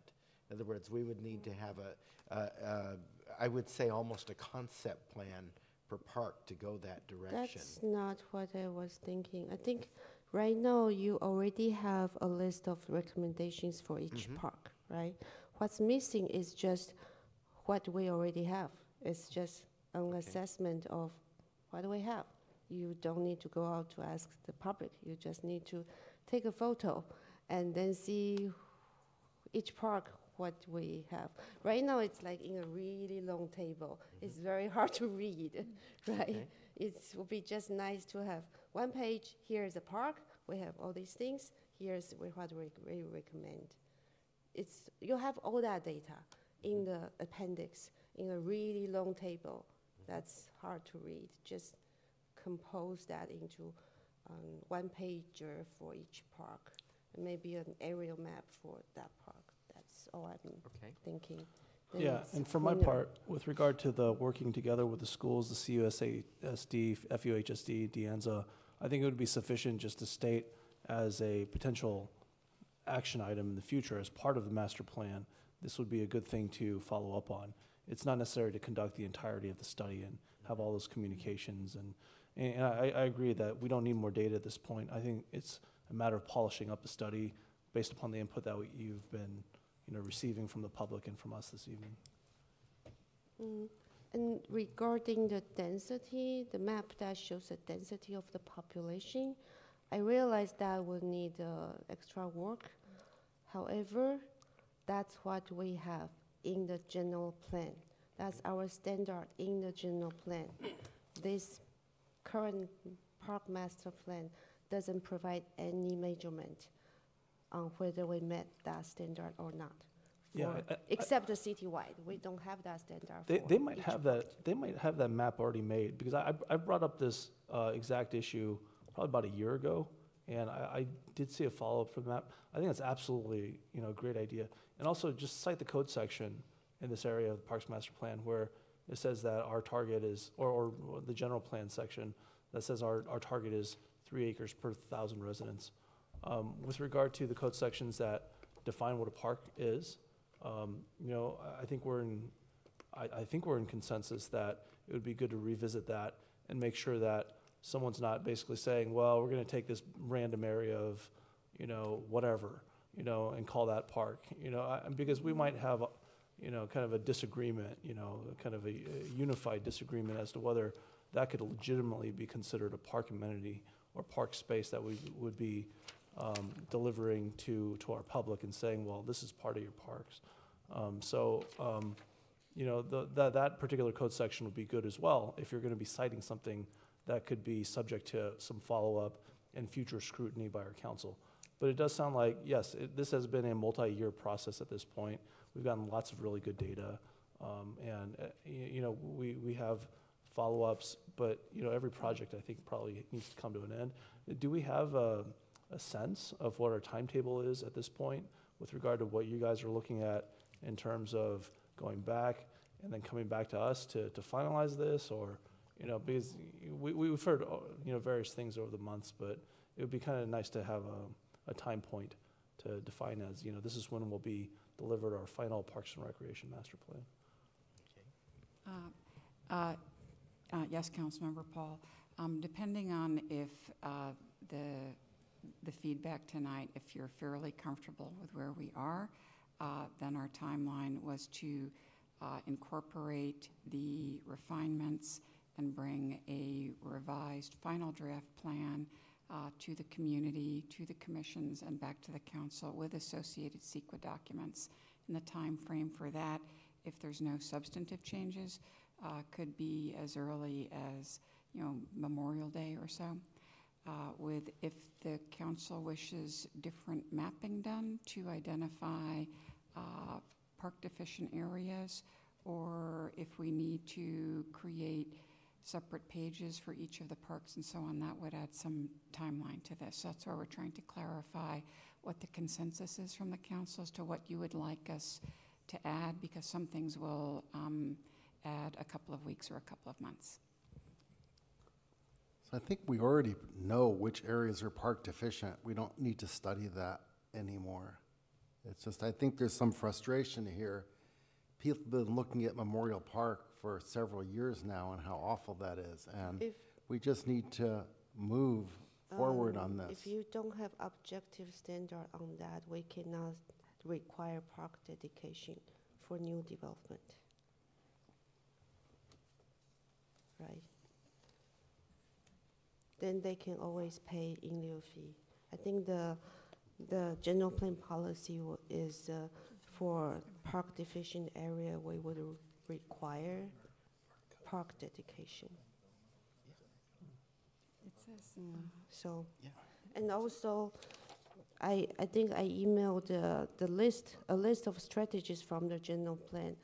They are not exactly implemented in the master plan. So basically, you are not exactly compliant with the general plan.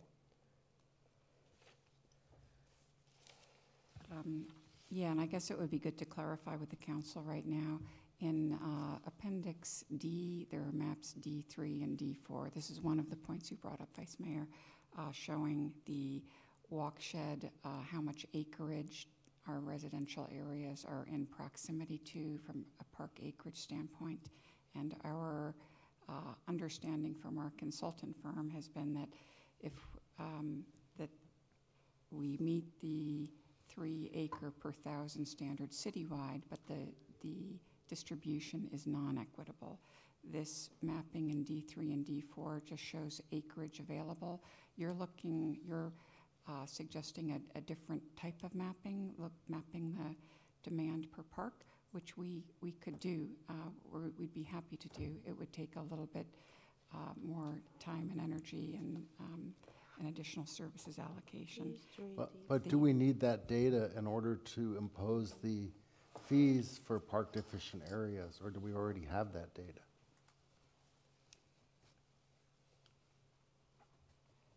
Well, I do think that we already know, but from these maps, what areas are park deficient. I think that we're pretty clear on that. And it's really the parkland dedication ordinance in our municipal code also that will come up with the objective standards and where we would want to require improvements and where we would allow fees. So I just don't want a developer saying, oh, we don't Right. believe you that it's park deficient. So we shouldn't have to pay that. Well, I mean, we the other thing. all know that has no standard.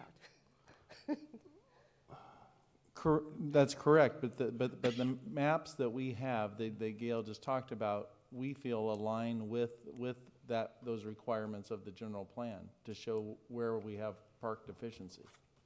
So the idea of demand per park, I mean, you could basically substitute that by population density, couldn't you? I mean, because at the end of the day, you're talking about trying to put parks into places where people are present. So, I mean, you wouldn't have to go out at every park and get a baseline survey of the usage or what people's desires are. You would just look at the population density of a particular area. And by that, I would imagine you could use census data, or at the very, least use county register or voters data. I mean that should be readily available data that you would have to say, okay, in Rancho Rinconada, we all know for a fact on this dais, I'm sure that the population density is much higher over there, per square mile than on the far western, reaches of Cupertino. And we're just trying to understand if the council wishes that type of mapping done, the population density relative to park availability, if that is the metric that you're interested in versus what we have done to date based on guidance from the previous council, where we looked at, can you walk to 3 acres within a half a mile of where you live? And that is, those are maps D3 and D4 in Appendix D. And if that's not the right kind of way to indicate park deficiency, if you would like residential density mapping, we can certainly do that and bring that back to you. Yeah, so we're looking for just clarity. To clarify, all of the map in the master plan right now, there is not one that shows population density of different area of the city, right? That's correct. It's only very roughly indicated by the zoning indication. So it does not show the actual, estimated or projected residential density. So it just shows zoning. Yeah. Our IT person's gone, but we should be able to get that out of our GIS system, shouldn't we? I mean, pretty easily? Yes, I've spoken with our GIS staff and our planning staff on a preliminary basis.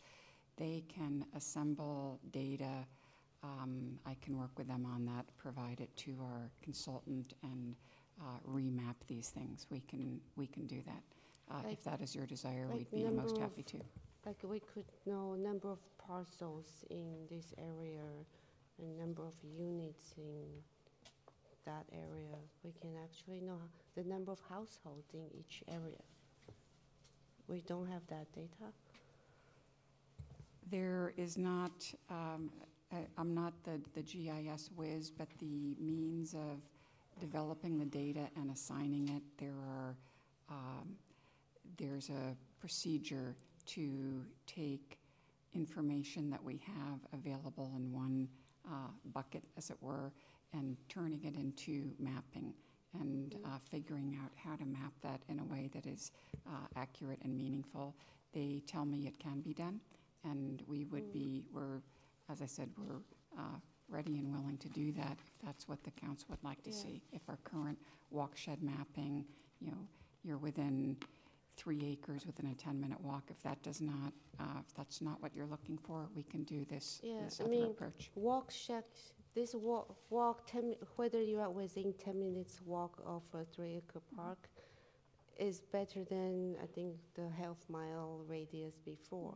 However, like I said, you could have 800 people that can access that 3-acre park. You could have 8,000 people that have access to that 3-acre park, right? And there's no ways to distinguish between these two with the current map. And so that doesn't comply with it. That doesn't tell us about our general plan standard of 3 acres per 1,000 people, because that's based on density, not accessibility. It is correct that our current maps don't show residential density relative to the park acreage. They do not show that right now.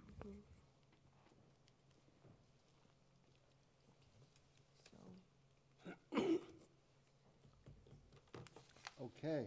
So maybe the last comment that I would have, sorry, Steve, going back to the very beginning and, the cost of improvements versus the capital projects. I mean, after all you've heard tonight, you've got your hands full. So I really hesitate to ask, but I would think that I'd be much more comfortable getting behind the plan when it comes back, having some indicator that the plan is financially viable. Capital projects aside, because each of those conceivably is going to need to go to a bond measure and get the residents to vote to approve it. But all the other improvements that are in the plan, they look great. If you're just looking at those ones, if you were to say, gee whiz, on a per park basis, to bring the components that we talked about tonight, the pollinator stations, the different types of usage, older people, younger people, and say, to bring a park up to what we would consider to be the park of the future would be, $12 million, and then we have this number of parks, and then say, okay, over the next 20 years to make phase 1 type improvements all over the city would require this amount of money, and we've got on a yearly basis for the $6 million for Parks and Rec, improvements. That's why I was asking, aside from just the ongoing maintenance, and they don't have to match, but at least we'd be able to say, wow, it sounds like we're going to go pretty far in getting a lot of these improvements, and then the capital ones would lay over the top when something became available, and then subsequently a bond measure to fund it. So just a page or two of some expected expenditures to make this plan play out over the next 20 years would help me to say, okay, great, we can do maybe not all of it, but a lot of it, as long as there's not a huge downturn, or if everything went great, everything gets done. So I'm just not able to say, gee whiz, this plan is financially viable for the community of 60,000 residents. So that would help. Okay. Okay, I just add, so I did find out, to your earlier question, it's about $1 million per year on maintenance, park maintenance that we spend, roughly. So we can get that number refined for you, but that's the ballpark. Right now, yeah, with the money that we currently have in our general fund, we could chip away at a lot of the smaller improvements, the basketball courts, the pollinator, the gardens, those types of things, we could do those. But most master plans that you'll see, whether it's transportation master plans, other master plans are what they call unconstrained. I mean, they aren't really, most master plans, there isn't a current budget to be able to do all of it. But to have that master plan allows you to go forward and seek all these other ideas, whether it's bond financing, whether it is passing a new bond, a sales tax, whether it's looking at public-private partnerships, all these different tools. So your master plan is usually unconstrained, really looking for opportunities once it's approved.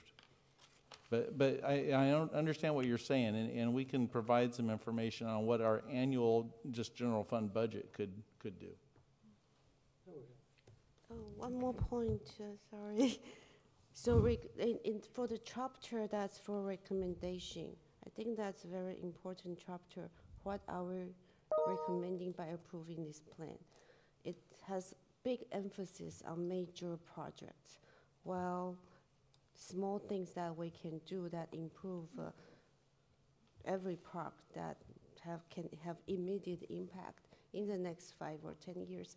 There is not a lot of concrete things that I can see, okay, this is something that will affect my park or any other park. But then a lot of these major projects will take funding, will take planning, will take design. It will be 5, 10 years later. Yeah. But then I hope the recommendation could be emphasized. I think I heard from many people about that. There should be smaller, low-hanging fruit that can be put in many parks, neighborhood parks, improve their usage, that people, things that people will use and benefit pretty soon. And they are not very expensive. Yeah, Okay, thank you. Let me turn off Leon's microphone. Yeah, I mean, I just want to very, very, very briefly reiterate the strength of that last point. I mean, one example, the example I use is Wilson Park right next door to here. Somewhere in the last several years, like pull-up bars showed up there. And I thought that was a great thing. I think I might have been on the Parks and Recreation Commission when that happened. But to be able to have that conduit to understand how that happens, even as a commissioner, I didn't know how that happened. I mean, I just had to think, oh, well, I'm really glad Parks and Recreation and Public Works got together and decided to do that. So, I mean, some kind of, addition to our plan about a mechanism for the public to give input. Because recently, another resident emailed us as a council and said, well, I challenge you to, identify pull-up bars anywhere. I was able to write back to him and say, well, yeah, actually in Wilson Park, they have them. But if there's a resident like that and wants to reach out to us, what's that mechanism for trying to figure out, does that get added? Or is it just on a purely ad hoc basis, as to whether staff thinks that's a good idea in any one given year? Because if it's more the latter, then yes, there's room for us to expand our ability to communicate with our constituents and see what they would like to, have within their facilities. Thank you for that, Chair. No. Yeah, that's an excellent point, because there are some inexpensive things. We mentioned the adult exercise equipment that doesn't require $1 million. That's tens of thousands, maybe. So, what? I don't know anything in Public Works that gets done for less than $1 million, frankly. I think those pull-up bars were less than $1 million, maybe 900,000. By the time it gets planned, designed, engineered, and installed, I'm just saying. Okay, thank you. So, do you need anything else from us? Here, would you like it? Okay, great. Oh. It is now 11:17. We've been going for 2 hours more, so let's take 5 minutes again and come back.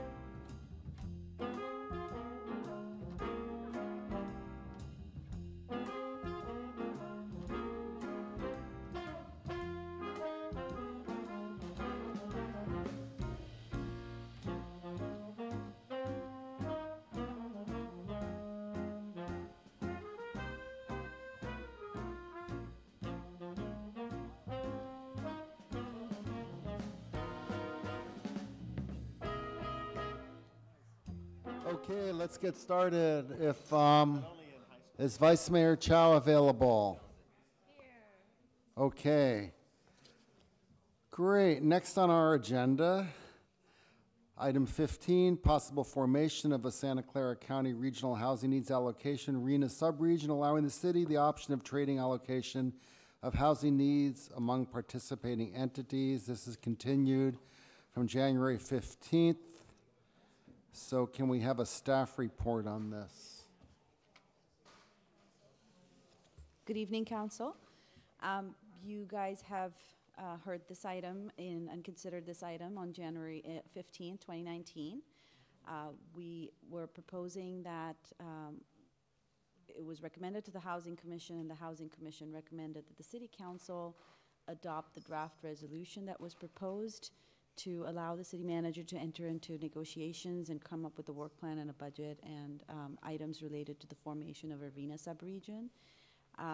At that time, the council requested that we bring back the proposed bylaws for the RENA subregion and also present the bylaws from the San Mateo County subregion that was formed in the last planning cycle.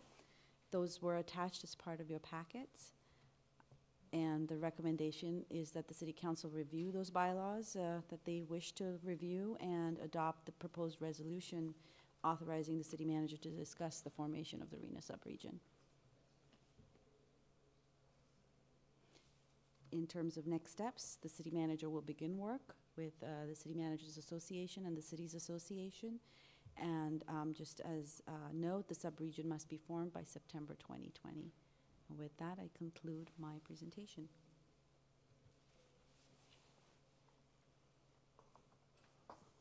Okay. That's all you have? Unless Okay. you want the longer version of it. No. Right, since we did discuss this at the last meeting and everything is available online. I do have, before we bring it back to council, I have 2 speaker cards. Is Janet Van Zoren still here? No? Huh? Oh, that's right, she did speak on this item. Okay, Jennifer Griffin.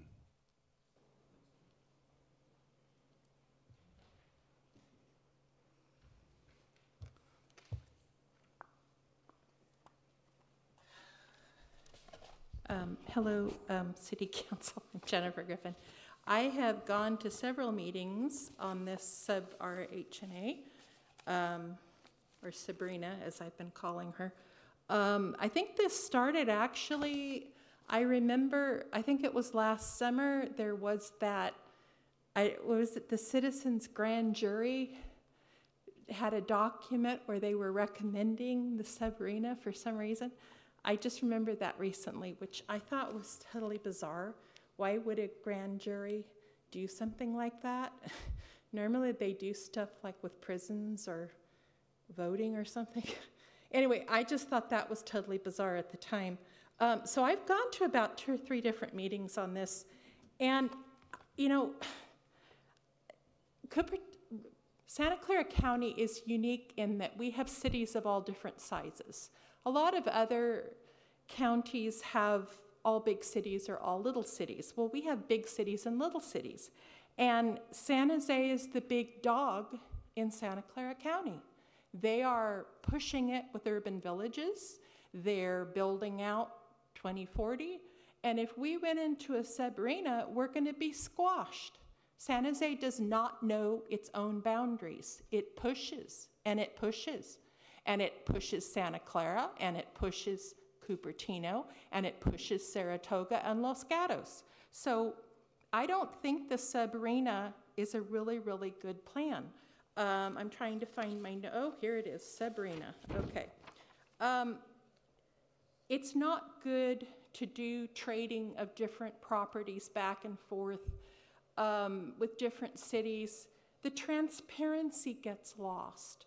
I don't, you know, Cupertino, I will say again, is a sovereign city. San Jose doesn't seem to understand that. Oakland doesn't, Sacramento doesn't, San Francisco doesn't.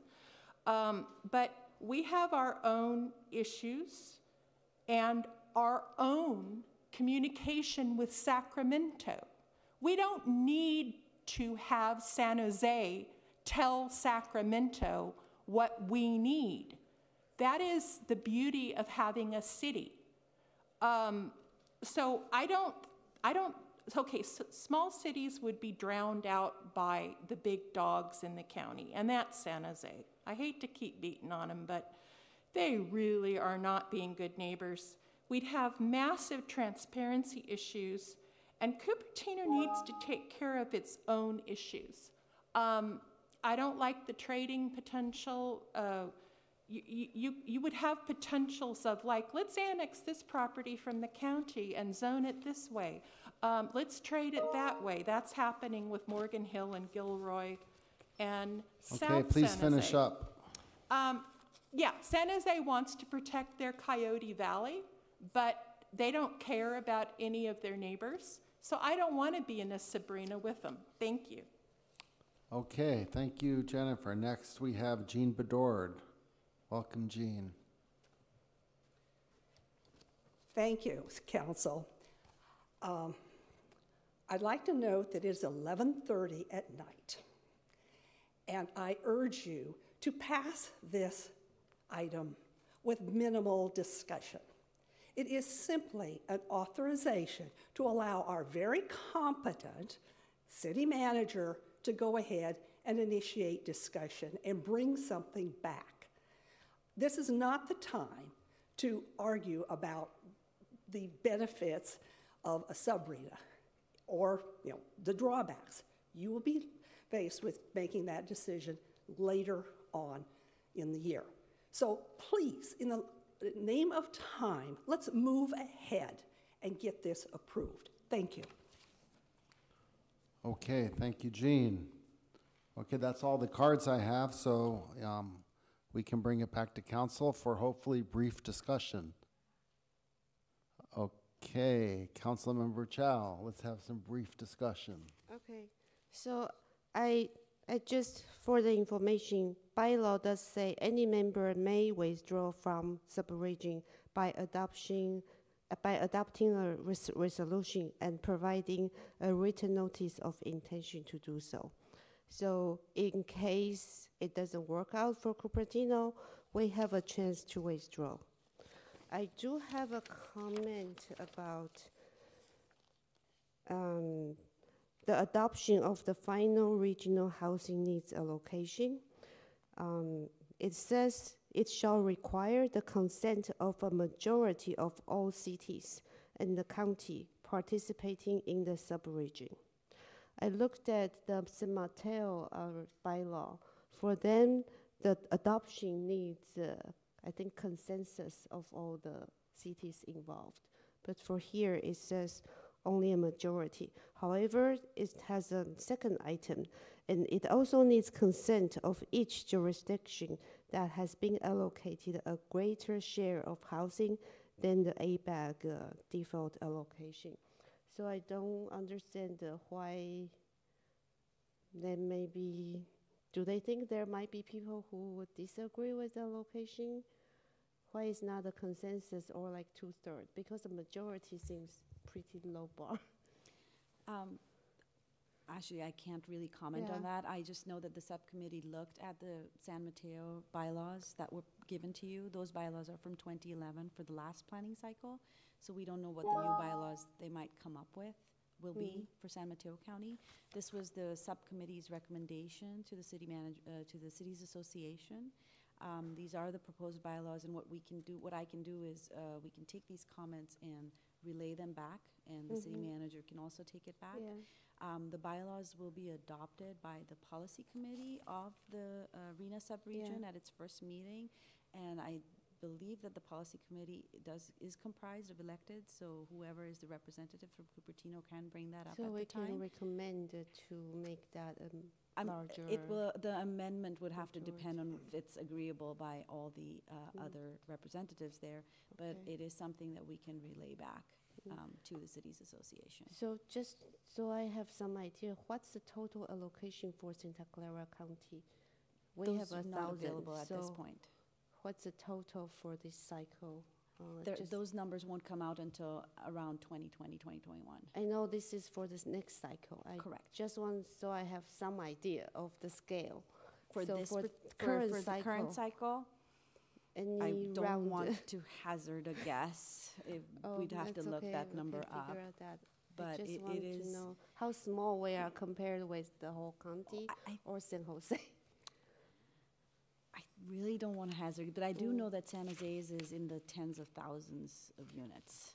So, and we were about 1,064.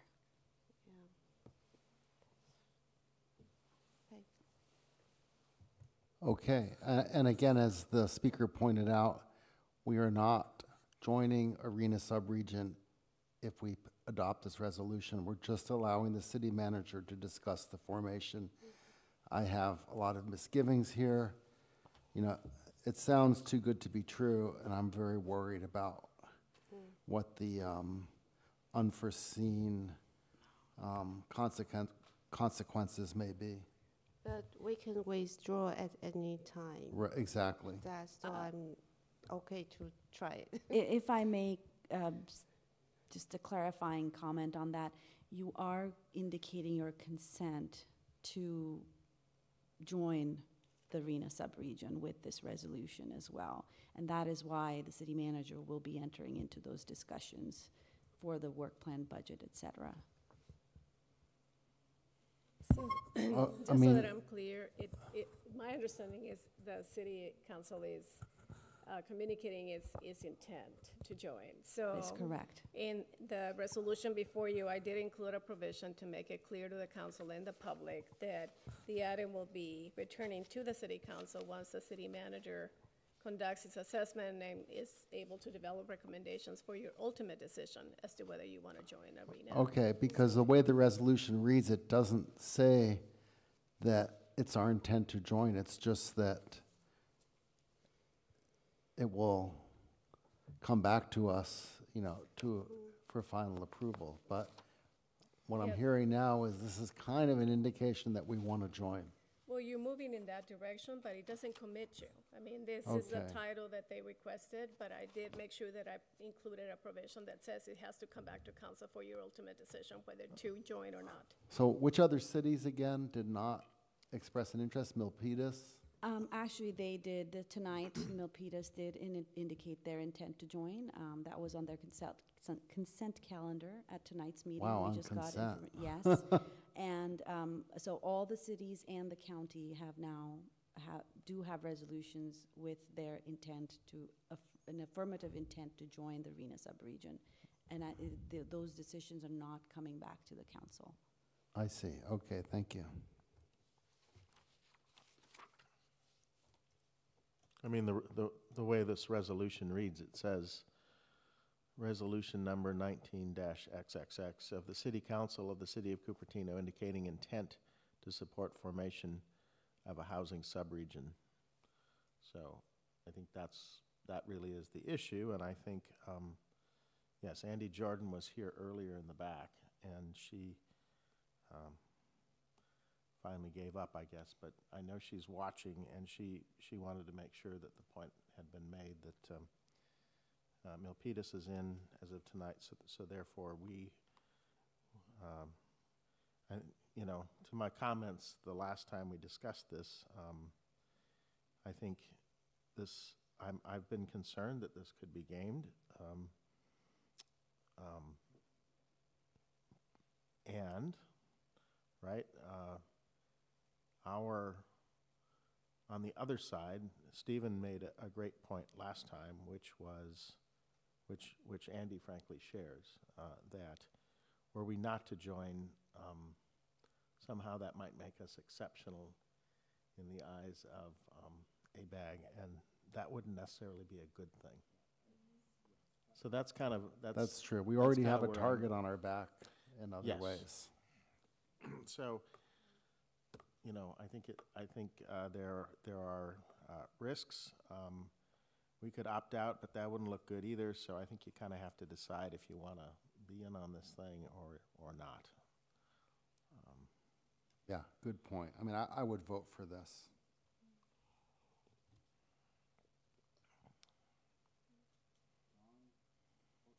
John or Darcy? Well, I'm concerned. I do agree with the resident Jennifer, and I'm concerned that the larger cities, especially San Jose, conceivably are not going to take our interests into account when they're making decisions that are going to affect us. Good neighbors would, but I think, I feel that San Jose is not going to consider the impacts beyond what's best for them, and maybe let our city manager go and explore this, but I would really have that reservation at the end. I actually did meet with Johnny Camus, one of the councilmen for San Jose, and I wasn't pleased with what I heard about this urban villages when I told him that I believe the residents of Cupertino are very concerned about San Jose's urban villages coming down De Anza Boulevard, and Cupertino being on both sides of the urban village there. And his response was, don't tell San Jose what we can build and we won't tell you. Well, good neighbors would have a discussion and make sure that it's fair to everyone. So I'm concerned. So just to clarify, according to the bylaw, each city has one vote. The county has one vote. So San Jose, no matter how large, they have only one vote in this, right? Yes, that's correct. That's correct. And so the deal is you opt into this process. We pay some money to set up a body. The council would appoint one of the five of us to sit on this subregion. There'd be, when two cities propose to do a trade, it would have to be ratified by, I guess, the majority of all of the parties, right? So I guess it's 16. If we were in, it would be 15 cities plus. 15 cities would each send a representative plus the county, and they'd have, a majority would have to agree, if I understand correctly. So to making that swap, considering impacts and everything else. So there would be no consideration for trade if both the two parties that are trading hadn't already agreed? Yeah, exactly. I mean, nobody's going to force this city or any other city to an exchange against their, will. There has to be mutual consent, and then the body votes on whether or not to ratify that. And then I think it will then come back to the council for us to rectify it also. So they vote, so they vote to say here's a location, and then it will come to us again for us to say, okay, we agree. Well, I think before we even proposed a deal, I'm sure the full council would have to weigh in on that. This is a substantial thing, so I don't. We would have to tell staff that we're interested in doing a deal. They might, right through the city manager, reach out to us. Am I getting this right, more or less? So they'd have to reach out to the council and say, would you be interested in considering a deal along these lines? And then there'd be some deal points, right? And the basics of the deal, and then it would have to come to council for consideration, I suspect. And then only then, when both cities were in agreement, would it move forward to this regional body for a ratification. So that's how it would work. Okay, so can we get a motion on this? Yeah, I would just say that before you bring your motion, or someone does, evaluating the bylaws on the face of them as they stand, they look fine. If you're getting an increased allocation, then you actually have to vote for it for the entirety of the plan. You actually have veto power over the entirety of the RENA allocation if you disagree to accept it. I was just assessing this from an exposure perspective and looking at two subsections, or two sections. Article 3, Section 5 was about how a member can withdraw. You actually need to essentially have a 30-day lead time. The policy committee of this subregion would have to allow you to do that first to withdraw, and then you have 30 days after that. So in this whole kind of parade of horribles analysis, okay, if you don't like particular provisions and you're trying to pick on a jurisdiction or impose your will, so to speak, you would want to see how would the bylaws be changed here. And I think that is Article 8, Section 6. And Article 8, Section 6 states that these bylaws can be changed as long as you have a 2/3 vote of those present, as long as that constitutes the majority of the members. Okay, so basically anything that you don't like about this, if you're trying to punch through a particular thing, again, this is the parade of horribles, and this is how you assess good faith with regard to how this is being formed. But if you were worried about that ratification power and you want to get rid of it, and you wanted to change these bylaws, you would just make sure that you had a majority of jurisdictions say, okay, that's fine, go ahead and change them. There is no 30-day provision there. There is no lead time required. And so the thing is, if you were adversely affected as a jurisdiction by this change in the bylaws, you wouldn't be able to then say, well, I'm going to withdraw before this change in the bylaws are effectuated. And so with respect to that, just mechanistically, with the lens of trying to protect your jurisdiction on, I would say you would probably prefer to have a 45-day lead time, or at least whatever the lead time is for withdrawing plus a certain amount of time. But that's all I would say mechanistically. I'll go with the will of the majority and what we feel is the good faith effort of this subregion. I just wanted to point out that there is that potential, based upon the language of the bylaws themselves. One more comment I'll make, because I promised I would to Andy Jordan before she left. Yeah, the history of this has been a priority of the Cities Association to work on. It was particularly driven by Sunnyvale and Mountain View, not San Jose. And it's been going for at least 3 years. There was a subcommittee. I've not been a part of it. As you know, I've had some reservations about this, but I think on balance, I think there are risks in us participating. I think there are risks in us not participating, and I think at this point in our city's history where we are better off becoming part of the subregion. I think that's how I balance this out. So I'll support the resolution. Okay. So does somebody want to make the motion?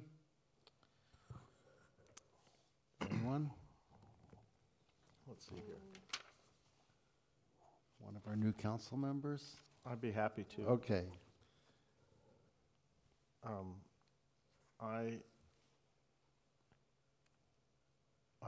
I move that the City Council adopt resolution number 19-009, authorizing the city manager to discuss the formation of a Santa Clara County RENA subregion, including our intent to join per the draft resolution, and develop a work plan, budget, and schedule of actions leading to the formation of a countywide RENA subregion.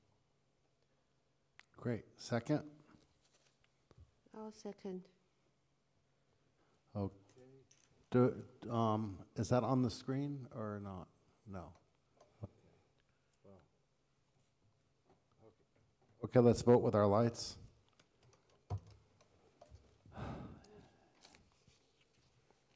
The motion carries unanimously. Yay. Okay, next item. Adopt a resolution to approve the Unipro Cerro Trail feasibility study. Can we have our staff report?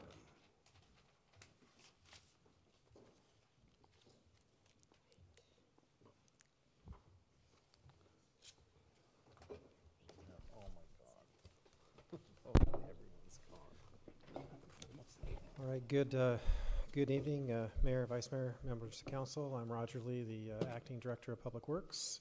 So this presentation is for the consideration and approval of the Junipero Serra Trail. No actions are being requested to proceed with a particular design or to proceed with construction. The purpose of the feasibility study at this site is a result of the findings of both the 2016 Cupertino Bike Plan and the 2018 Cupertino Pedestrian Plan, which identified the Junipero Serra Trail as a Tier 1 high priority project. The scope of this feasibility study is, as the name implies, the study evaluates existing conditions, includes research documentation on trail design criteria, develops and evaluates at a high level various trail alternatives, and to develop preliminary cost estimates. So at this point, I'd like to turn the presentation over to David Stillman, our transportation manager. Thank you, Roger. Thank you, Tim. Good evening, Mr. Mayor, members of the City Council. David Stillman, transportation manager for the city. Tonight I'll be discussing the Junipero Serra Trail feasibility study, which staff and our consultants, Calendar Associates, have been working on for the past year or more.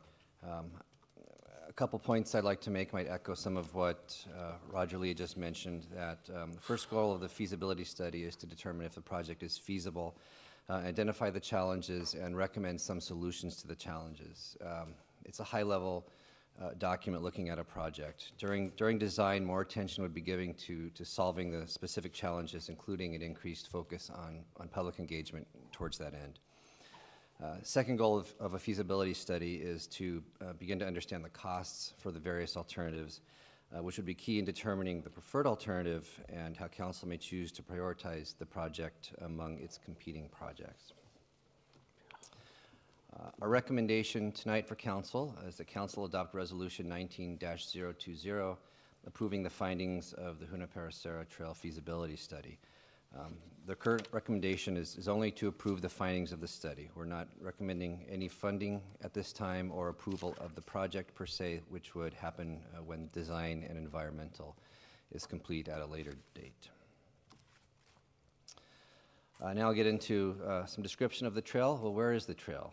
The trail runs along the south side of Interstate 280 between the Don Burnett Bicycle Bridge and Calabasas Creek.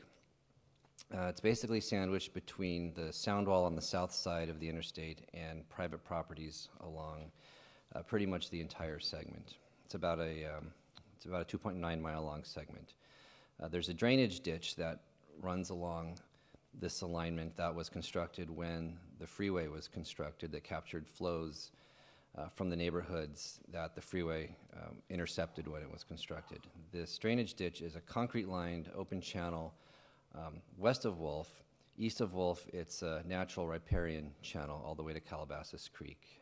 And then Calabasas Creek also is an open riparian channel.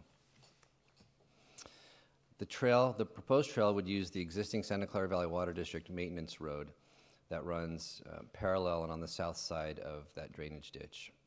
And as I mentioned, the trail is 2.9 miles long, and the entire trail lies along Santa Clara Valley Water District right of way. If it wasn't clear, the trail extends between the Don Burnett Bicycle Bridge on the west to Calabasas Creek on the east, and then it follows Calabasas Creek south to terminate at Valco Parkway across from Main Street. Why are we proposing a trail? Well, as Roger mentioned, the trail is identified in our 2016 Cupertino Bicycle Transportation Plan, highlighted as one component of our loop trail, which circumvents the city. It's a combination of on and off-street facilities, bike facilities around the city. It'll provide a vital off-street east-west connection for bicycles and pedestrians, basically spanning from one side of town to the other. And it was identified as a Tier 1 high-priority project. It was also identified as a Tier 1 high-priority project in the 2018 Cupertino Pedestrian Transportation Plan. And as well, our trail is consistent with general plan policies relating to trails and connectivity. I'm going to go through, I'll try to go through this relatively quickly, but I'm going to describe the existing conditions along the entire stretch of the trail. For ease of discussion, the trail is split into 3 primary segments. The first we'll call segment 1, which is the Don Burnett Bridge on the west, which is there, which I circled. And from there, got some photos I'll bring up here. So this is a photograph of what the existing drainage ditch and maintenance road looks like where it goes underneath the Dumbernet bicycle bridge. You can see the Caltrans sound wall there on the north side on the left, the drainage ditch, which is pretty small at this point, a couple feet deep, and the maintenance road, which is about 7 or 8 feet wide at that location. Proceeding to the east from there, as we get closer to Stelling Road, you'll see, looks very similar. The drainage ditch is a little bit deeper at this location. The maintenance road is a little bit wider. And you see the backyard fence to some private properties there at that location. This shows the trail where it intercepts Stelling Road. The drainage ditch itself goes into an enclosed concrete culvert underneath Stelling. The maintenance road meets Stelling at grade. So there would have to be a crossing designed at this location to get trail users from one side of Stelling Road to the other. And proceeding east of Stelling, you can see that the drainage ditch is a little deeper still. The maintenance road is fairly wide at this point, and then that's a public storage facility there on the south side of the trail. Moving east, segment 2 extends essentially between De Anza Boulevard and Calabasas Creek. First photo here is the current existing at-grade crossing at De Anza Boulevard. There's where the drainage ditch and the maintenance road intersects De Anza Boulevard is very close to the 280 southbound on and off ramps. So that's the intersection there of the off ramp. The trail is just about 50 feet or so south of that location. This is just east of there, where we have a fairly wide maintenance road, and the channel is probably 6 or 7 feet deep at that location. The Apple Infinite Loop campus is there on the right behind the chain link fence. And then approaching Blaney, this location is actually adjacent to Lucille Avenue. This is a unique segment of the trail where the drainage ditch and the maintenance road is right next to a city street, and there are residential properties located directly across the street. Going to the other side of Blaney, we have about a 10 or 11 foot wide road at this location. There's another mini storage facility on the right. This location is a little bit unique in that there's no Caltrans sound wall separating the trail location from the freeway for a couple hundred yards at this location. So you can see the freeway there on the other side of the chain link fence on the left side of the photograph. And then finally, segment 3, as we approach Wolf Road. This is the alignment as it approaches the southbound off-ramp of I-280 at Wolf Road. This is the perimeter road, the existing perimeter road undercrossing at Wolf Road. The trail is proposing to utilize this existing perimeter road undercrossing of Wolf ultimately, and would need to be coordinated with whatever development happens at Valco, and VTA is also doing designs for potentially a new interchange at 280 and Wolf, and it would all have to be coordinated with those efforts so that the trail can be incorporated into the design. A little bit east of there, this location, as I mentioned, since we're east of Wolf, you're no longer next to a concrete line channel. It's an open riparian channel all the way to Calabasas Creek. And there is Calabasas Creek, very wide maintenance road at this location. The trail would follow this alignment and intersect down at Valco Parkway right there. So that's the existing conditions. Now I'll describe some of the challenges that we identified with the feasibility study. Back talking about segment 1, some of the challenges, the existing maintenance road is as narrow as 7.5 feet in places. This makes shared use of bicycles and pedestrians challenging, sharing this narrow trail. There's an option that we looked at that could mitigate that concern, that would involve enclosing the concrete channel in an enclosed concrete box culvert and providing a trail on top of the box culvert. So here's the existing condition. You see the channel here, and then a relatively narrow path is all you can get next to it if you use the existing maintenance road. If you enclose it in a box culvert, you've got a lot more room to put potentially a full Class 1 trail on top of the box culvert. That would also allow you to put trail amenities, benches, that sort of thing, trees along the alignment. The downside of that is that the box culvert would obviously be more costly, and the city would be required to take over maintenance responsibilities of that box culvert because the Santa Clara Valley Water District isn't set up really to efficiently maintain box culverts. Another challenge along segment 1 is the intersection at Stelling Road, which I mentioned earlier. Stelling is a busy major collector. There is no controlled intersection at this particular location. So you see the freeway is right here, the drainage ditch is right here, the maintenance road intersects right there. A grade separation would probably be necessary of the trail to bring trail users under or over Stelling in order to avoid the traffic on that street. This is a concept that was identified as feasible in the study to do an undercrossing of Stelling Road. This would bring the trail onto Caltrans right-of-way underneath Stelling Road and then back up the other side. There would also be connections to Stelling at grade for trail users that wanted to enter or exit the trail at this location. There are current examples of this in the area for those of you who might bike the Stevens Creek Trail. Down in Mountain View area, there's a similar situation at the Middlefield Road overcrossing of Highway 85.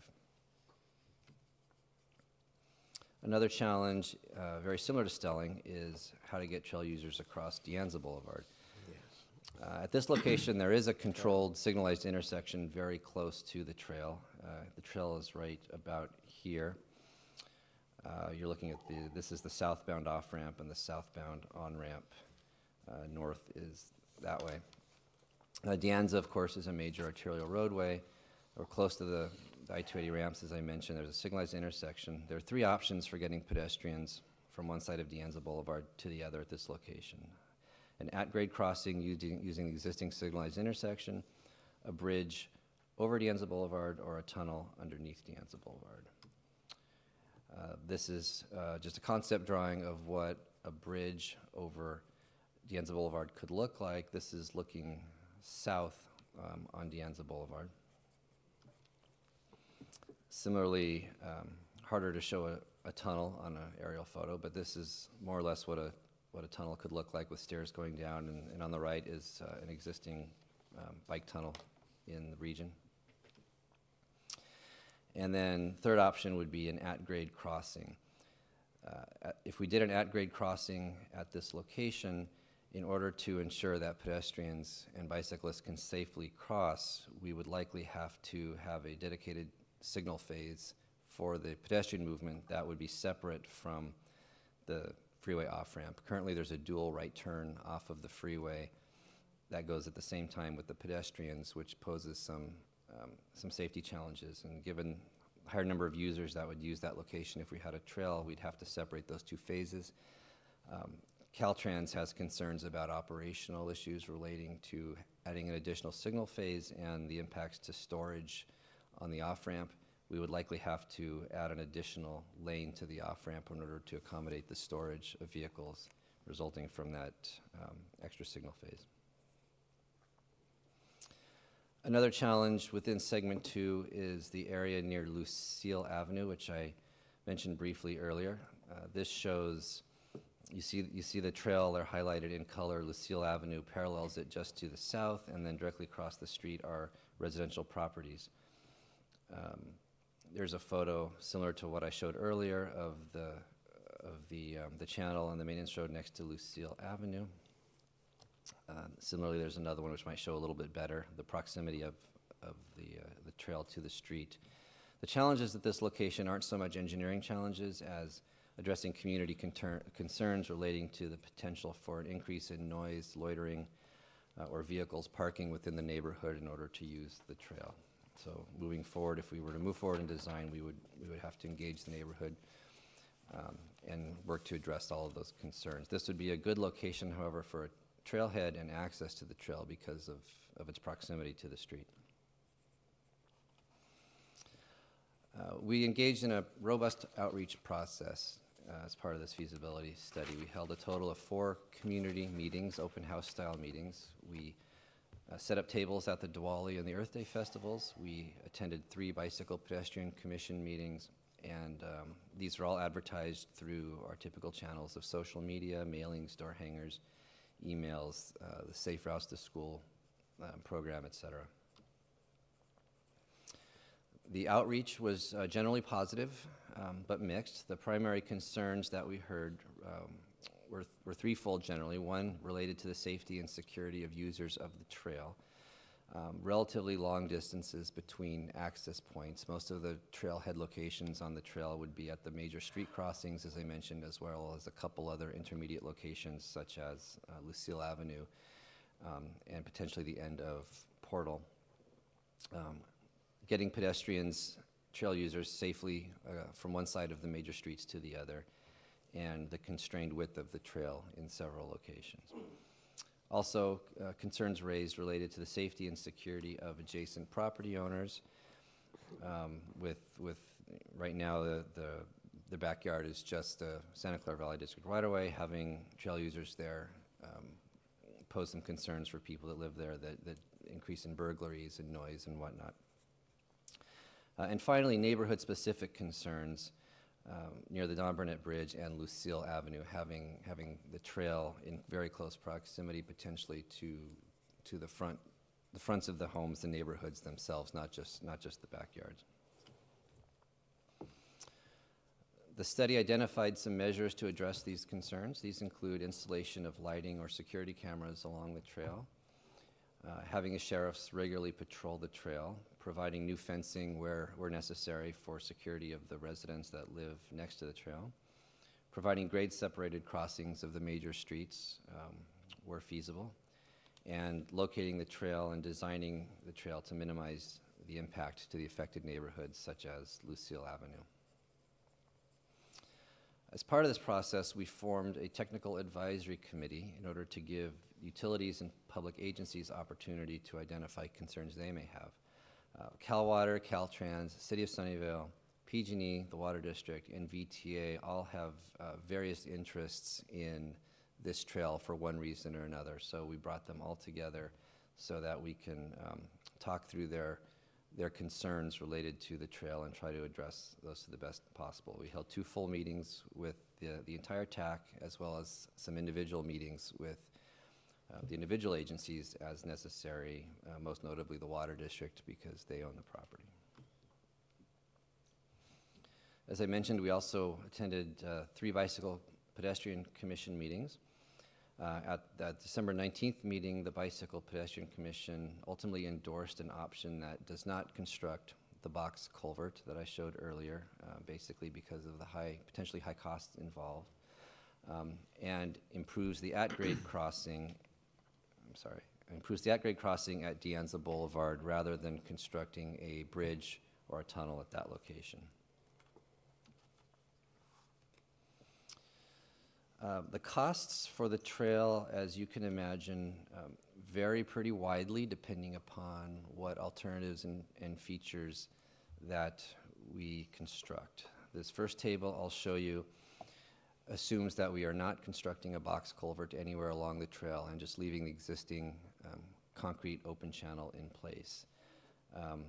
So for the total of all 3 trail segments, that total could come to as little as around $9 million up to as much as close to $30 million, depending upon what type of treatment is done at the De Anza Boulevard crossing.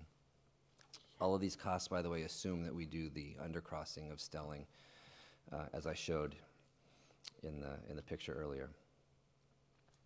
With the box culvert, the costs go up quite a bit, and this assumes kind of a worst case box culvert all the way, basically the entire segment east of Wolf is in a box culvert. And for this scenario, the costs are as little, I use that word loosely, as little as $30 million. up to a maximum, say, of $50 million if we do the full grade separation at De Anza Boulevard. Again, our recommendation tonight is that council adopt the resolution approving the findings of the Junipero Trail feasibility study. Should council approve this resolution, again, that's not an approval of the project, it's just accepting the findings of the study. Our next steps, should that happen, would likely be to come back to council with the next CIP with a budget recommendation to move forward with design to some intermediate level, say a 65% level on one or more of the segments. We would then hire a consultant, perform a design to that level. That'll allow us to answer some of the more detailed questions, such as exactly where we may need to do a box culvert, where we don't need to. Bring that back to council to highlight that design, and then look for a recommendation moving forward to either proceed further with that design or change approaches. So with that, I'll terminate my presentation. I'm available for questions. Great. So I have a bunch of public comment cards, which I think we can do prior to council discussion. Please try to be brief. If you don't use your whole 3 minutes, that would be wonderful. So first I have Kitty Moore, followed by Laura Ouch, followed by Pam Hershey. Welcome, Kitty. Good evening. I'm speaking only for myself.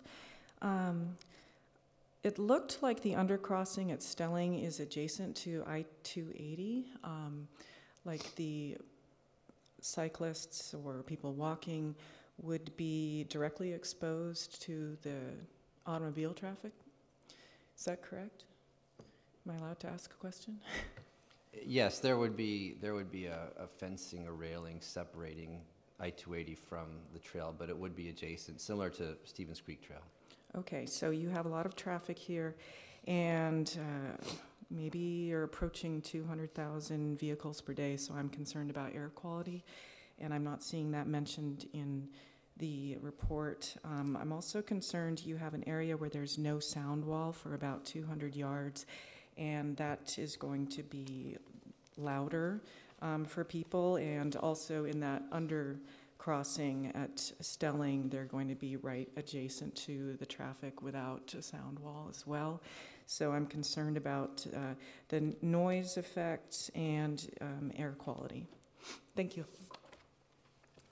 Thank you, Kitty. Now we have Laura Ott, I'm not sure I'm pronouncing this right, A-U-C-H, followed by Pam Hershey, followed by Jennifer Griffin. Is Laura here?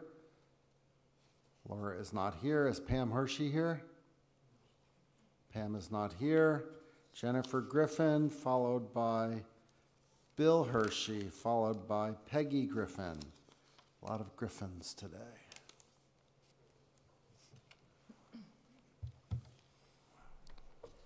Welcome, Hello, City Jennifer. Council. Yes, we have checked, and I don't think I'm related to Peggy or her husband, but it is the 30th most common last name in Ireland. But we seem to have a lot of them in Cupertino. Anyway, I will commend this. There was a tremendous amount of public outreach, lots of meetings on this proposed bike pedway along the freeway, and lots of diagrams. It was really good. It was very, very nice. So you actually got to see what the different plans were. And I think that's really good, because this is a very monumental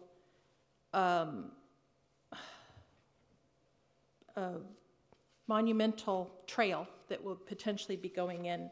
I would say right now, considering the cost of this, I do think, and I'll put in a word here, it would be appropriate that some of that money be spent on purchasing some sort of park for the eastern neighborhood of Rancho Rinconada. That's my gut level from what I heard tonight. But you know, this is obviously something going in along 280, and that Park Trail may be connecting up with this. I've seen a lot of diagrams, but I'm putting in a plug for our neighborhood. I don't want that $8 million transferred. We need to buy a park for Rancho. Then again, I will say that at the points that they talked about that were the conflict areas at Stelling, I believe, I think that having the undercrossing is appropriate. That's a very, very busy area. I went to Homestead High School. I know that I've walked up that area a lot, and having an undercrossing is really important. You also want to have an adequate traffic control because you have a lot of pedestrians and young children walking there. Another choke point is the crossing over Gianza Boulevard, Highway 9. I think at this point, I have seen all the diagrams they had. I don't think at-grade crossing is appropriate. I drive up and down there all the time. It is highly congested. We have a beautiful Apple One campus there. You have on and off ramps from 280. That is no place to be trying to worry about if you're going to run over a pedestrian or a bike, having multiple signal sequences. I think that trail should be not elevated. It's very ugly. It should be put underground. Okay, if that's what we're going to do. But I can tell you, having to go on and off 280 there on those on and off ramps, we don't need a bike and ped trail there. It should go underground. Thank you. Okay, thank you, Jennifer. Next is Bill Hershey, followed by Peggy Griffin, followed by Brenda Boyle. Is Bill here? No. Welcome, Peggy, followed by Brenda Boyle, followed by Jennifer Sheeran. Good evening, Mayor Scharf, council members, staff. I've always thought it would be really cool to hop on a trail and just go to Valco or go to Mary and have dinner at one of the restaurants at the Oaks. So I'm excited about this.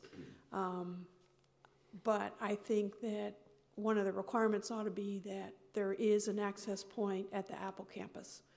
I live one house away from where the trail would go, and our neighborhood would love to see the Apple bikes off the street. They cause a lot of friction and near accidents. I'm surprised someone hasn't been killed.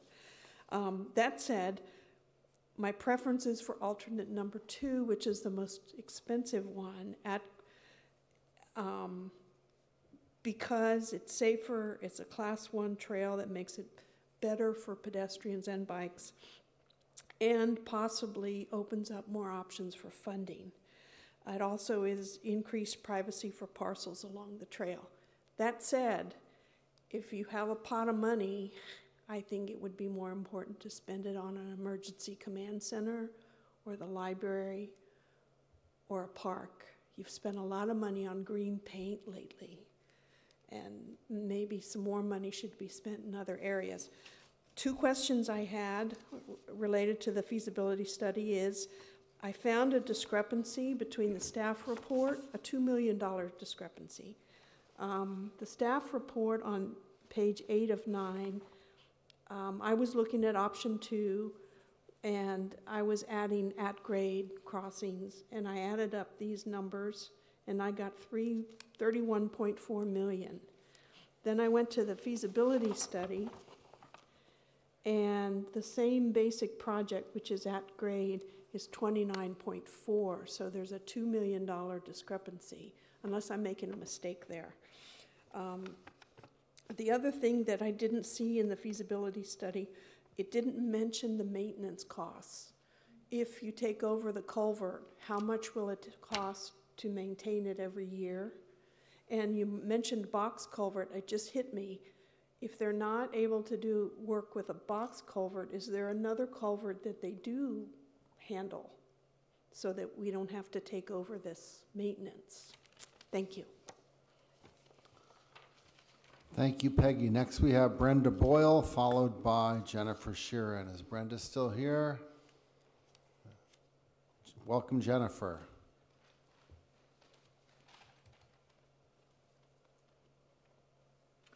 Good evening, Mayor Scharf and council members. Very late, So thank you for listening to me.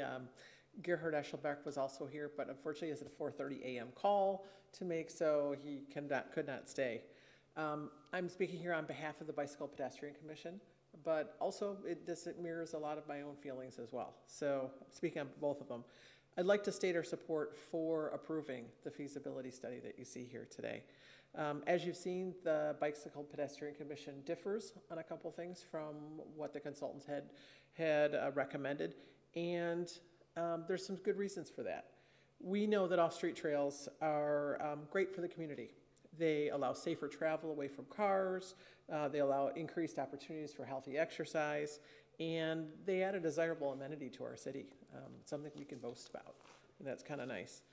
This is why, in general, this trail should be approved long-term. Even though we're only talking about the feasibility study today. As commission members, we know that we need to be pragmatic about these things. When I say pragmatic, I mean practical.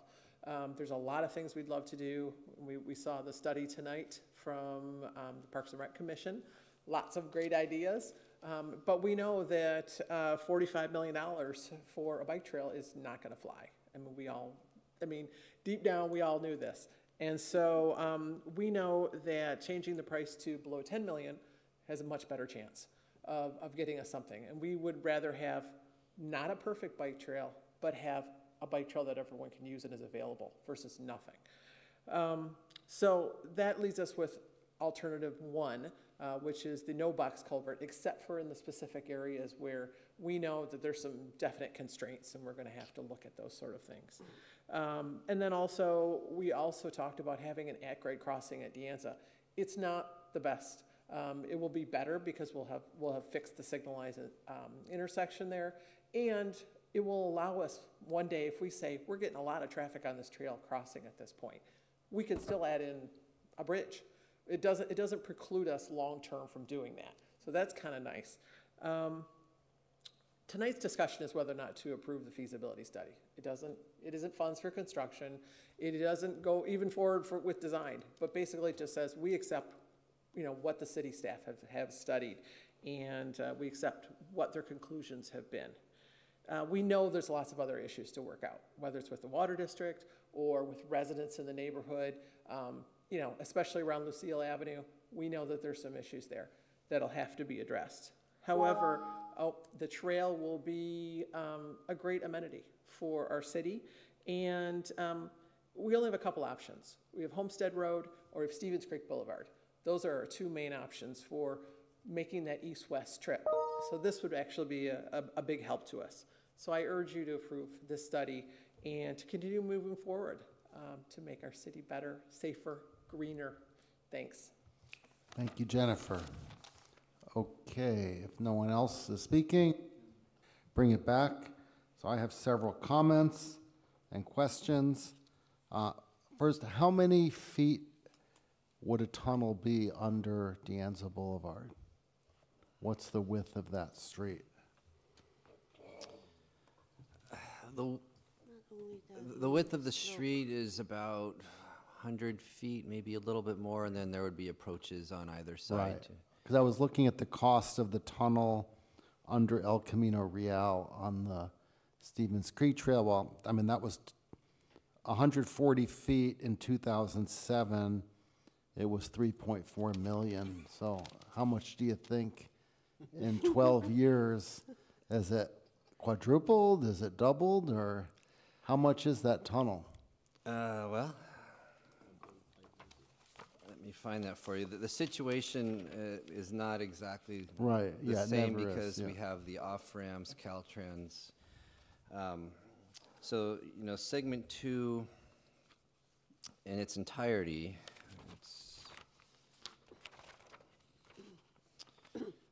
with the tunnel is $24.8 million.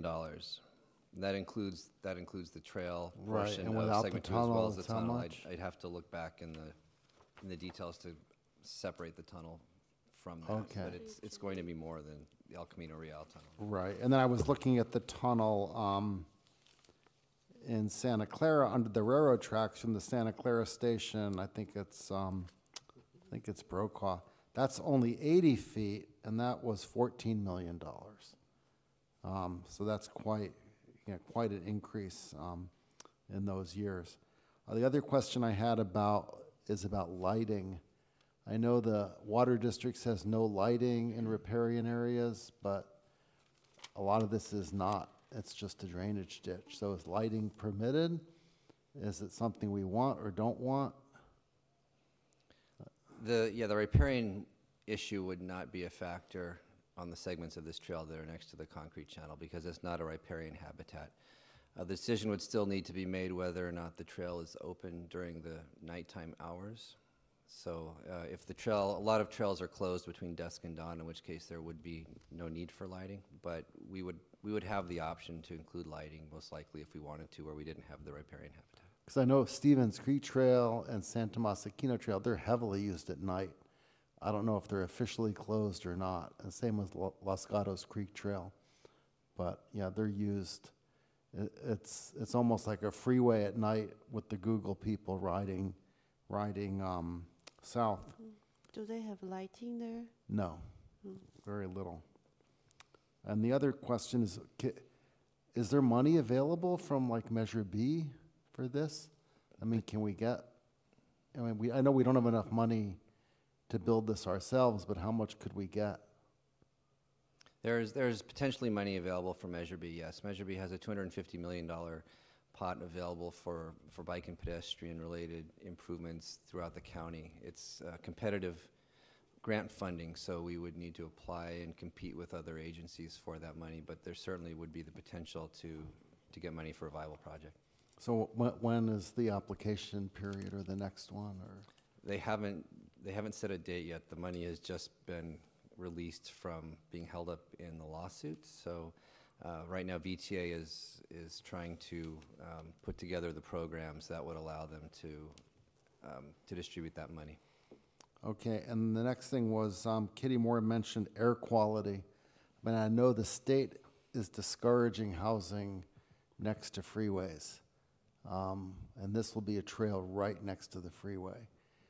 Have we ever done any, not for particulates, but for carbon monoxide gases? Have we ever done any studies on the air quality near our freeways? Not to my knowledge for a trail anyway. Okay. And then this is not really part of that trail, but there's the trail, it's on the map, that's the connection from Portal Avenue going north. And it looked like it was, from the map, it looked like it was breaching the wall, which is something that I know the residents in that neighborhood would, the wall is pretty sacred. Nothing should breach the wall. We're not proposing to do that as part of this project. Okay. And I know Jennifer was saying something's better than nothing, but if you don't have bridges or tunnels on to cross the major arterials, I question how heavily this trail would be used. I think we really need to go for the trail that doesn't require traffic lights or stop signs or whatever. And that's all I have. Thank you. Next. John, do you have anything? So right now, as I would assume, the water district has all the responsibility for the drainage ditch. Yes. And when we go and remove those gates at all the sections where it crosses, are they still, providing we don't do the box ditch, are they still responsible for maintaining that? Or because we requested all the gates to be removed, now some or all of that maintenance responsibility falls on us? That would be worked out with a joint use agreement with the water district when we move forward with the project. Typically for trails, the water district maintains maintenance responsibility for the creek or the channel that's next to the trail.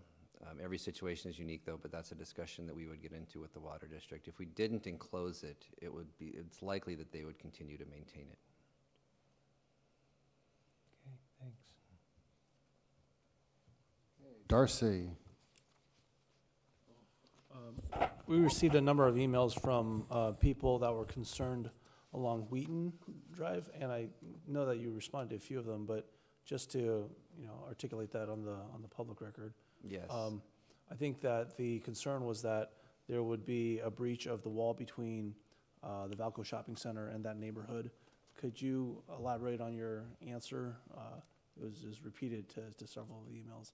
Yes, certainly. No, there's nothing in this project where we're proposing opening the wall between Wheaton and the Valco shopping area. This current effort is only the trail along 280, along the Junipero-Serra Channel, and then that segment of Calabasas Creek connecting down to Valco Parkway. We're not doing anything down in the area of Wheaton. Okay, got it. Okay, so with regard to this, I'd like to focus on your phrase "in this project," similar to when you were talking about the portal, potential breach. Is there something envisioned within the bike ped plan that is not within this project, but within a future project that could be implicating, breaches of those respective walls? So when the bike plan was put together a few years ago, the staff and the commission were looking for opportunities to create locations of connectivity through the city. One of them was the Wheaton neighborhood because of the wall and the difficulty for pedestrians, neighbors, residents within that neighborhood, say, to get to a development at Falco, instead of having to get in their cars and drive to Stevens Street Boulevard and around to Valco, putting an opening in the wall in order to provide a shortcut for people to access the mall was one idea to enhance connectivity throughout the city. So that was put in there in the bike plan as a potential project for the future. It's not one that we have moved forward with at this time, and it's not one that is in our near future plan to move forward with. If we ever were to do it, it would involve heavy neighborhood outreach in order to engage everybody that would be affected, certainly. Okay, so that's a standalone project. It would Yes. have to be in the future. It wouldn't be part of a much larger project or anything. It would just be, do we want to put, here? Okay, and how about Portal Avenue? Was there any concern regarding Portal Avenue access to this Junipero-Serra trail? Yes, so we didn't hear a lot of concerns about it, but it was a proposal within the feasibility study that a trailhead to this trail could be provided at the end of North Portal at there's a Cal Water property at that location, and basically the Cal Water property is between Portal Avenue and the trail. They have direct frontage along this potential trail alignment. And our discussions with Cal Water indicated that they're cooperative, if we move forward with this, to providing us an easement through their property so that we can provide a public trail access at that location. So that's something that is feasible to do moving forward if we like. But that's not part of this feasibility study, correct? The feasibility study identified that as an option, that a trailhead could be provided there. Okay, but are you recommending it as part of your set of recommendations for this particular? I guess, okay, let me re-ask that question. So it is part of the feasibility study, but you're neutral as to a recommendation as to whether Portal should be used as a trailhead access point. Is that more accurate? So the study identified it as feasible to do. There are certain advantages to having a trailhead at that location. If we were to move forward with the design on that segment of the trail, we would focus on that neighborhood and engage in discussions with them similar to what we're doing with Regnart Creek and other projects about that specific potential impact to the neighborhood, and then at that point make a decision moving forward on if we would provide a trailhead at that location. Okay, along Lucille right now there's a fence that separates people from going into that area of the channel. So is there a potential for not having Lucille access to the trailhead and preserving or enhancing the fence, or is that just not a feasible option in the eyes of this report? Yeah, again, it's feasible to provide trailhead access there. It's a good idea as far as operation of the trail is concerned. It's an ideal location since it's right next to the street. What we would do is try to engage the neighborhood and work out solutions to the concerns that they have, whether it be providing certain screening between the trail and the street. I know there have been concerns about potential parking impacts. People from outside the neighborhood parking there to use the trail, we could look at implementing a permit parking program at that location, something like that. So we would certainly run through a toolbox of options to address the concerns that they have, and depending upon how those discussions went, we would go from there. Okay, so, I'm sorry. There's already permit parking there, right? On Randy and Larry, there's permit parking, but not on Lucille itself. Right, Lucille's pretty isolated at the moment. So on Portal, not having access is definitely part of the feasibility study, but having access is something that's been explored. Is that correct? Or is on Portal, the feasibility study only covers the possibility of having access from Portal? The feasibility study just looked at, is it feasible to have trailhead access at these various locations? And the feasibility study determined that yes, it is feasible.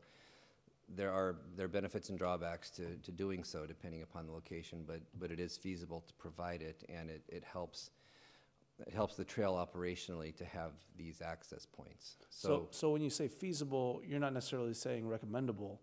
It's simply saying that we could potentially put this in, should it be the will of the community and the council to. Correct. Okay. In other words, Cal Water didn't say no, so they're willing to work with us moving forward if we would like a trailhead there, and so the study identified that as the case. Okay, so same status with Lucille Avenue, that it's feasible, but it's silent as to whether it's recommendable. Is that fair? You could say that, yeah. Okay, well, I mean, would you say that? I mean, in terms of going forward with the project? I mean, if we were to say, just hypothetically, if we were to say, well, we've had such overwhelming, reaction from our community, hypothetically, that they don't want Lucille Avenue access or Lucille access to this trailhead. I mean, is that within the parameters of the project that we could actually cut off that type of access that's covered in the feasibility study? I mean, could we do that based upon what you're putting forward in front of us here? Could we have the access at those locations? Could we eliminate that access on Lucille? Well, yes, we have the discretion basically to provide access or not where we choose moving forward. Within the parameters of the feasibility study. There's nothing within the feasibility study that you would come back and tell us later, well, this feasibility study that you approved back in February of 2019, it made it very clear that Lucille is a desirous access point, and if you don't do this, it becomes somewhat infeasible. I mean, that's not going to come back to bite us if we were to. No. Okay. No, it does not say we have to say provide a trailhead there in order for the trail to. Okay. Thanks. Okay. Next. You want me to go? Sure. Okay. Well, I'm generally supportive of bike trails. This, frankly, is of lesser interest to me than the connection between our high schools and the Civic Center. I mean, Cupertino High, Monte Vista. So, to the extent that we are putting our money in, general funds money, other monies we collect from transportation impact fees, I think our money ought to be going toward the things like that first. So I know there may be interest on the part of the business community in helping fund this thing. So I would deliberately look for contributions in order to do this, and to see how much we improve this. I mean, it looked to me like we were fairly narrow on the west, particularly as you went. We talked about this yesterday, and as we look through your pictures today, I mean, there it seems like in places, in order to make it comfortable, you'd really have to do some box culverts. So not doing that. On the other hand, you might argue that that part of the trail would get less use than the segment, say, from Infinite Loop over to Wolf Road. So I would still, with regard to monies we would put in ourselves, I would like to see that priority maintained. And then, you know, it could be that out of donations and/or Measure B 2016 funding, we could afford a grade separation for those 100 feet that Stephen was talking about. And I think that would make the trail substantially more attractive. I think it is a very intimidating 100 feet. I mean, today we have vehicles turning right from the far right lane on red. And yes, you could sequence, you know, as you were talking about, you could sequence the lights to prevent, you could sequence the lights to, you know, you could say no right on red, you could expand the off-ramp to deal with Caltrans concerns, you could do all of these things, but at the end of the day, it's still an intimidating span. So I, like Stephen, would also, and yeah, I mean, I appreciate the Bike Ped Commission trying to be frugal, but I mean, where I'm coming from is if we can accumulate the money and it's not coming from our general fund, you know, why wouldn't we do a superior treatment for the width of the trail and also for crossing? But I would see, you know, what interest there is in from either the competitive process or corporate donations, and let that govern. We probably have to prioritize the improvements. And I mean, sure, go for the better trail, and then if we have to pare it back, so be it. Thanks. Okay. Okay, I'm going to start the timer. So for the 4 community meetings, how many people attended? Do you have? We probably had, let me see. I would say we had about 50, 60 people at each one, more or less. Together?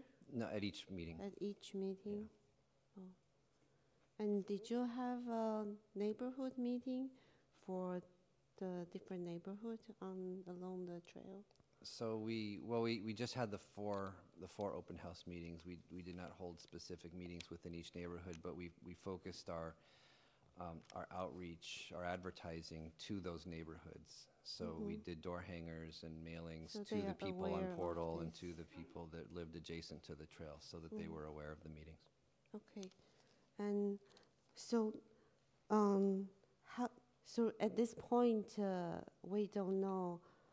I think the feasibility study does say in some areas it's only 7 feet wide, and then the slope to the channel is pretty deep. So it says that the box culvert is required, and that.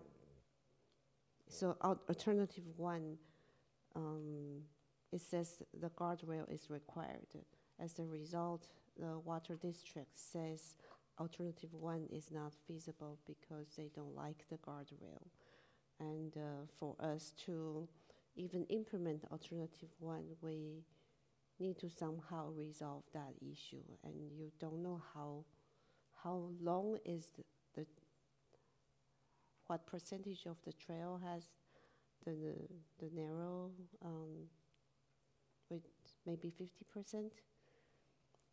It kind of depends on how you define narrow. So it varies from about 7.5 feet to as much as 15 or even 20 feet.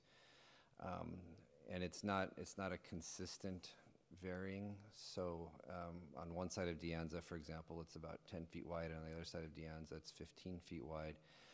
And there's some pinch points. So it's difficult without doing a survey of the entire corridor to know exactly what the widths are and where it varies. And moving forward in design, we would want to establish some standards on what is an acceptable width of trail in the absence of railing. So that would all be looked at in detail in design. So I guess we can say the minimal cost is $9.3 million. But then once we add the guardrail or the box culvert in the places where it's too narrow, we might be looking at $20 million. That will be in between the 10 and the $30 million between alternative 1 and 2. And then I agree that 8th grade at the Anza seems very dangerous. It's a very wide road, so you can imagine bicyclists are going to race through that intersection, and with so many cars who are also impatient because of the congestion there, then it's kind of dangerous. Then sounds like if we do a tunnel, that might be $20-30 million more. Plus, if we, as I understand, if we use box culvert for part of the trail, we would need to take over the maintenance of the channel, and then cost of the maybe security patrol, and this doesn't include cost of the trailhead, right?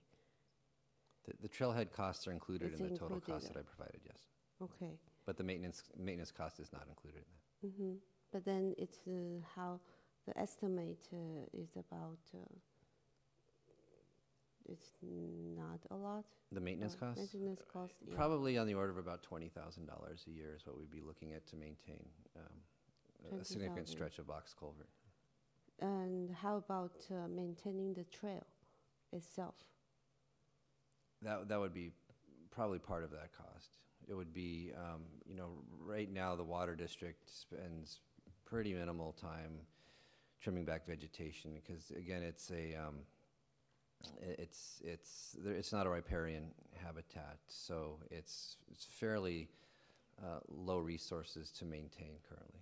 And I don't mean the channel, I mean the trail itself, the bike pedestrian trail, 2.9 miles, how much it might take to maintain it?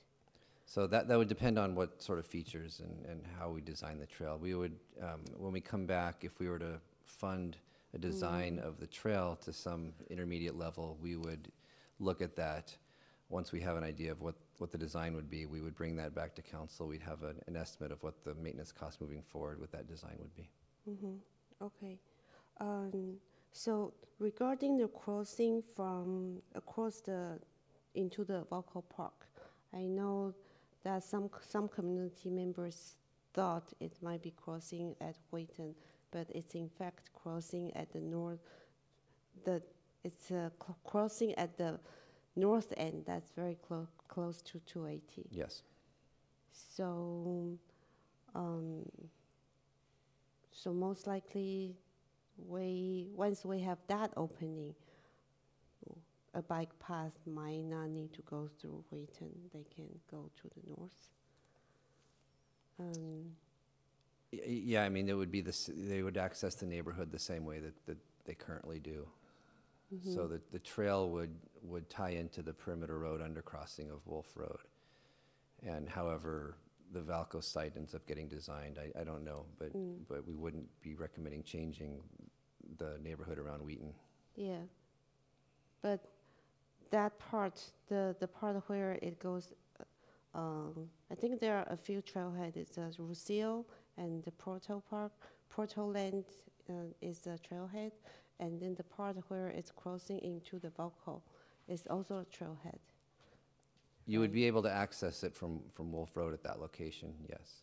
From Wolf Road. From Wolf Road, yeah. where a perimeter road goes underneath the road, there would be access to the trail, to perimeter road. Okay. So,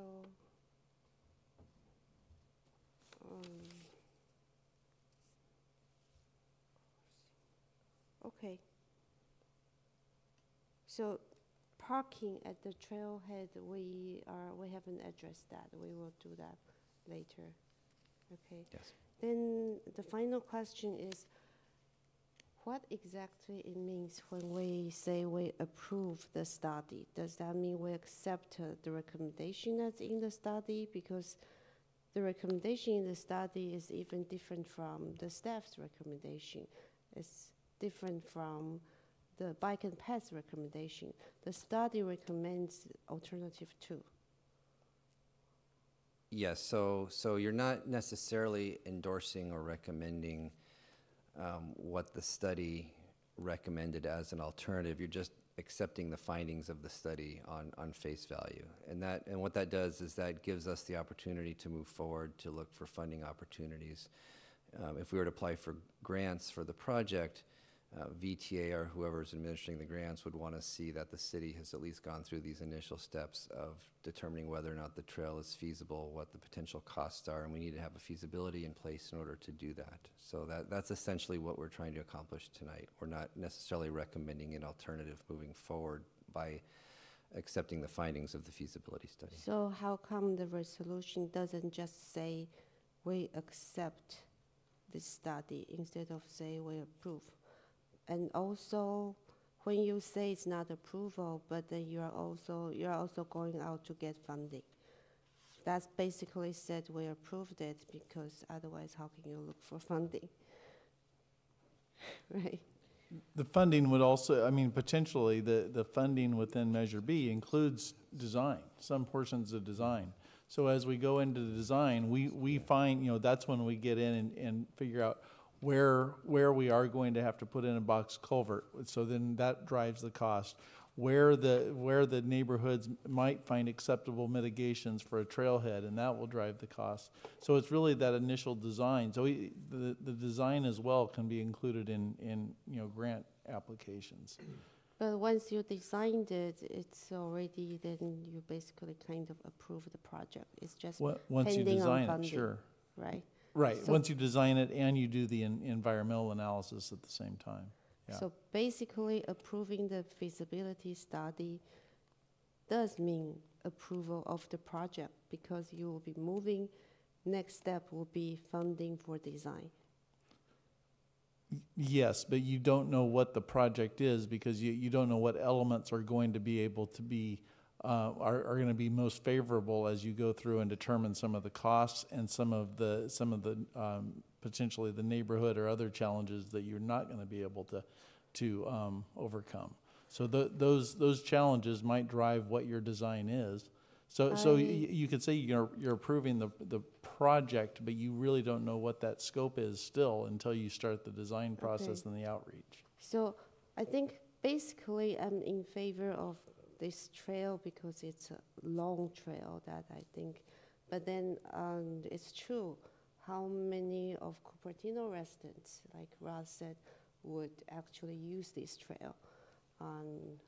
If we use Major B fund, should we maybe use that funding for other trails that more Cupertino residents might use versus this one mostly might be people passing through Cupertino that would be using? I don't know.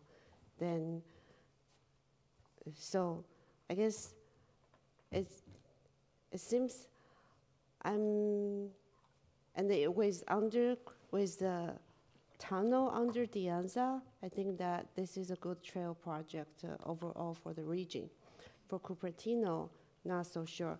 But then I'm trying to figure out is the community members are wondering, approving feasibility study, is it really approval or not? We keep saying, oh, it's not approval. But in fact, once we approve the feasibility study, the next step is simply to decide which option we are going to, how are we going to implement it.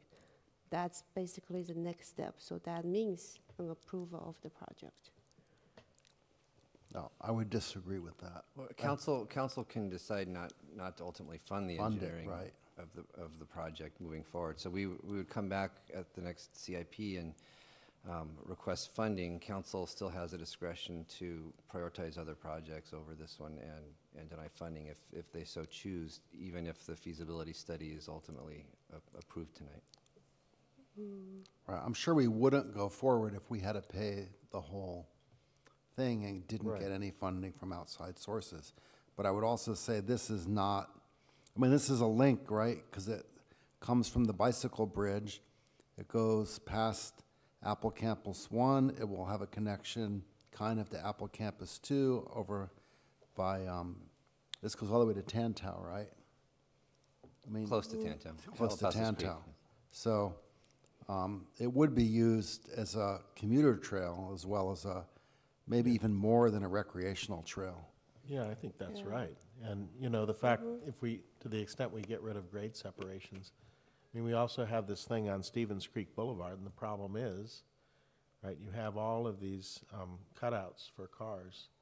So this potentially would be the safest way and fastest way to get across the city. I think the benefit to us, even if it wouldn't be my first trail priority, the benefit is that might really take some cars off of our surface streets for the folks that are commuting from one end of town to the other, right? Yes. Well, it's also a very one good primary user. It's also a very good connection from Homestead High to Garden Gate Elementary to Lawson Middle School. Right. Right, although the Homestead High students don't come from this side of 280, though. Yeah, they come from the other side.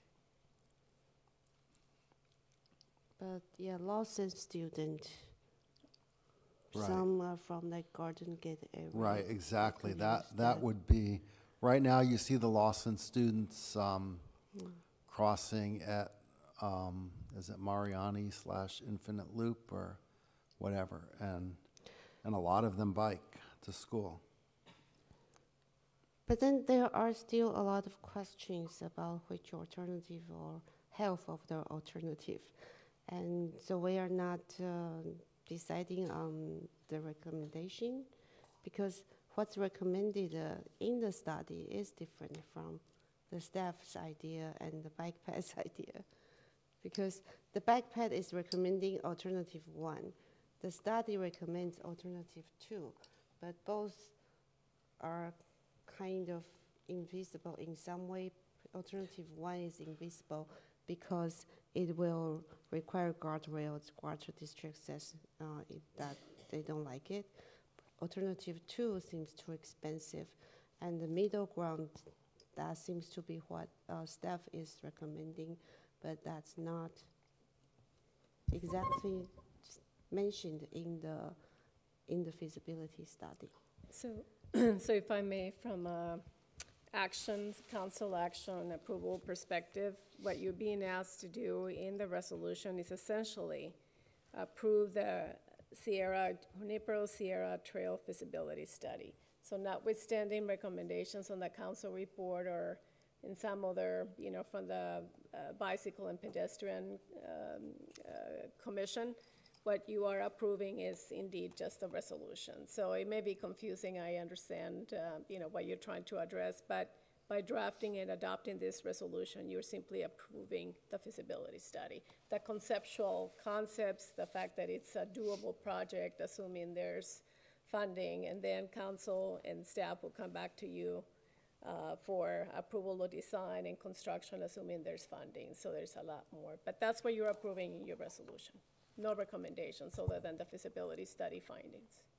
Then it should be accepting the finding, not approving the findings. No, we are approving it. Yeah, I mean, I think We're approving the feasibility study. We're not approving the project. In it, right? So there's no. So it's a conceptual. You're approving the concepts included in the feasibility study, that it is a doable project, but you're not approving any specific project because it's all conceptual at this time. And with that, I will move that we adopt resolution number 19-020 to approve the Junipero Sierra Trail feasibility study. I'll second. Okay. Vote with your lights. Okay. Well. The motion carries unanimously. Great. Now it's only 1:02 a.m. and we are out on to reports by council and staff.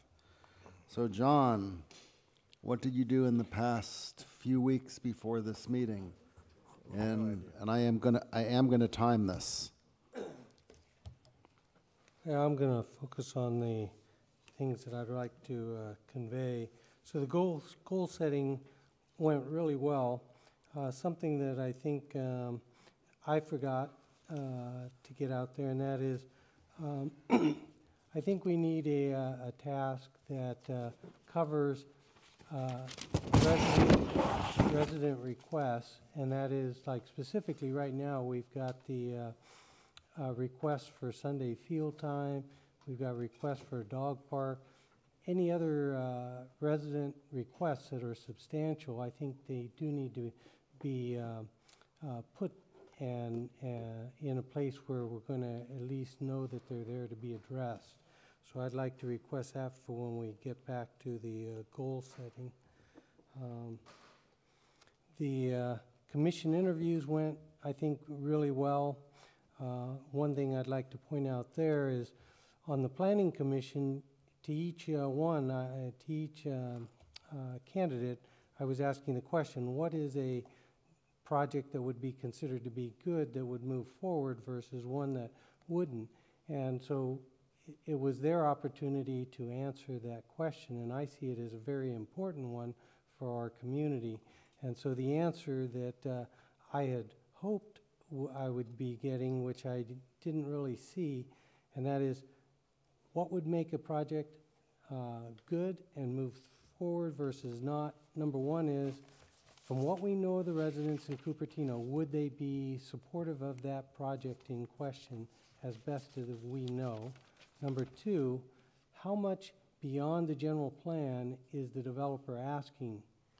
10%, 15%, or 100%? And to me, that's an important consideration. And number three, what are the impacts to our community? Have they really been looked at? Traffic, students, character of the city. So those three items. The last one I'd like to toss out is, you know, we had the hotel for the Goodyear tire site come, and I don't think the residents really got enough consideration. I went and drove to the Goodyear tire site this last weekend, and I think when you actually are there across the street and you're looking there and envisioning this 6-story building, or now 7, and what it means to the character of the city, the views that are going to be replaced by the structure, I would ask that each councilman go and see that firsthand rather than just rely on what we were shown on paper. So that's it. For what specifically? To actually visualize what that... But where? What Goodyear tire store. Oh, the Goodyear, yeah. Yeah, the 6 versus 7-story hotel, and what our community is going to be seeing.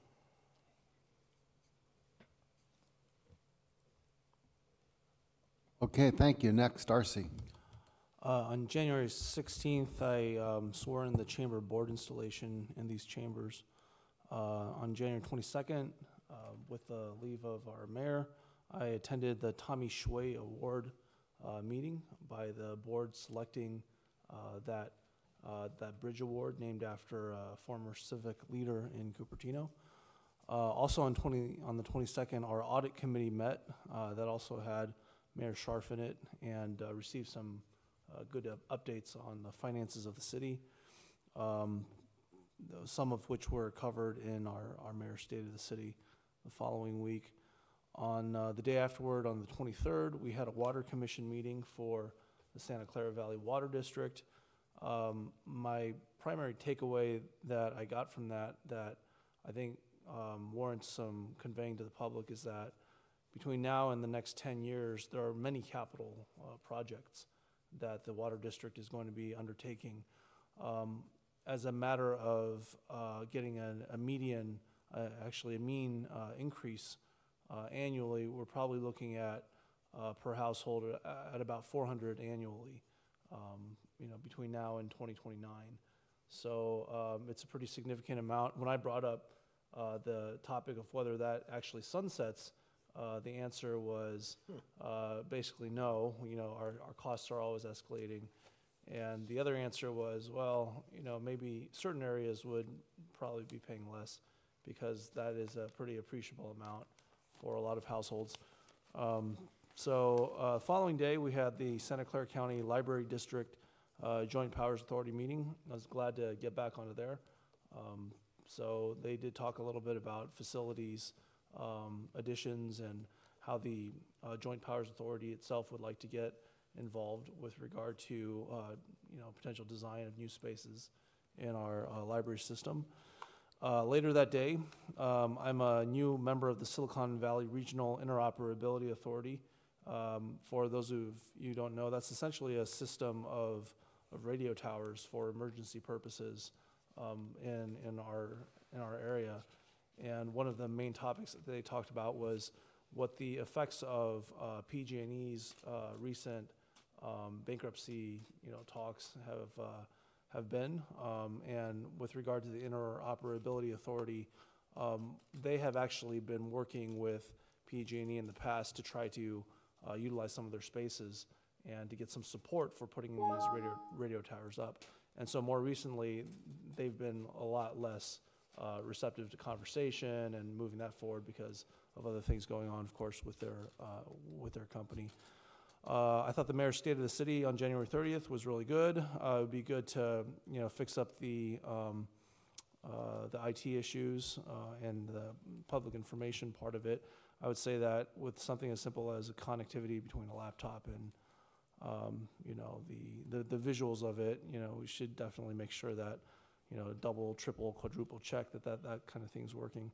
A couple of days later, I had a meeting at the behest of our interim city manager with a former public information person from San Jose. His name is David Vosbrink. I thought that was an excellent selection. I think, you know, in my 4 years on council, I haven't had a meeting with a PR or similarly situated person that would say, basically, what are you looking at public policy-wise in terms of your priorities to get the message out there for Cupertino. So I thought that was a very good connection to be made between where our deficits are as a city and, you know, how to help to hopefully effectuate a fix to that in terms of our outreach and communications. And then the following day was our council goal setting session, which was, you know, reasonably well attended. Again, the IT issues, you know, which would be good to, I think, sit down in the context of our public meetings and think about how we can, you know, really, you know, improve and not just figure out the baseline things like how do you not have feedback in a meeting that goes incessantly for 5 hours, but how do you improve the quality of the ability for members of our public to come up and share that type of media-based information with us. A lot has been stated with regard to some legislation and some policy items that are coming down on a statewide level, particularly SB 50 and the CASA Compact. We do have a new planning commission effectuated. I'd like to suggest that we have some kind of a study session that starts with our planning commission. I don't know if there would be support from our council as well. But I think that would be a natural and logical place to start. And I feel that we can have some pretty good you know, public outreach as well as educational sessions that would help us on council as well, you know, figure out the landscape of what's coming down the line. Thanks. Great. Vice Mayor Chow. Okay. So on the 16th of January, attended the Council Academy in Sacramento by League of California Cities. It's for new council members and new mayors. And then on the 19th, I met with students from Junior State of America Club, talking about what mayors do. And another session with a different group of students talking about public health, what kind of policies are there for public health. And then on the 20th, I met with the base board regarding some Lehigh issues. And then on the same day, I gave an interview with a Lynbrook student and she's trying to look into conservative and progressive views of our community. And on the 21st, I had the honor to attend a Guinness World Record event by a Monta Vista student. He broke the record of running 5,000 feet while solving Rubik's cubes within 25 minutes. The previous record was made the year before with 48 cubes. He did 77 cubes and ran out of cubes. He could have done more. And the 22nd, I attended the team engagement meeting for Parks and Rec Master Plan. We have some really engaged teams. They are quite interested in the Parks and Rec Master Plan. And then on the 23rd, I met with the executive director of Chamber to see how the city can work better with Chamber of Commerce. And the 23rd, I also attended the team commission meeting for the first time. And I found that we have very insightful team commissions. One of them asked the question, how come the council decided to new policies on improving communication with commissions without communicating with commissions first? And 23rd, I attended the community workshop for Parks and Rec Master Plan. It wasn't very well attended, unfortunately, but the staff did a great job presenting. And on the 26th, I attended a Tamil Harvest Festival. It was a very interesting, nice dance. And on the 28th, I attended a meeting that hosted by some Mountain View people who worked on their head tax before. And then they gave us some information about the structure, different type of business tax structure, how to modernize our business tax. Besides head tax, there are gross receipt tax and other square footage-based tax, and what other cities have different types of tax that we can look into. On the 30th, I didn't attend the noon State of City address because I went to the Peninsula Division meeting for League of California Cities, where MTC presented on CASA Compact. It's quite well attended. I think about 30, 40 city council members from many cities in the 3-county area attended. And most of the city council members are very concerned about CASA Compact. I asked them, what are they going to do with all the comments that all the city council members provide? Are they going to ever get to the legislators who will push the so many bills that will implement the CASA Compact?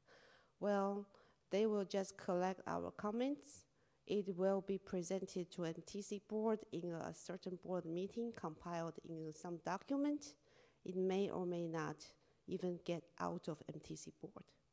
So sounds like if we have any comments, we should contact the legislature directly. The comments to MTC may not get anywhere because the CASA Compact has moved out of MTC. And then at night, on the 30th, I attended the State of a City address, very informative address.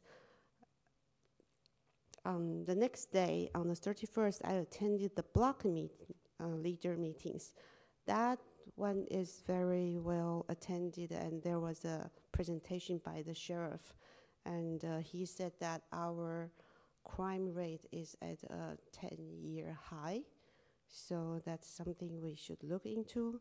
And also I'm wondering, actually the State of the City address at night on the 30th was not as well attended. So I'm thinking maybe next year we can do State of the City address during a block leader meeting, and then also open it to other residents. And on the 3rd, I attended a Chinese New Year calligraphy event and in the Taiwan Economic Trade and Office. On the 4th, it's a Hong Kong New Year event at a Hong Kong Trade and Economic Office. And yeah, I agree that we should do a study session not only on SB 35, but all the bills that's proposed under CASA, which includes something that would streamline ADU and forbid cities to set any limit on ADU. Okay, thank you. Councilman Sinks. I'll keep it very brief. I was at both State of the Cities. Congratulations, Stephen. I think you addressed the public with humor. You were very direct, and the comments I got were that people appreciated that.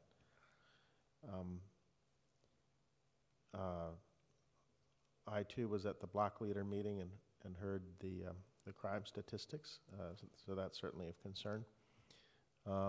I've spent a substantial amount of time in the last 3 weeks since our last meeting visiting with state legislators with a Silicon Valley Clean Energy contingent, so Mark Stone and Bob Wachowski and Mark Berman and Jerry Hill up in Sacramento. I've done other things, but I'll leave it there in the interest of time. Okay. So a lot of things are similar to other people. I went to the League of California Cities, new mayors and new councilmen sessions in Sacramento on the 16th to the 18th. On the 19th, I attended Livable California meeting in San Francisco. The 22nd, I was at the audit committee meeting with Darcy. With Darcy. A main topic was the embezzlement case and how it's proceeding. The 23rd, I attended the West Valley Mayor's meeting. I think the highlight was we're going to look into hiring a lobbyist we can share between the 5 West Valley cities. We have many common interests, some not so common, but enough where it may be worthwhile. We also need to make it clear that this meeting is only for mayors and city managers and not for uninvited guests that are running for office and using it as a platform for that. On the 24th, I also met with David Vosbrink, the PR person, and hopeful that we will have an article out shortly detailing Cupertino's position regarding our arena numbers, which we have met, even though developers have not built all the housing that we entitled. On the 25th, I went to Silicon Valley Leadership Group Housing Forum. I stayed for a while, but it was clear what their agenda was, and not really for housing, but so I just didn't stay for very long.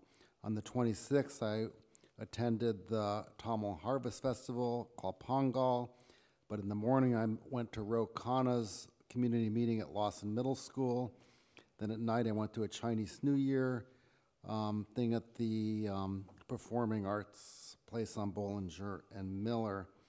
On 28th, I also attended the meeting discussing employer taxes that was in Los Altos. Very informative with people from Mountain View and San Jose talking about their measures. 28th and 29th were commission interviews. I thought they went pretty well. State of the City, I thought it went well until I started getting emails and articles, seeing articles about my little joke. So don't joke. I know people appreciated the jokes, but I made the joke about the wall, comparing it to Trump's wall. Unfortunately, some people intentionally tried to twist it and make it into like Cupertino was building a wall to keep people out, which of course is not the case. But responding and buying into that kind of rhetoric that they produce is probably not productive. So I will not take it any further. The 31st, I went to the block leader meeting. I found out I was a block leader in my neighborhood. I never knew that. I applied many years ago and never got a response, but apparently they put me on the map anyway. So now I better go to training to learn how to do it. The second, the goal setting on February 2nd. I thought we can improve that process quite a bit. Besides the technical difficulties, other cities actually have a much longer goal-setting day. We tried to squeeze this in, and it was just not possible. I think we are going to have to go to a longer thing. 3 hours is not enough. We probably are going to have to go to 6 hours next year. And then on the 4th, I went to the Hong Kong Trade and Economic New Year's event in San Francisco, which was very well done. We met Martin Yan in the parking garage. Leon got her picture with him, but I was not interested in that. And that's all. Very good. Thank you. And if there's nothing else, adjourned.